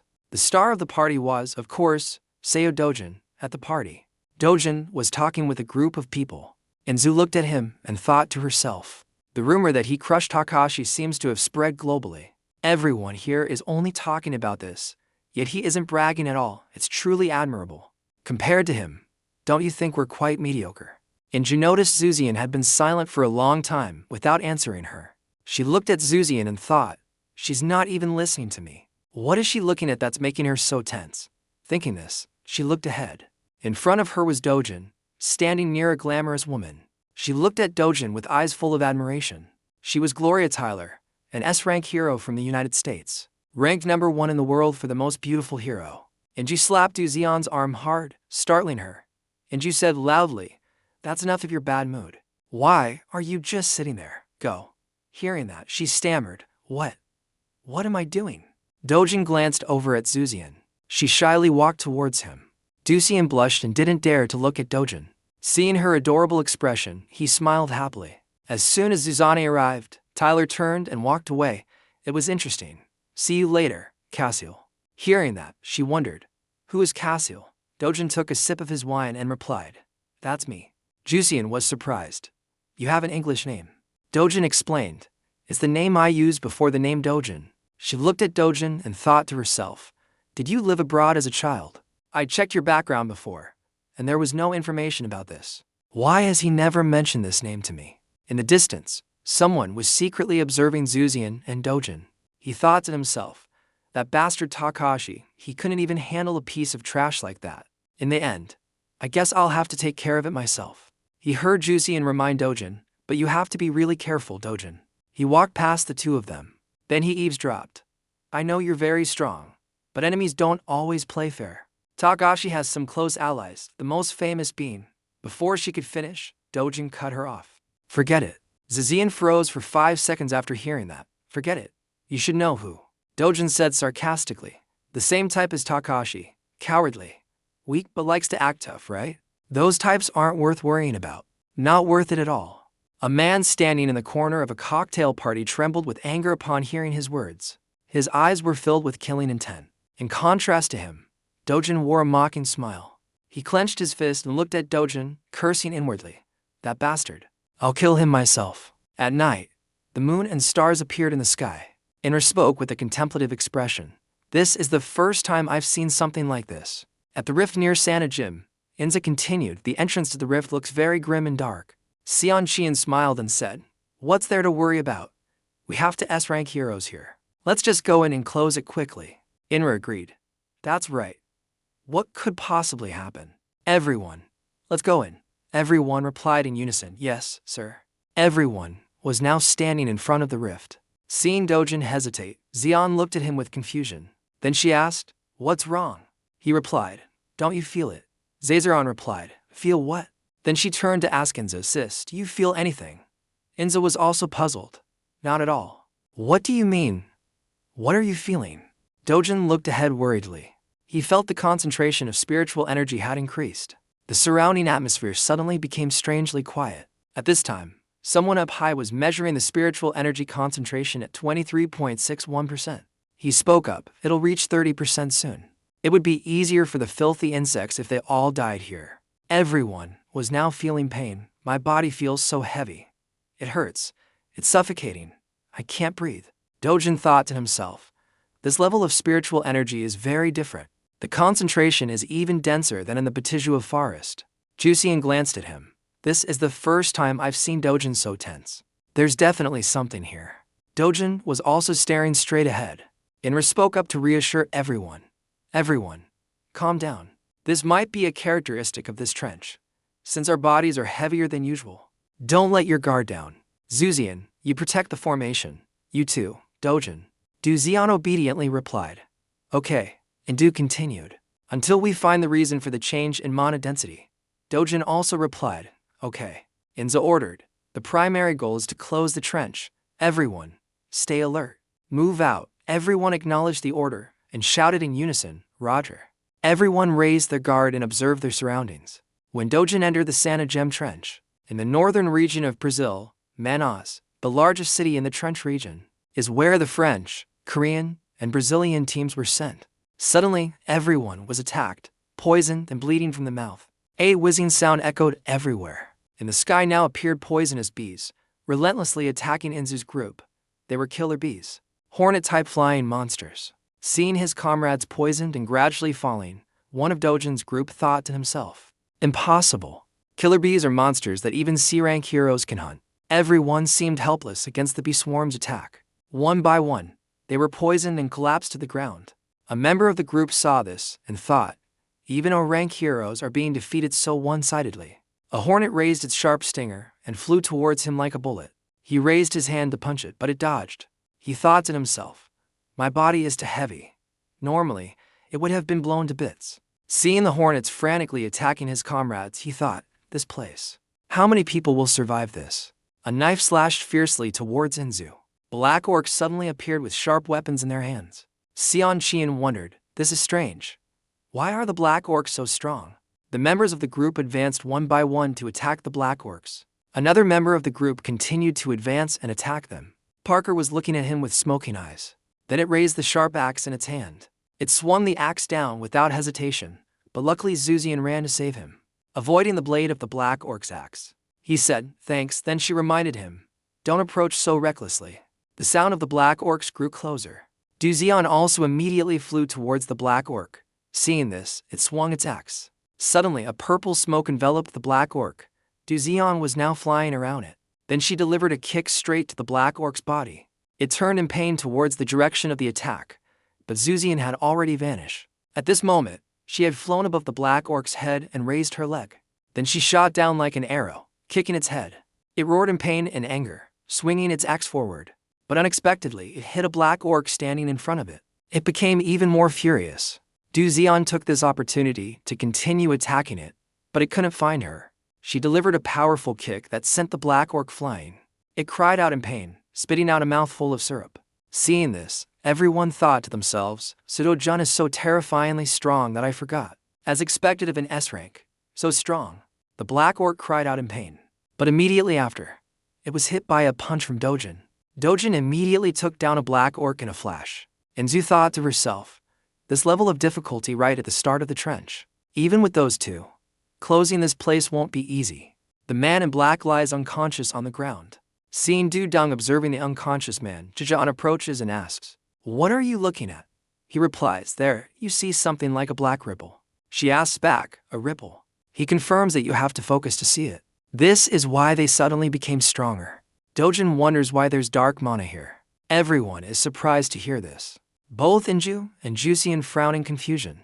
The atmosphere grows quiet after Dojan finishes speaking. On a dark, moonlit night in a desolate place, a monster is fiercely trying to destroy something. Naturally, people are trying to stop its power. But it seems the monster refuses to yield. Everyone feels that things are getting more difficult.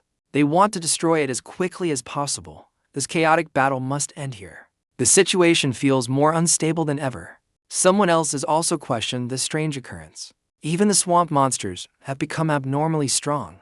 Human strength can't stand against it. If this continues, humanity won't be able to hold out. That last attack was strong enough to tear through combat armor. It's truly dangerous. What in the world is happening? Even at my sharpest, I can't stop it. A blue-haired girl flies high into the air and uses her power. But the monster won't go down without a fight. However, the girl is exceptionally smart. If the swamp monsters are this strong, there must be something even more dangerous ahead. Could there be something special about this rift? She seems to have a thought that makes her face grow worried. Is it not just in Bojiro, but in all rift zones around the world? In the rift near Manasur, a desolate and remote place, a young man is racing against time. His face is filled with anxiety, beads of sweat soaking his skin. They were all S-rank, yet they died just because of a few minions. The purple-haired girl turns in surprise upon hearing the name. Dojan turns and immediately understands what he's saying. That's right. We must be especially wary of those infected with dark magic. Dark mana, a dark aura surrounding the body. Now it's appearing on the swamp monsters too. Is this what's making them stronger? The cycle continues to turn with no end in sight. Imagine dense energy rushing straight into their bodies. Juian is trying to control everything as best as she can, like in a game to cast spells. What's with that sigh? It can't be. Does mana really exist in the real world? The biggest difference between a hero and a normal person is the presence of mana. The monsters are becoming more and more ferocious. Dojan really wants to destroy everything as quickly as possible. Everything is becoming a mess. Did this world originally not have the concept of mana? then it must have once been a peaceful world. It's just a shame that peace won't last much longer. He honestly doesn't want this to happen at all. Dojan wants everything to return to how it was before, but he has tried his best. Dojan wants to stomp everything down with his foot. He will prove that this world deserves to be peaceful. He is the bravest person ever. His teammates all look at him with admiring eyes. Juian still has a question in her mind. So, among the types of mana, it's that dark one that makes monsters stronger, right? If so, it's like injecting a stimulant into an athlete. She had a question, so she asked him, "But how did you know about that, Dojan?" This is too simple for him. On the contrary, it's strange that you don't know. Leaving the swamp, the Hoakam Guild. Following the warning, they deliberately slowed their pace and moved cautiously. As this was an extremely dangerous area, everyone felt endlessly worried after hearing this. But a hand signaled for everyone to stop. "I found it, Dojan is the bait. Judging by its shape, it's easy to infer. Everyone be careful. That dangerous thing is definitely around here." But one person spoke up to deny this. Dojan saw a more serious problem. "The real danger is right here. We're lucky we found it early." "What, Dojan? Are you a mudge? What do you mean by danger?" "This pile. Dojan will show everyone just how dangerous it is." Those things suddenly exploded. "That's right. Those infected with dark magic are controlled like puppets. If we don't deal with them now, they'll immediately surround us from both front and back, then wipe us out in an instant. Now, all that's left is to take it down." Dojan is still trying to prove the truth to everyone. It has absorbed dark mana, controlling them like puppets. If we don't handle it now, we'll be surrounded and wiped out in a flash. Now we just need to defeat that dangerous thing and we're done. Everyone is focused on his words. They're all amazed by Dojan's attitude. It's his first time in this situation, yet nothing seems to faze him. The more I look, the stranger this man seems. I thought he was just strong, but this kind of power is beyond human limits. Juian gently places a hand on his shoulder. "Tell me the truth. Have you been reincarnated and are living your second life?" Dojan found this amusing. A second life? A second life could be considered similar, I suppose. How much farther to the core of the rift? The short-haired girl immediately relayed. "We just need to get through this forest and we'll be halfway there." Dojan suddenly made an abrupt decision. "I will seal this place today." Even Juian couldn't believe what he said. Someone spoke up about the current situation. "If it's you, Dojan, you might be able to. But the other members can't. They're exhausted after the battle in the swamp." Doju looked at the tired people. He didn't want to force them into a difficult situation either. "Then rest. I'll take care of it quickly and come back." And so, Dojan ran into the deep forest alone. He had made a decision and was determined to see it through. Everyone still couldn't understand what he intended to do.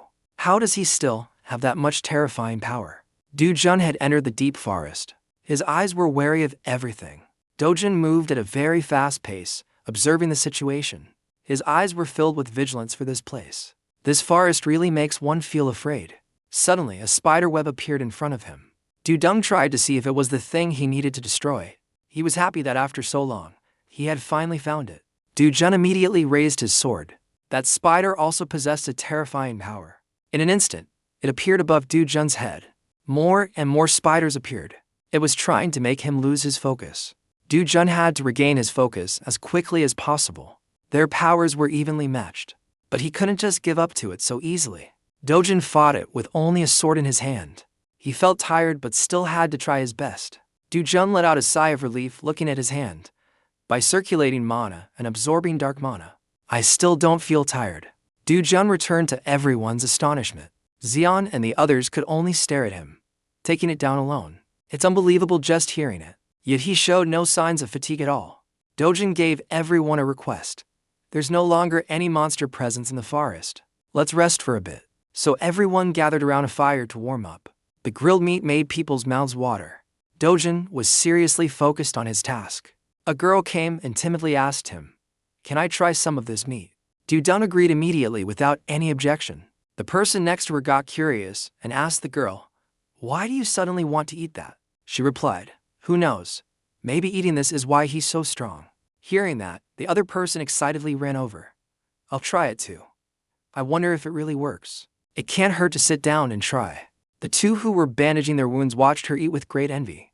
Of course, he had already guessed their intentions. That meat has no effect other than filling your stomach. But I don't dislike people with the ambition to become stronger. He might as well give them a small gift. While eating, the two of them felt a strange sensation in their bodies. The girl thought it was working and was overjoyed. Eating this meat makes me feel full of energy. Dojan couldn't help but laugh at their actions. It was time to discuss the next objective. If we go a little further, we'll reach the core of the rift, but everyone is tired. Let's go back and rest. We'll attack again tomorrow. Dojan said he wanted to seal it today, but our backpacks are already full. Dojan felt something was strange and turned to ask Juian, "You agree to? What else can I do? It would be a lie to say I'm not tired. The monsters have also gotten stronger because of that so-called Harkmana." Doju looked at the map and thought constantly. The original plan was to delay sealing the rift for as long as possible, because we need to collect as many rare materials as possible. Like blue crocodile hearts are materials only found abroad. The more, the better. But the appearance of Harkmana has changed everything. Variables are never a good sign. Something about this dark mana makes me feel uneasy. He poured all the diamonds out of his bag. "Take this and go back to the hotel first." Dojan suddenly turned away as soon as he finished speaking, leaving the two of them confused. He didn't forget to turn to reassure them. "I'll finish sealing it and be right back." The monster still had immense destructive power. Dojan was also trying his best to stop it. He would not let it invade so easily again. Dojan's eyes seemed to spot something terrifying. He immediately readied the sword in his hand. Dojan didn't wait any longer and stabbed it directly. He immediately obtained a shining diamond. Everyone had just witnessed his skill. The short-haired girl was worried about his condition. "Dojan, he'll be okay, right?" Juian finds it normal. "You saw it. He just said a quick goodbye and shot off like a bullet. He has plenty of energy left. He's still full of vigor." The short-haired girl looked at her expression and teased her. "But why do you look so gloomy? Are you worried about him?" Juian tried to dodge the question. "Worried? What's there to be worried about? It's just that calling him the same S-rank as us feels a bit embarrassing. In this world, who can compare to him?" Dojan continued to fight without a moment's rest. He was about to defeat the monster. Dojan just hoped he could finish as quickly as possible. He quickly took his sword and stabbed it straight through the head. The monster became enraged at him. Dojan was able to let out a sigh. The monster was angered by his calm demeanor. Dojan continued to use his own power. He would burn it with his fierce energy. The monster didn't even have time to fight back before it met a painful end. Dojan is their sworn enemy. Both giant monsters were defeated by him with ease. Dojan also got the diamond he needed. Both girls had packed their luggage, ready to go. Everyone carried heavy backpacks on their shoulders. They all continued on their journey. Dojan still used his sword to stab straight into the monster. He wanted it to be annihilated in the most painful way possible. When Dudu takes action, his ruthlessness is second to none. He will make them feel the most excruciating pain possible. Dojan even pulled out their internal organs. He put them in a jar without any mercy. He quickly sealed the lid tightly to keep it inside. The monsters' bodies were covered in blood. The diamonds he collected appeared more and more frequently. In a flash, he was about to become the person with the most. Getting this much from one monster is pretty good. Dojan continued to carry the luggage on his shoulder. He will go to a new place and continue his journey. At the Hero Association headquarters in the Situation Room, everyone in the room had a look of panic. A signal was detected in a small area again. Does it seem like some danger has appeared here again? Everyone's face clearly showed worry. But after a moment, the three of them celebrated together. The rift is closed. It was a dangerous area. Which team was sent there? It was a team from Korea called Hoa Cam Trong. But the woman next to her was puzzled. It was just reported that they returned 10 minutes ago. They said they had just stepped out of the rift gate not long before. What is this? What on earth is happening? And about 10 minutes ago, the two-headed monster reappeared. Dojan didn't expect its power to be so intense. Did this monster evolve rapidly thanks to dark mana? Their wounds also healed quickly. He felt that their strength was even greater than before. Dojan discovered a strange spot. Is that the core over there? Soon, let's just finish this quickly. The two-headed monster didn't want to lose to him either. Dojan brought out his sword. It also had its fist as weapons. Dojan felt this fight was becoming harder to win, but he wouldn't give up because of it. The flame was about to start glowing. The monster was still determined to use its fists. Doju realized danger was approaching him. He had to find a solution as quickly as possible. The spellbook is activated. Magic is cast through the sword's path. The monster cried out in pain as it suffered the consequences. It felt as if 1,000 knives were stabbing inside it. The monster was in pain and could no longer do anything to him. Dojan has many more interesting secrets ahead. Surprised, aren't you? This is just the beginning. He quickly drew his sword again. The monster wanted to attack him from behind, but before it could act, it was stabbed straight through the stomach. The two-headed monster wanted to fight back but couldn't. Dojan found teasing them to be quite fun. Now it's my turn. It wasn't clear what he intended to do. The two monsters were bound in an invisible flame, writhing in endless pain. Their bodies couldn't withstand the heat and were being cut apart. The temperature was about to reach the highest it had ever been. The monster never expected to suffer such consequences. It wanted to retreat quickly to ensure its own safety. The monster wanted to attack him from above, but its leg was once again cut in half. It screamed endlessly from the pain. Dojan's power grew stronger and stronger. He still tried to unleash as much power as he could. His purpose was to create a barrier to prevent the monster from getting near him. And just like that, he quickly annihilated all of them. Dojan let out a sigh of relief and sheathed his sword. It began to become clearer and larger. He walked closer to it without any fear. Even though I've approached the core, the concentration of dark mana hasn't decreased at all. If it's not the core emitting it, could this mana be radiating from an external source? That means someone is behind this incident. To fill a rift area with this much dark mana, it's not easy for just anyone. It could only be a lord or a great mage from ancient history. If they are truly present here, most life on Earth has already lost all hope. I still can't draw a clear conclusion. Either way, if the source of the mana is external, closing the rift won't completely solve the problem. He promised himself that he would definitely find a way. Dojan punched the core with all his might.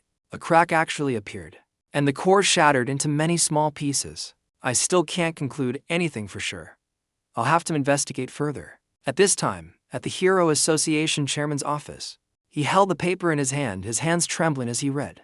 Regardless of the origin of the mana or how the investigation turns out, this report sounds unbelievable. There were some rifts that required a 3-nation coalition to enter, and in the end, only one S-rank hero survived.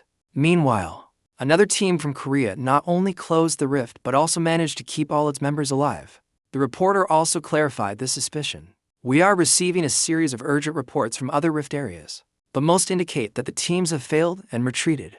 I will gather all the information and send a detailed report as soon as possible. But this still didn't ease his worries. Even though each rift had at least one S-rank hero in charge, they still failed so miserably. So the only successful team was the Korean team led by Hero Dojan. But calling it a Korean team isn't entirely accurate. He held the report but still didn't quite understand. Did we miss something? Wasn't it the Korean team sent there that closed the rift? The rift was closed after they left. It's hard to believe. So who closed it? Where is Hero Juian now? The reporter immediately updated the situation. She will be at the headquarters shortly to report on everything. He couldn't wait any longer. Let me see her right away. From the moment Juian and her team left the rift, it took them about an hour to reach the headquarters. During that time, Dojan had finished closing the first rift and was entering the second one. The core of this rift is underwater. He immediately dove in. All right, let's go. He seemed a bit skeptical after hearing her out. You really want me to believe that? Juian felt that what she said wasn't wrong at all. If it's him, it's possible. But he was still suspicious of her words. You mean Hero Dojan sealed the rift all by himself? Probably. He sat there, deep in thought about this matter. This matter is top secret, but in other regions, many S-rank heroes have been killed in action. Juian recounted everything he had done for her team. If it weren't for Dojan, I'm afraid I would be no different from them. He lowered his head, unable to say a word. To be honest, it's hard to believe. Even if the monsters became stronger due to that energy called H-mana, and that power could surpass even an S-rank hero. And Dojan is above all those ranks. However, there have been reports that some rifts in the southern region have been sealed. Perhaps dark mana hasn't appeared in that area yet. But she still had to give a warning. Sir, don't be too complacent. The level of danger is completely different from before. He picked up his phone to check the situation. You said the color of the rift gate changed, right? Right now. Besides that, there's no other way to identify it. So he gathered everyone. Check all the rift gates on our territory immediately. Hurry up. After speaking, Juian quietly turned and left. She walked with heavy steps in her high heels. Suddenly, Juian received a phone call from the chairman. It seemed he was calling her about something. Juian wanted to ask him one thing clearly. About that thing called Hakmana. Have there been any developments in the Korean region? He replied coldly, there have been no such reports yet. Continue to monitor the situation closely. Juian thought to herself that something wasn't right. even for an S rank. Facing a horde of monsters with dark mana is extremely difficult. If one of them absorbs that power, the consequences will surely be terrible. We must prepare everything we can as quickly as possible. At this moment, Dojan was about to swim to the other side. Rifts in river, lake, and sea areas of this type usually have their cores deep underwater. But humans can't breathe underwater, so the number of heroes who can exert their full power in this environment is extremely small. There is a national hero here, an S-rank hero specializing in underwater combat. He is always paid very high fees by nations to handle underwater rifts around the world. Thanks to the special ability to breathe underwater that he awakened upon becoming a hero. I can feel it. The hap mana in the water is much denser. Dojan started diving underwater as he got used to it. He was determined to conquer the rift at the bottom of the lake. This is great. It must be because of the h.mana. Dojan continued to swim deeper into the sea. He reminded himself to breathe steadily. First, I have to control my buoyancy. He calmly swam down into the 1,000-mile deep lake. Dojan had studied the rules carefully before coming down here. His face was filled with determination. After a long time, he was finally able to stand. Dojan immediately became vigilant. Right after, he spotted a giant monster behind him. It had found a target to attack him. Dojan had already recognized its identity. Thanks to the hack mana, it seems full of vitality. He decided to use his fist. Dudu was determined to get everything under control immediately. He won't easily give up to anything. Dojan silently observed everything. Fish with ugly bodies also appeared here. They were fiercely biting the monster. He kept watching something in the distance. Dojan thought of the most dangerous scenario. He really couldn't imagine the scene that would follow. Surely anyone who saw them would be terrified. Ignoring buoyancy. To be able to freely control one's body. 2 legs are as steady as if on land, and punches are thrown as fast as on the ground. Dojan is trapped between them. He has to find a way to escape this place before planning his next move. Too many. Fighting all of them will be exhausting. Dojan decided to find a way to escape. He will fly into that empty space. But something very dangerous lies ahead. With determination, Dojan flew over. Some kind of monster is opening its eyes. Dojan still couldn't identify what it was, but he felt that it was also a threat. Dojan thought he needed to end the current situation quickly. He quickly ran over to see what it was. One of its eyes kept glowing. This was the first time he had seen such a creature. Its eyes seemed to be looking at him. He didn't expect to find it by chance in this place. In the previous world, those who left behind legendary names all had one thing in common. Before they became famous, they had hunted this creature. How could I miss such a golden opportunity? But it wouldn't be easy for Dojan to possess it. That fish actually swam straight into the deep part of the lake. He immediately punched down with his hand. Dojan couldn't let this opportunity slip away. For that creature, there is no such thing as a natural predator. No matter who it is, it creates a virtual space to swallow everything whole. Dojan was almost swallowed by the ocean. He felt the situation was becoming even more dangerous. Dojan had to try to stay as calm as possible. He wanted this matter to end quickly. But fighting this creature was a difficult task. It just stared with wide eyes, not making a move. Meanwhile, he was gritting his teeth and enduring. Dojan was trying to think of the most practical way. If I just kill it, that would be easy. But then I wouldn't be able to obtain the virtual space. I must use pure mana to suppress it. Only then will this virtual space truly belong to me. His figures seemed to be engulfed in a sea of fire. Yet for some reason, some fish started to decay. They had been infected by the rays of light from his power. Dojan was trying to focus with everything he had. He felt that his body was also running out of energy. If this keeps up, I'm going to lose. Dojan's hand reached out as if to touch something. He was trying to fight with his determination. The more mana I use, the more dark mana I must absorb from the abyss. Dojan decided to use both hands to fight against the power. He seemed to feel something strange again. Dojan couldn't give up. Was his current body too much to handle? His reflection somehow appeared in the fish's eye. Dojan felt he had nothing left to lose. Alright, let's bet it all on this one. The water was flowing faster and faster. Suddenly, from the bottom of the sea, it erupted to the surface. Both the fish and he jumped up together. Dojan executed the plan he had devised. Dojan felt joyful that his plan had succeeded. He had finally obtained what he wanted. But a moment later, for some reason, he fell down. The water's surface was no longer as calm as it was before. Only an empty space in the middle was clear. And so, things continued to unfold. Dojan seemed to have drifted to some mountainous region. In front of him was a flock of birds, watching him. Dojan was still dazed and not fully awake. But suddenly an animal approached, startling him. Then they suddenly flew away. Dojan opened his eyes after witnessing the scene. He remembered everything and felt like he had fainted. Dudong sat up to clear his head. He was recovering the strength in his hand. My mana has increased compared to before. It was worth the fight. Dojan seemed to remember something else. That virtual space was still deeply ingrained in his mind. Dojan had to fight to win it. That was the most precious thing. He entered the circle again with his belongings. He was happy to feel that he had completed a noble mission. Now there's nothing left to linger for in this rift. Time to seal it, then head back to rest. At the Korean Hero Association, the assistant spoke up. Although no official announcement has been made, the news of the heroes' deaths is confirmed. Tai Kwa frowned with a look of regret. We have lost valuable talents. The assistant continued. I heard this only happened in a few areas with special rifts. Tai Kwa asked, was Hiro Sudo-jun able to seal such places? He is truly more talented than I thought. He added, the association was already drawn into the incident involving Joma Takashi. I fear that after this, things will create an even bigger wave. He recalled, back in England, Hero Hyan Juian was a person of interest. To be honest, I'm very happy that a hero from our country has become a topic of discussion for his actions. Now, what is the situation with the rifts in our country? The assistant replied, holding a paper.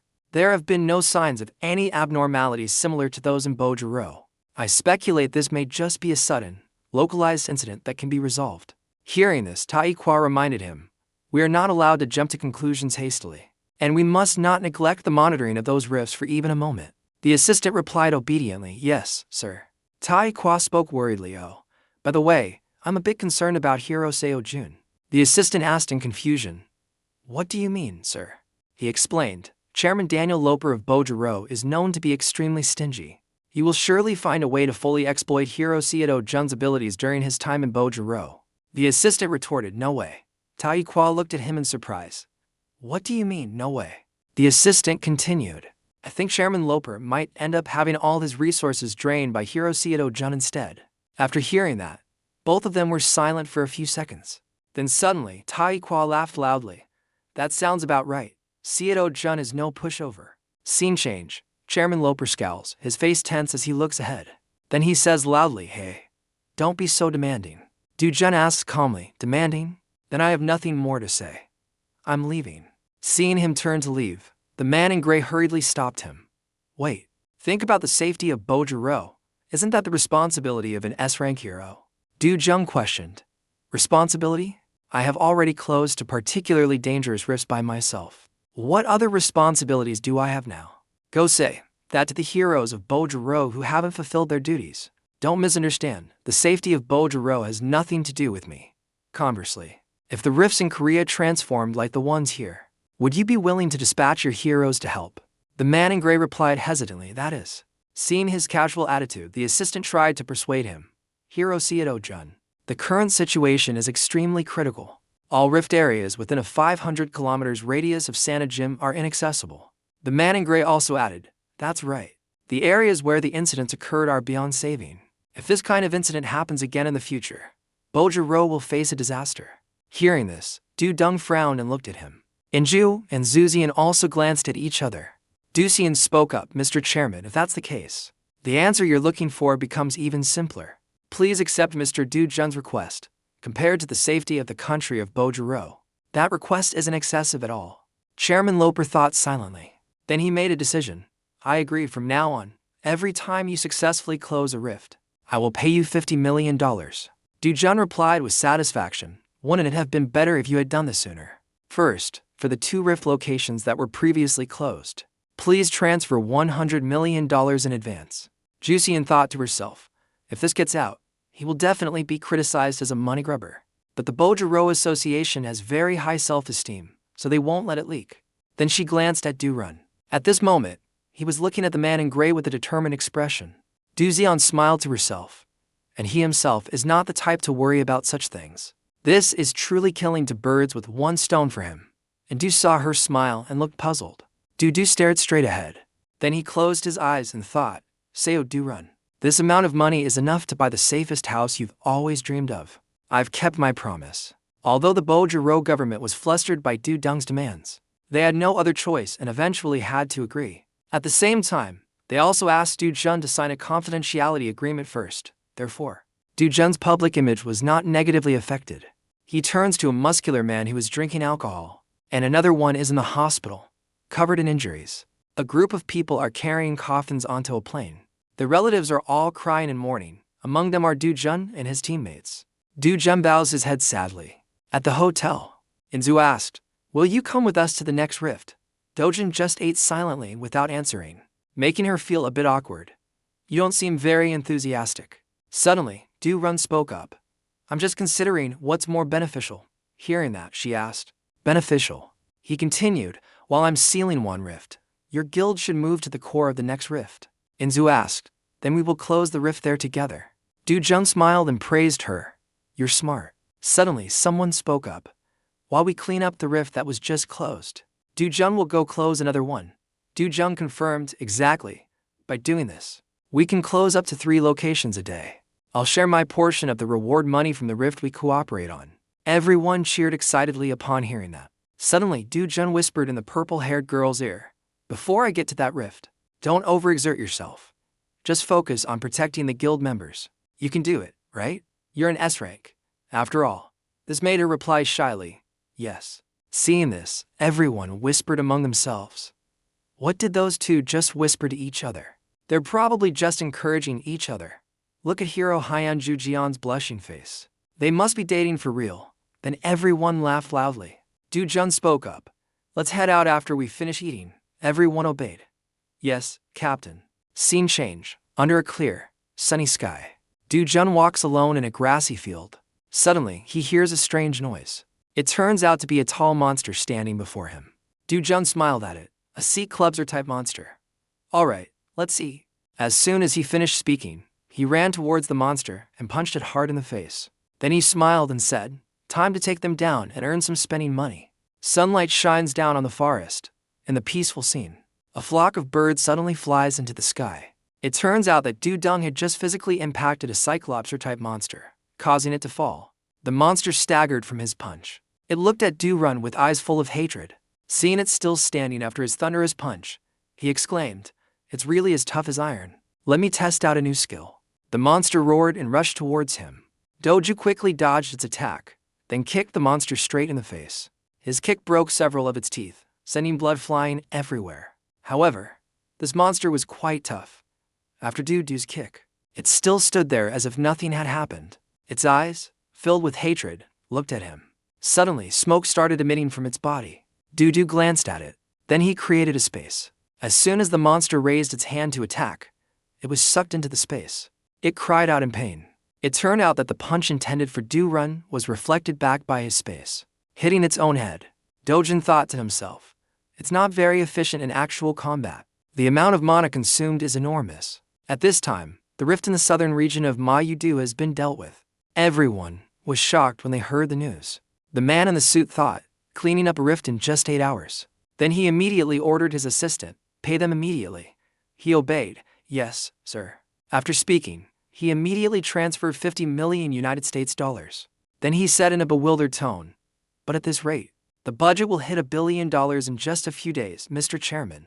The man in the suit replied sinisterly, "There's no way I'm letting him walk away with that much." The assistant now understood the implication in his words. He turned and asked, "So your intention is for us to delay the payment?" He shouted, "Fool. What if Seato Rung gives up and stops working?" "What then?" The assistant stammered. "Then what is your great idea, sir?" The man in the suit ordered.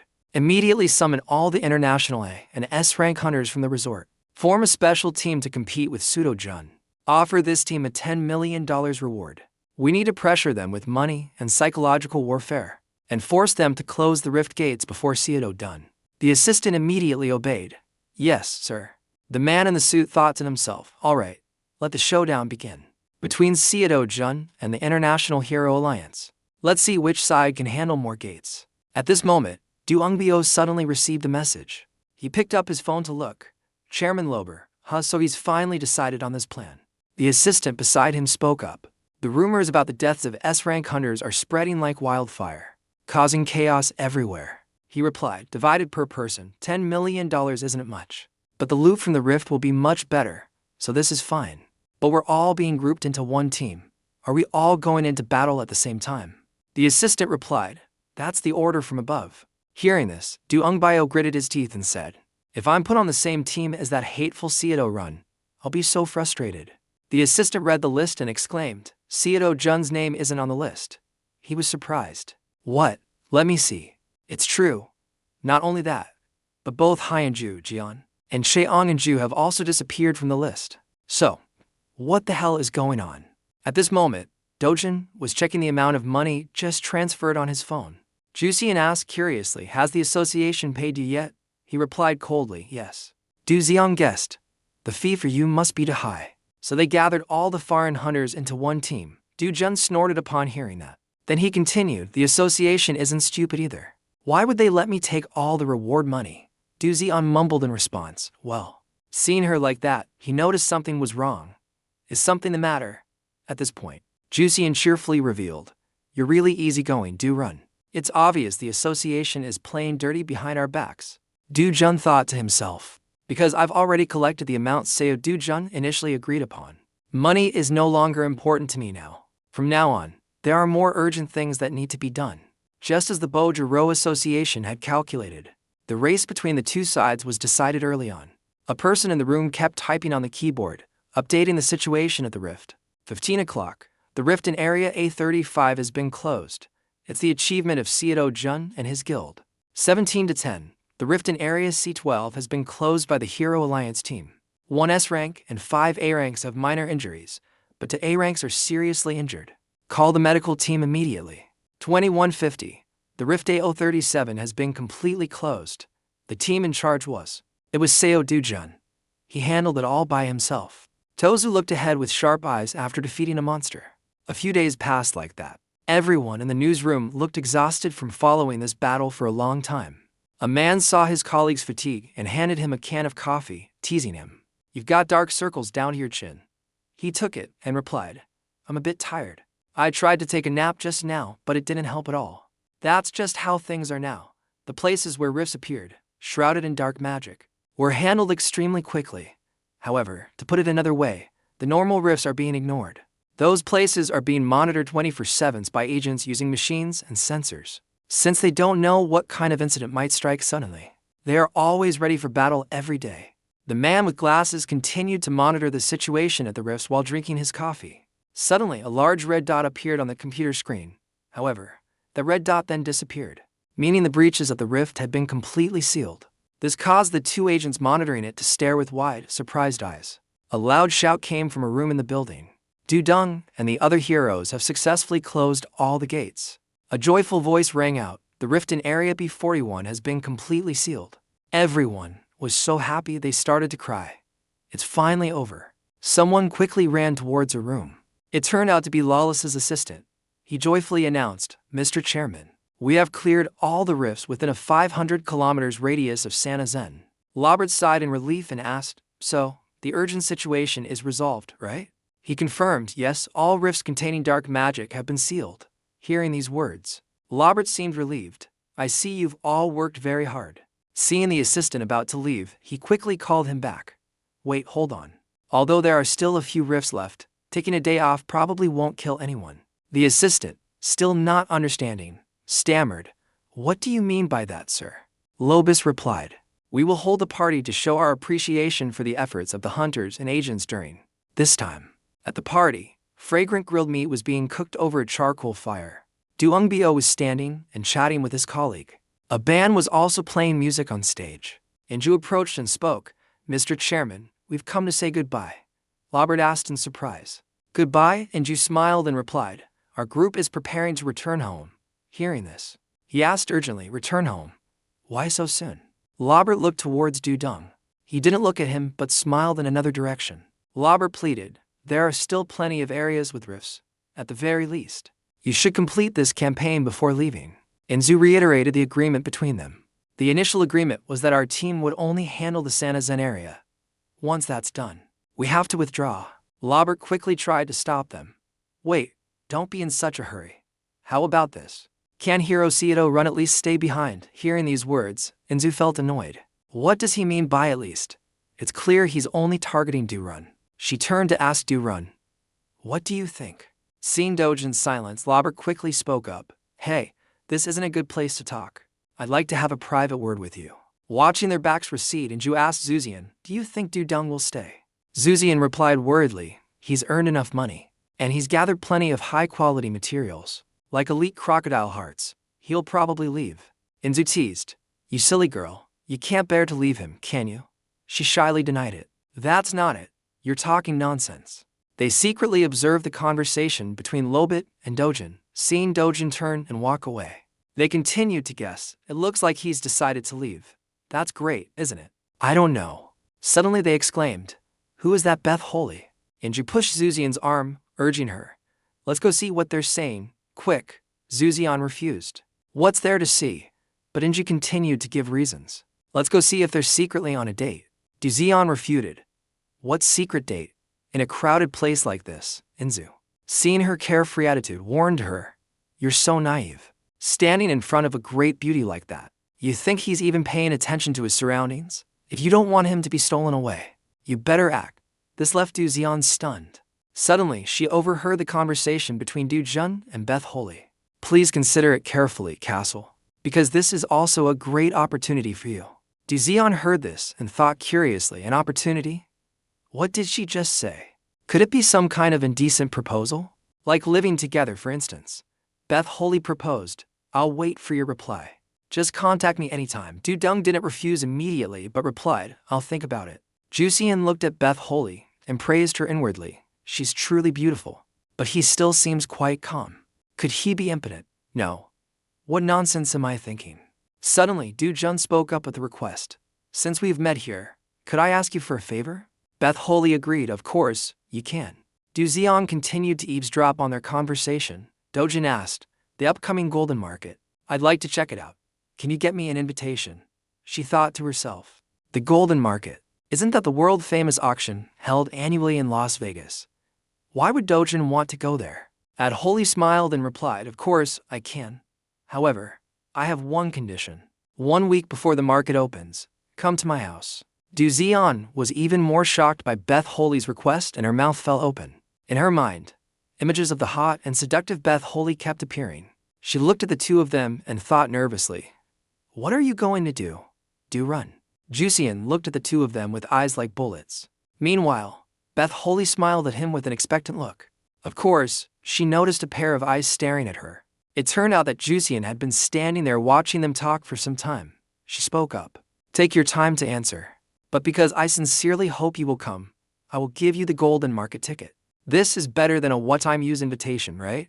Right after, he checked his phone and had received a VIP golden market ticket. Dojan thanked her while Juian was still confused, thinking, when did she get Dojan's phone number? Suddenly, a voice rang out.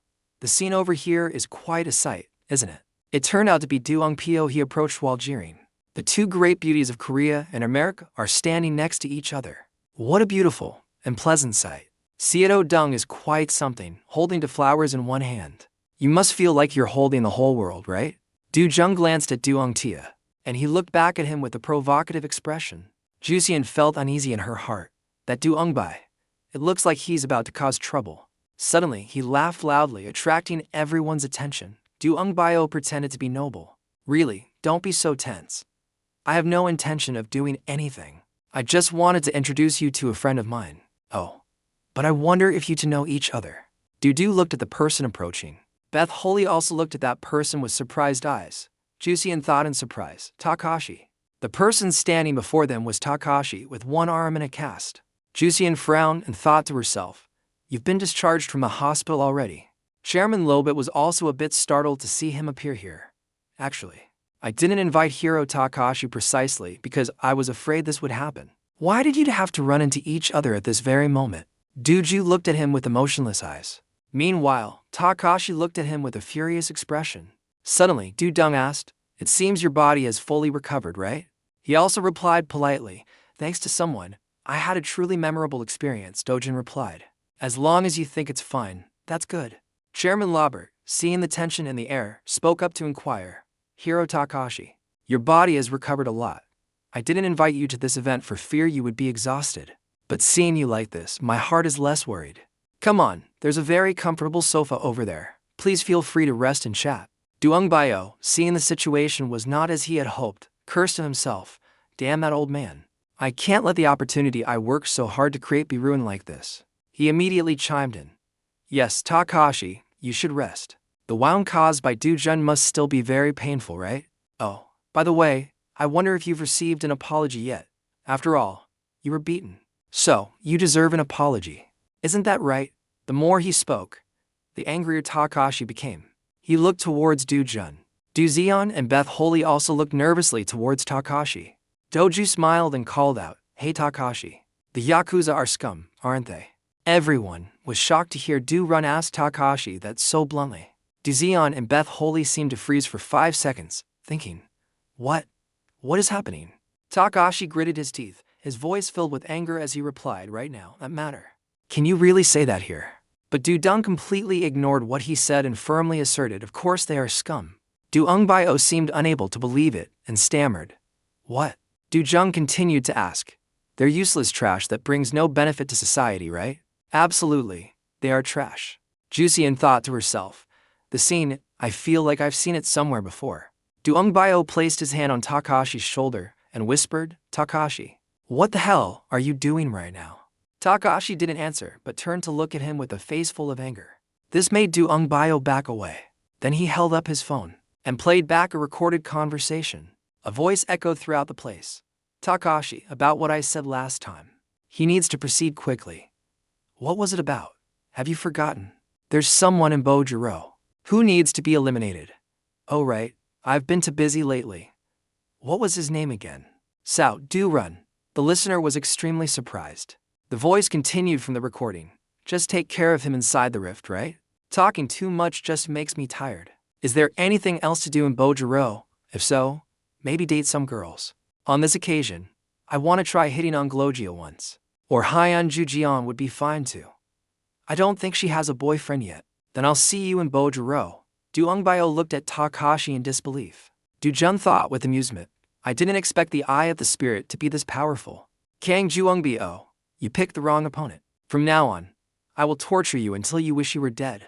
Right now, hundreds of eyes were on Doong Bio, making him sweat with shame.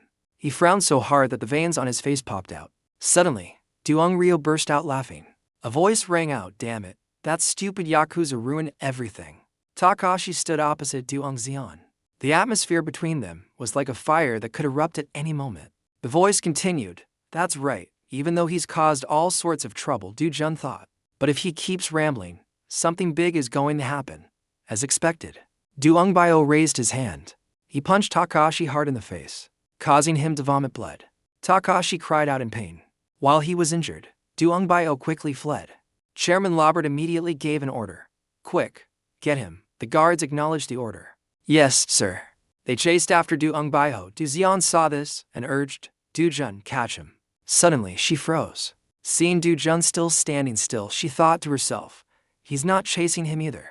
In that situation, Dojan could have stopped him. Juian asked, Why didn't you stop him? But Dojan just remained silent without answering. It was a shocking night. This incident quickly spread throughout the world, and the shock that both Korea and Japan had to bear was far beyond imagination. Both governments and the Hero Association tried to avoid public opinion. The media continuously exposed the past actions of Kang Doong Bio and Takashi. In a cluttered room, it seemed someone was smashing things. Hong Hai-chu angrily shouted, Idiots, bastards, damned scum. Hong Hai-chu continuously used a golf club to smash furniture. She seemed to be venting her anger on the household items. Manager Lai stood outside, silently enduring her wrath. Suddenly, she called out loudly, Manager Lai, come in here. Which made his heart skip a beat. By now, the furniture in the room was shattered after Hong Hai-chu's rage.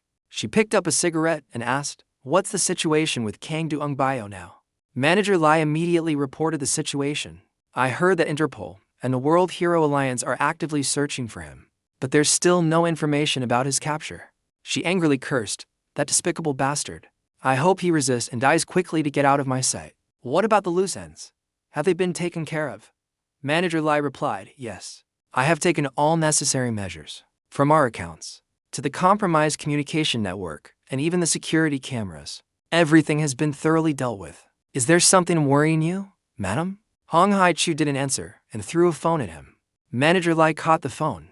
Then he asked in surprise, "Wait, is this a phone?" Hearing that, she asked back, "You can't recognize it by looking?" "That's the one I use for personal matters. Only family members know this number." "Now, read the new message." Manager Lai looked down at the phone. He saw a threatening message. "Cooperate, partner. If you refuse, I will release the evidence. I will contact you later. Okay?" He asked suspiciously, could this be Kang Zongbyo?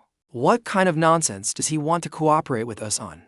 Hong Hai-chu seemed to lose her composure and shouted, "What does that matter? Just being involved with him is enough to cause big trouble. A bunch of incompetent, useless parasites.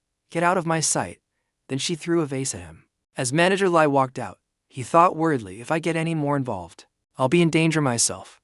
I need to find a way to save my own skin. As soon as he stepped out the door, he ran into Seo Kyung-choi.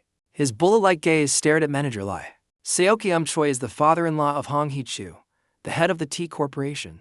Manager Lai's face turned pale with fear upon seeing him. He quickly said, "My apologies, Chairman." The moment she saw him, Hong Hai-chu was startled. She trembled and explained, "Father, I wanted to say." But Seo Kyung-choi didn't let her finish explaining and slapped her. Hong Hai-chu held her face, trembling on the ground. He angrily questioned, "You see me as an old man who's past his prime?" Hong Hai-chu trembled and asked, "What are you talking about, father?" Before she could recover, Seo Kyung-choi slapped her again.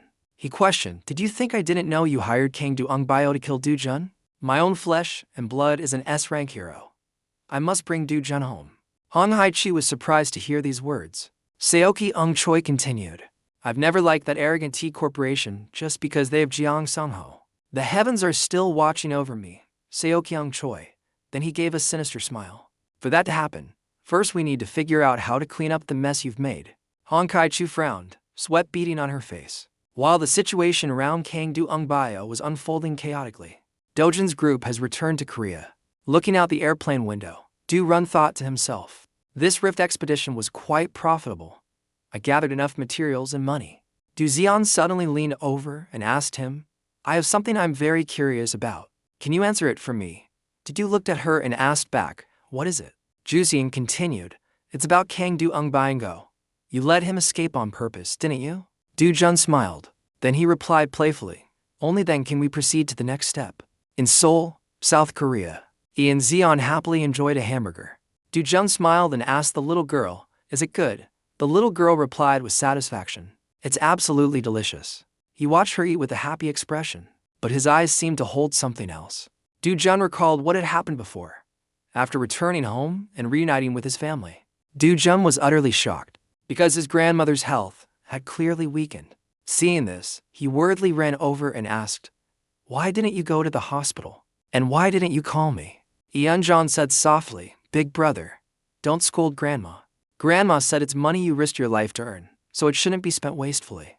Dojan put his hand next to his grandmother's ear.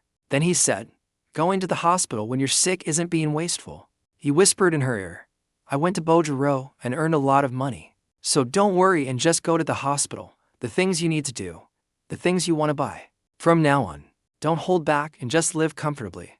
Hearing this, his grandmother was moved to tears. Do-jun immediately admitted his grandmother to the best hospital in Korea, and visiting her every day with Ian Rayon, then eating hamburgers together, became his daily routine. The two siblings happily ate hamburgers together.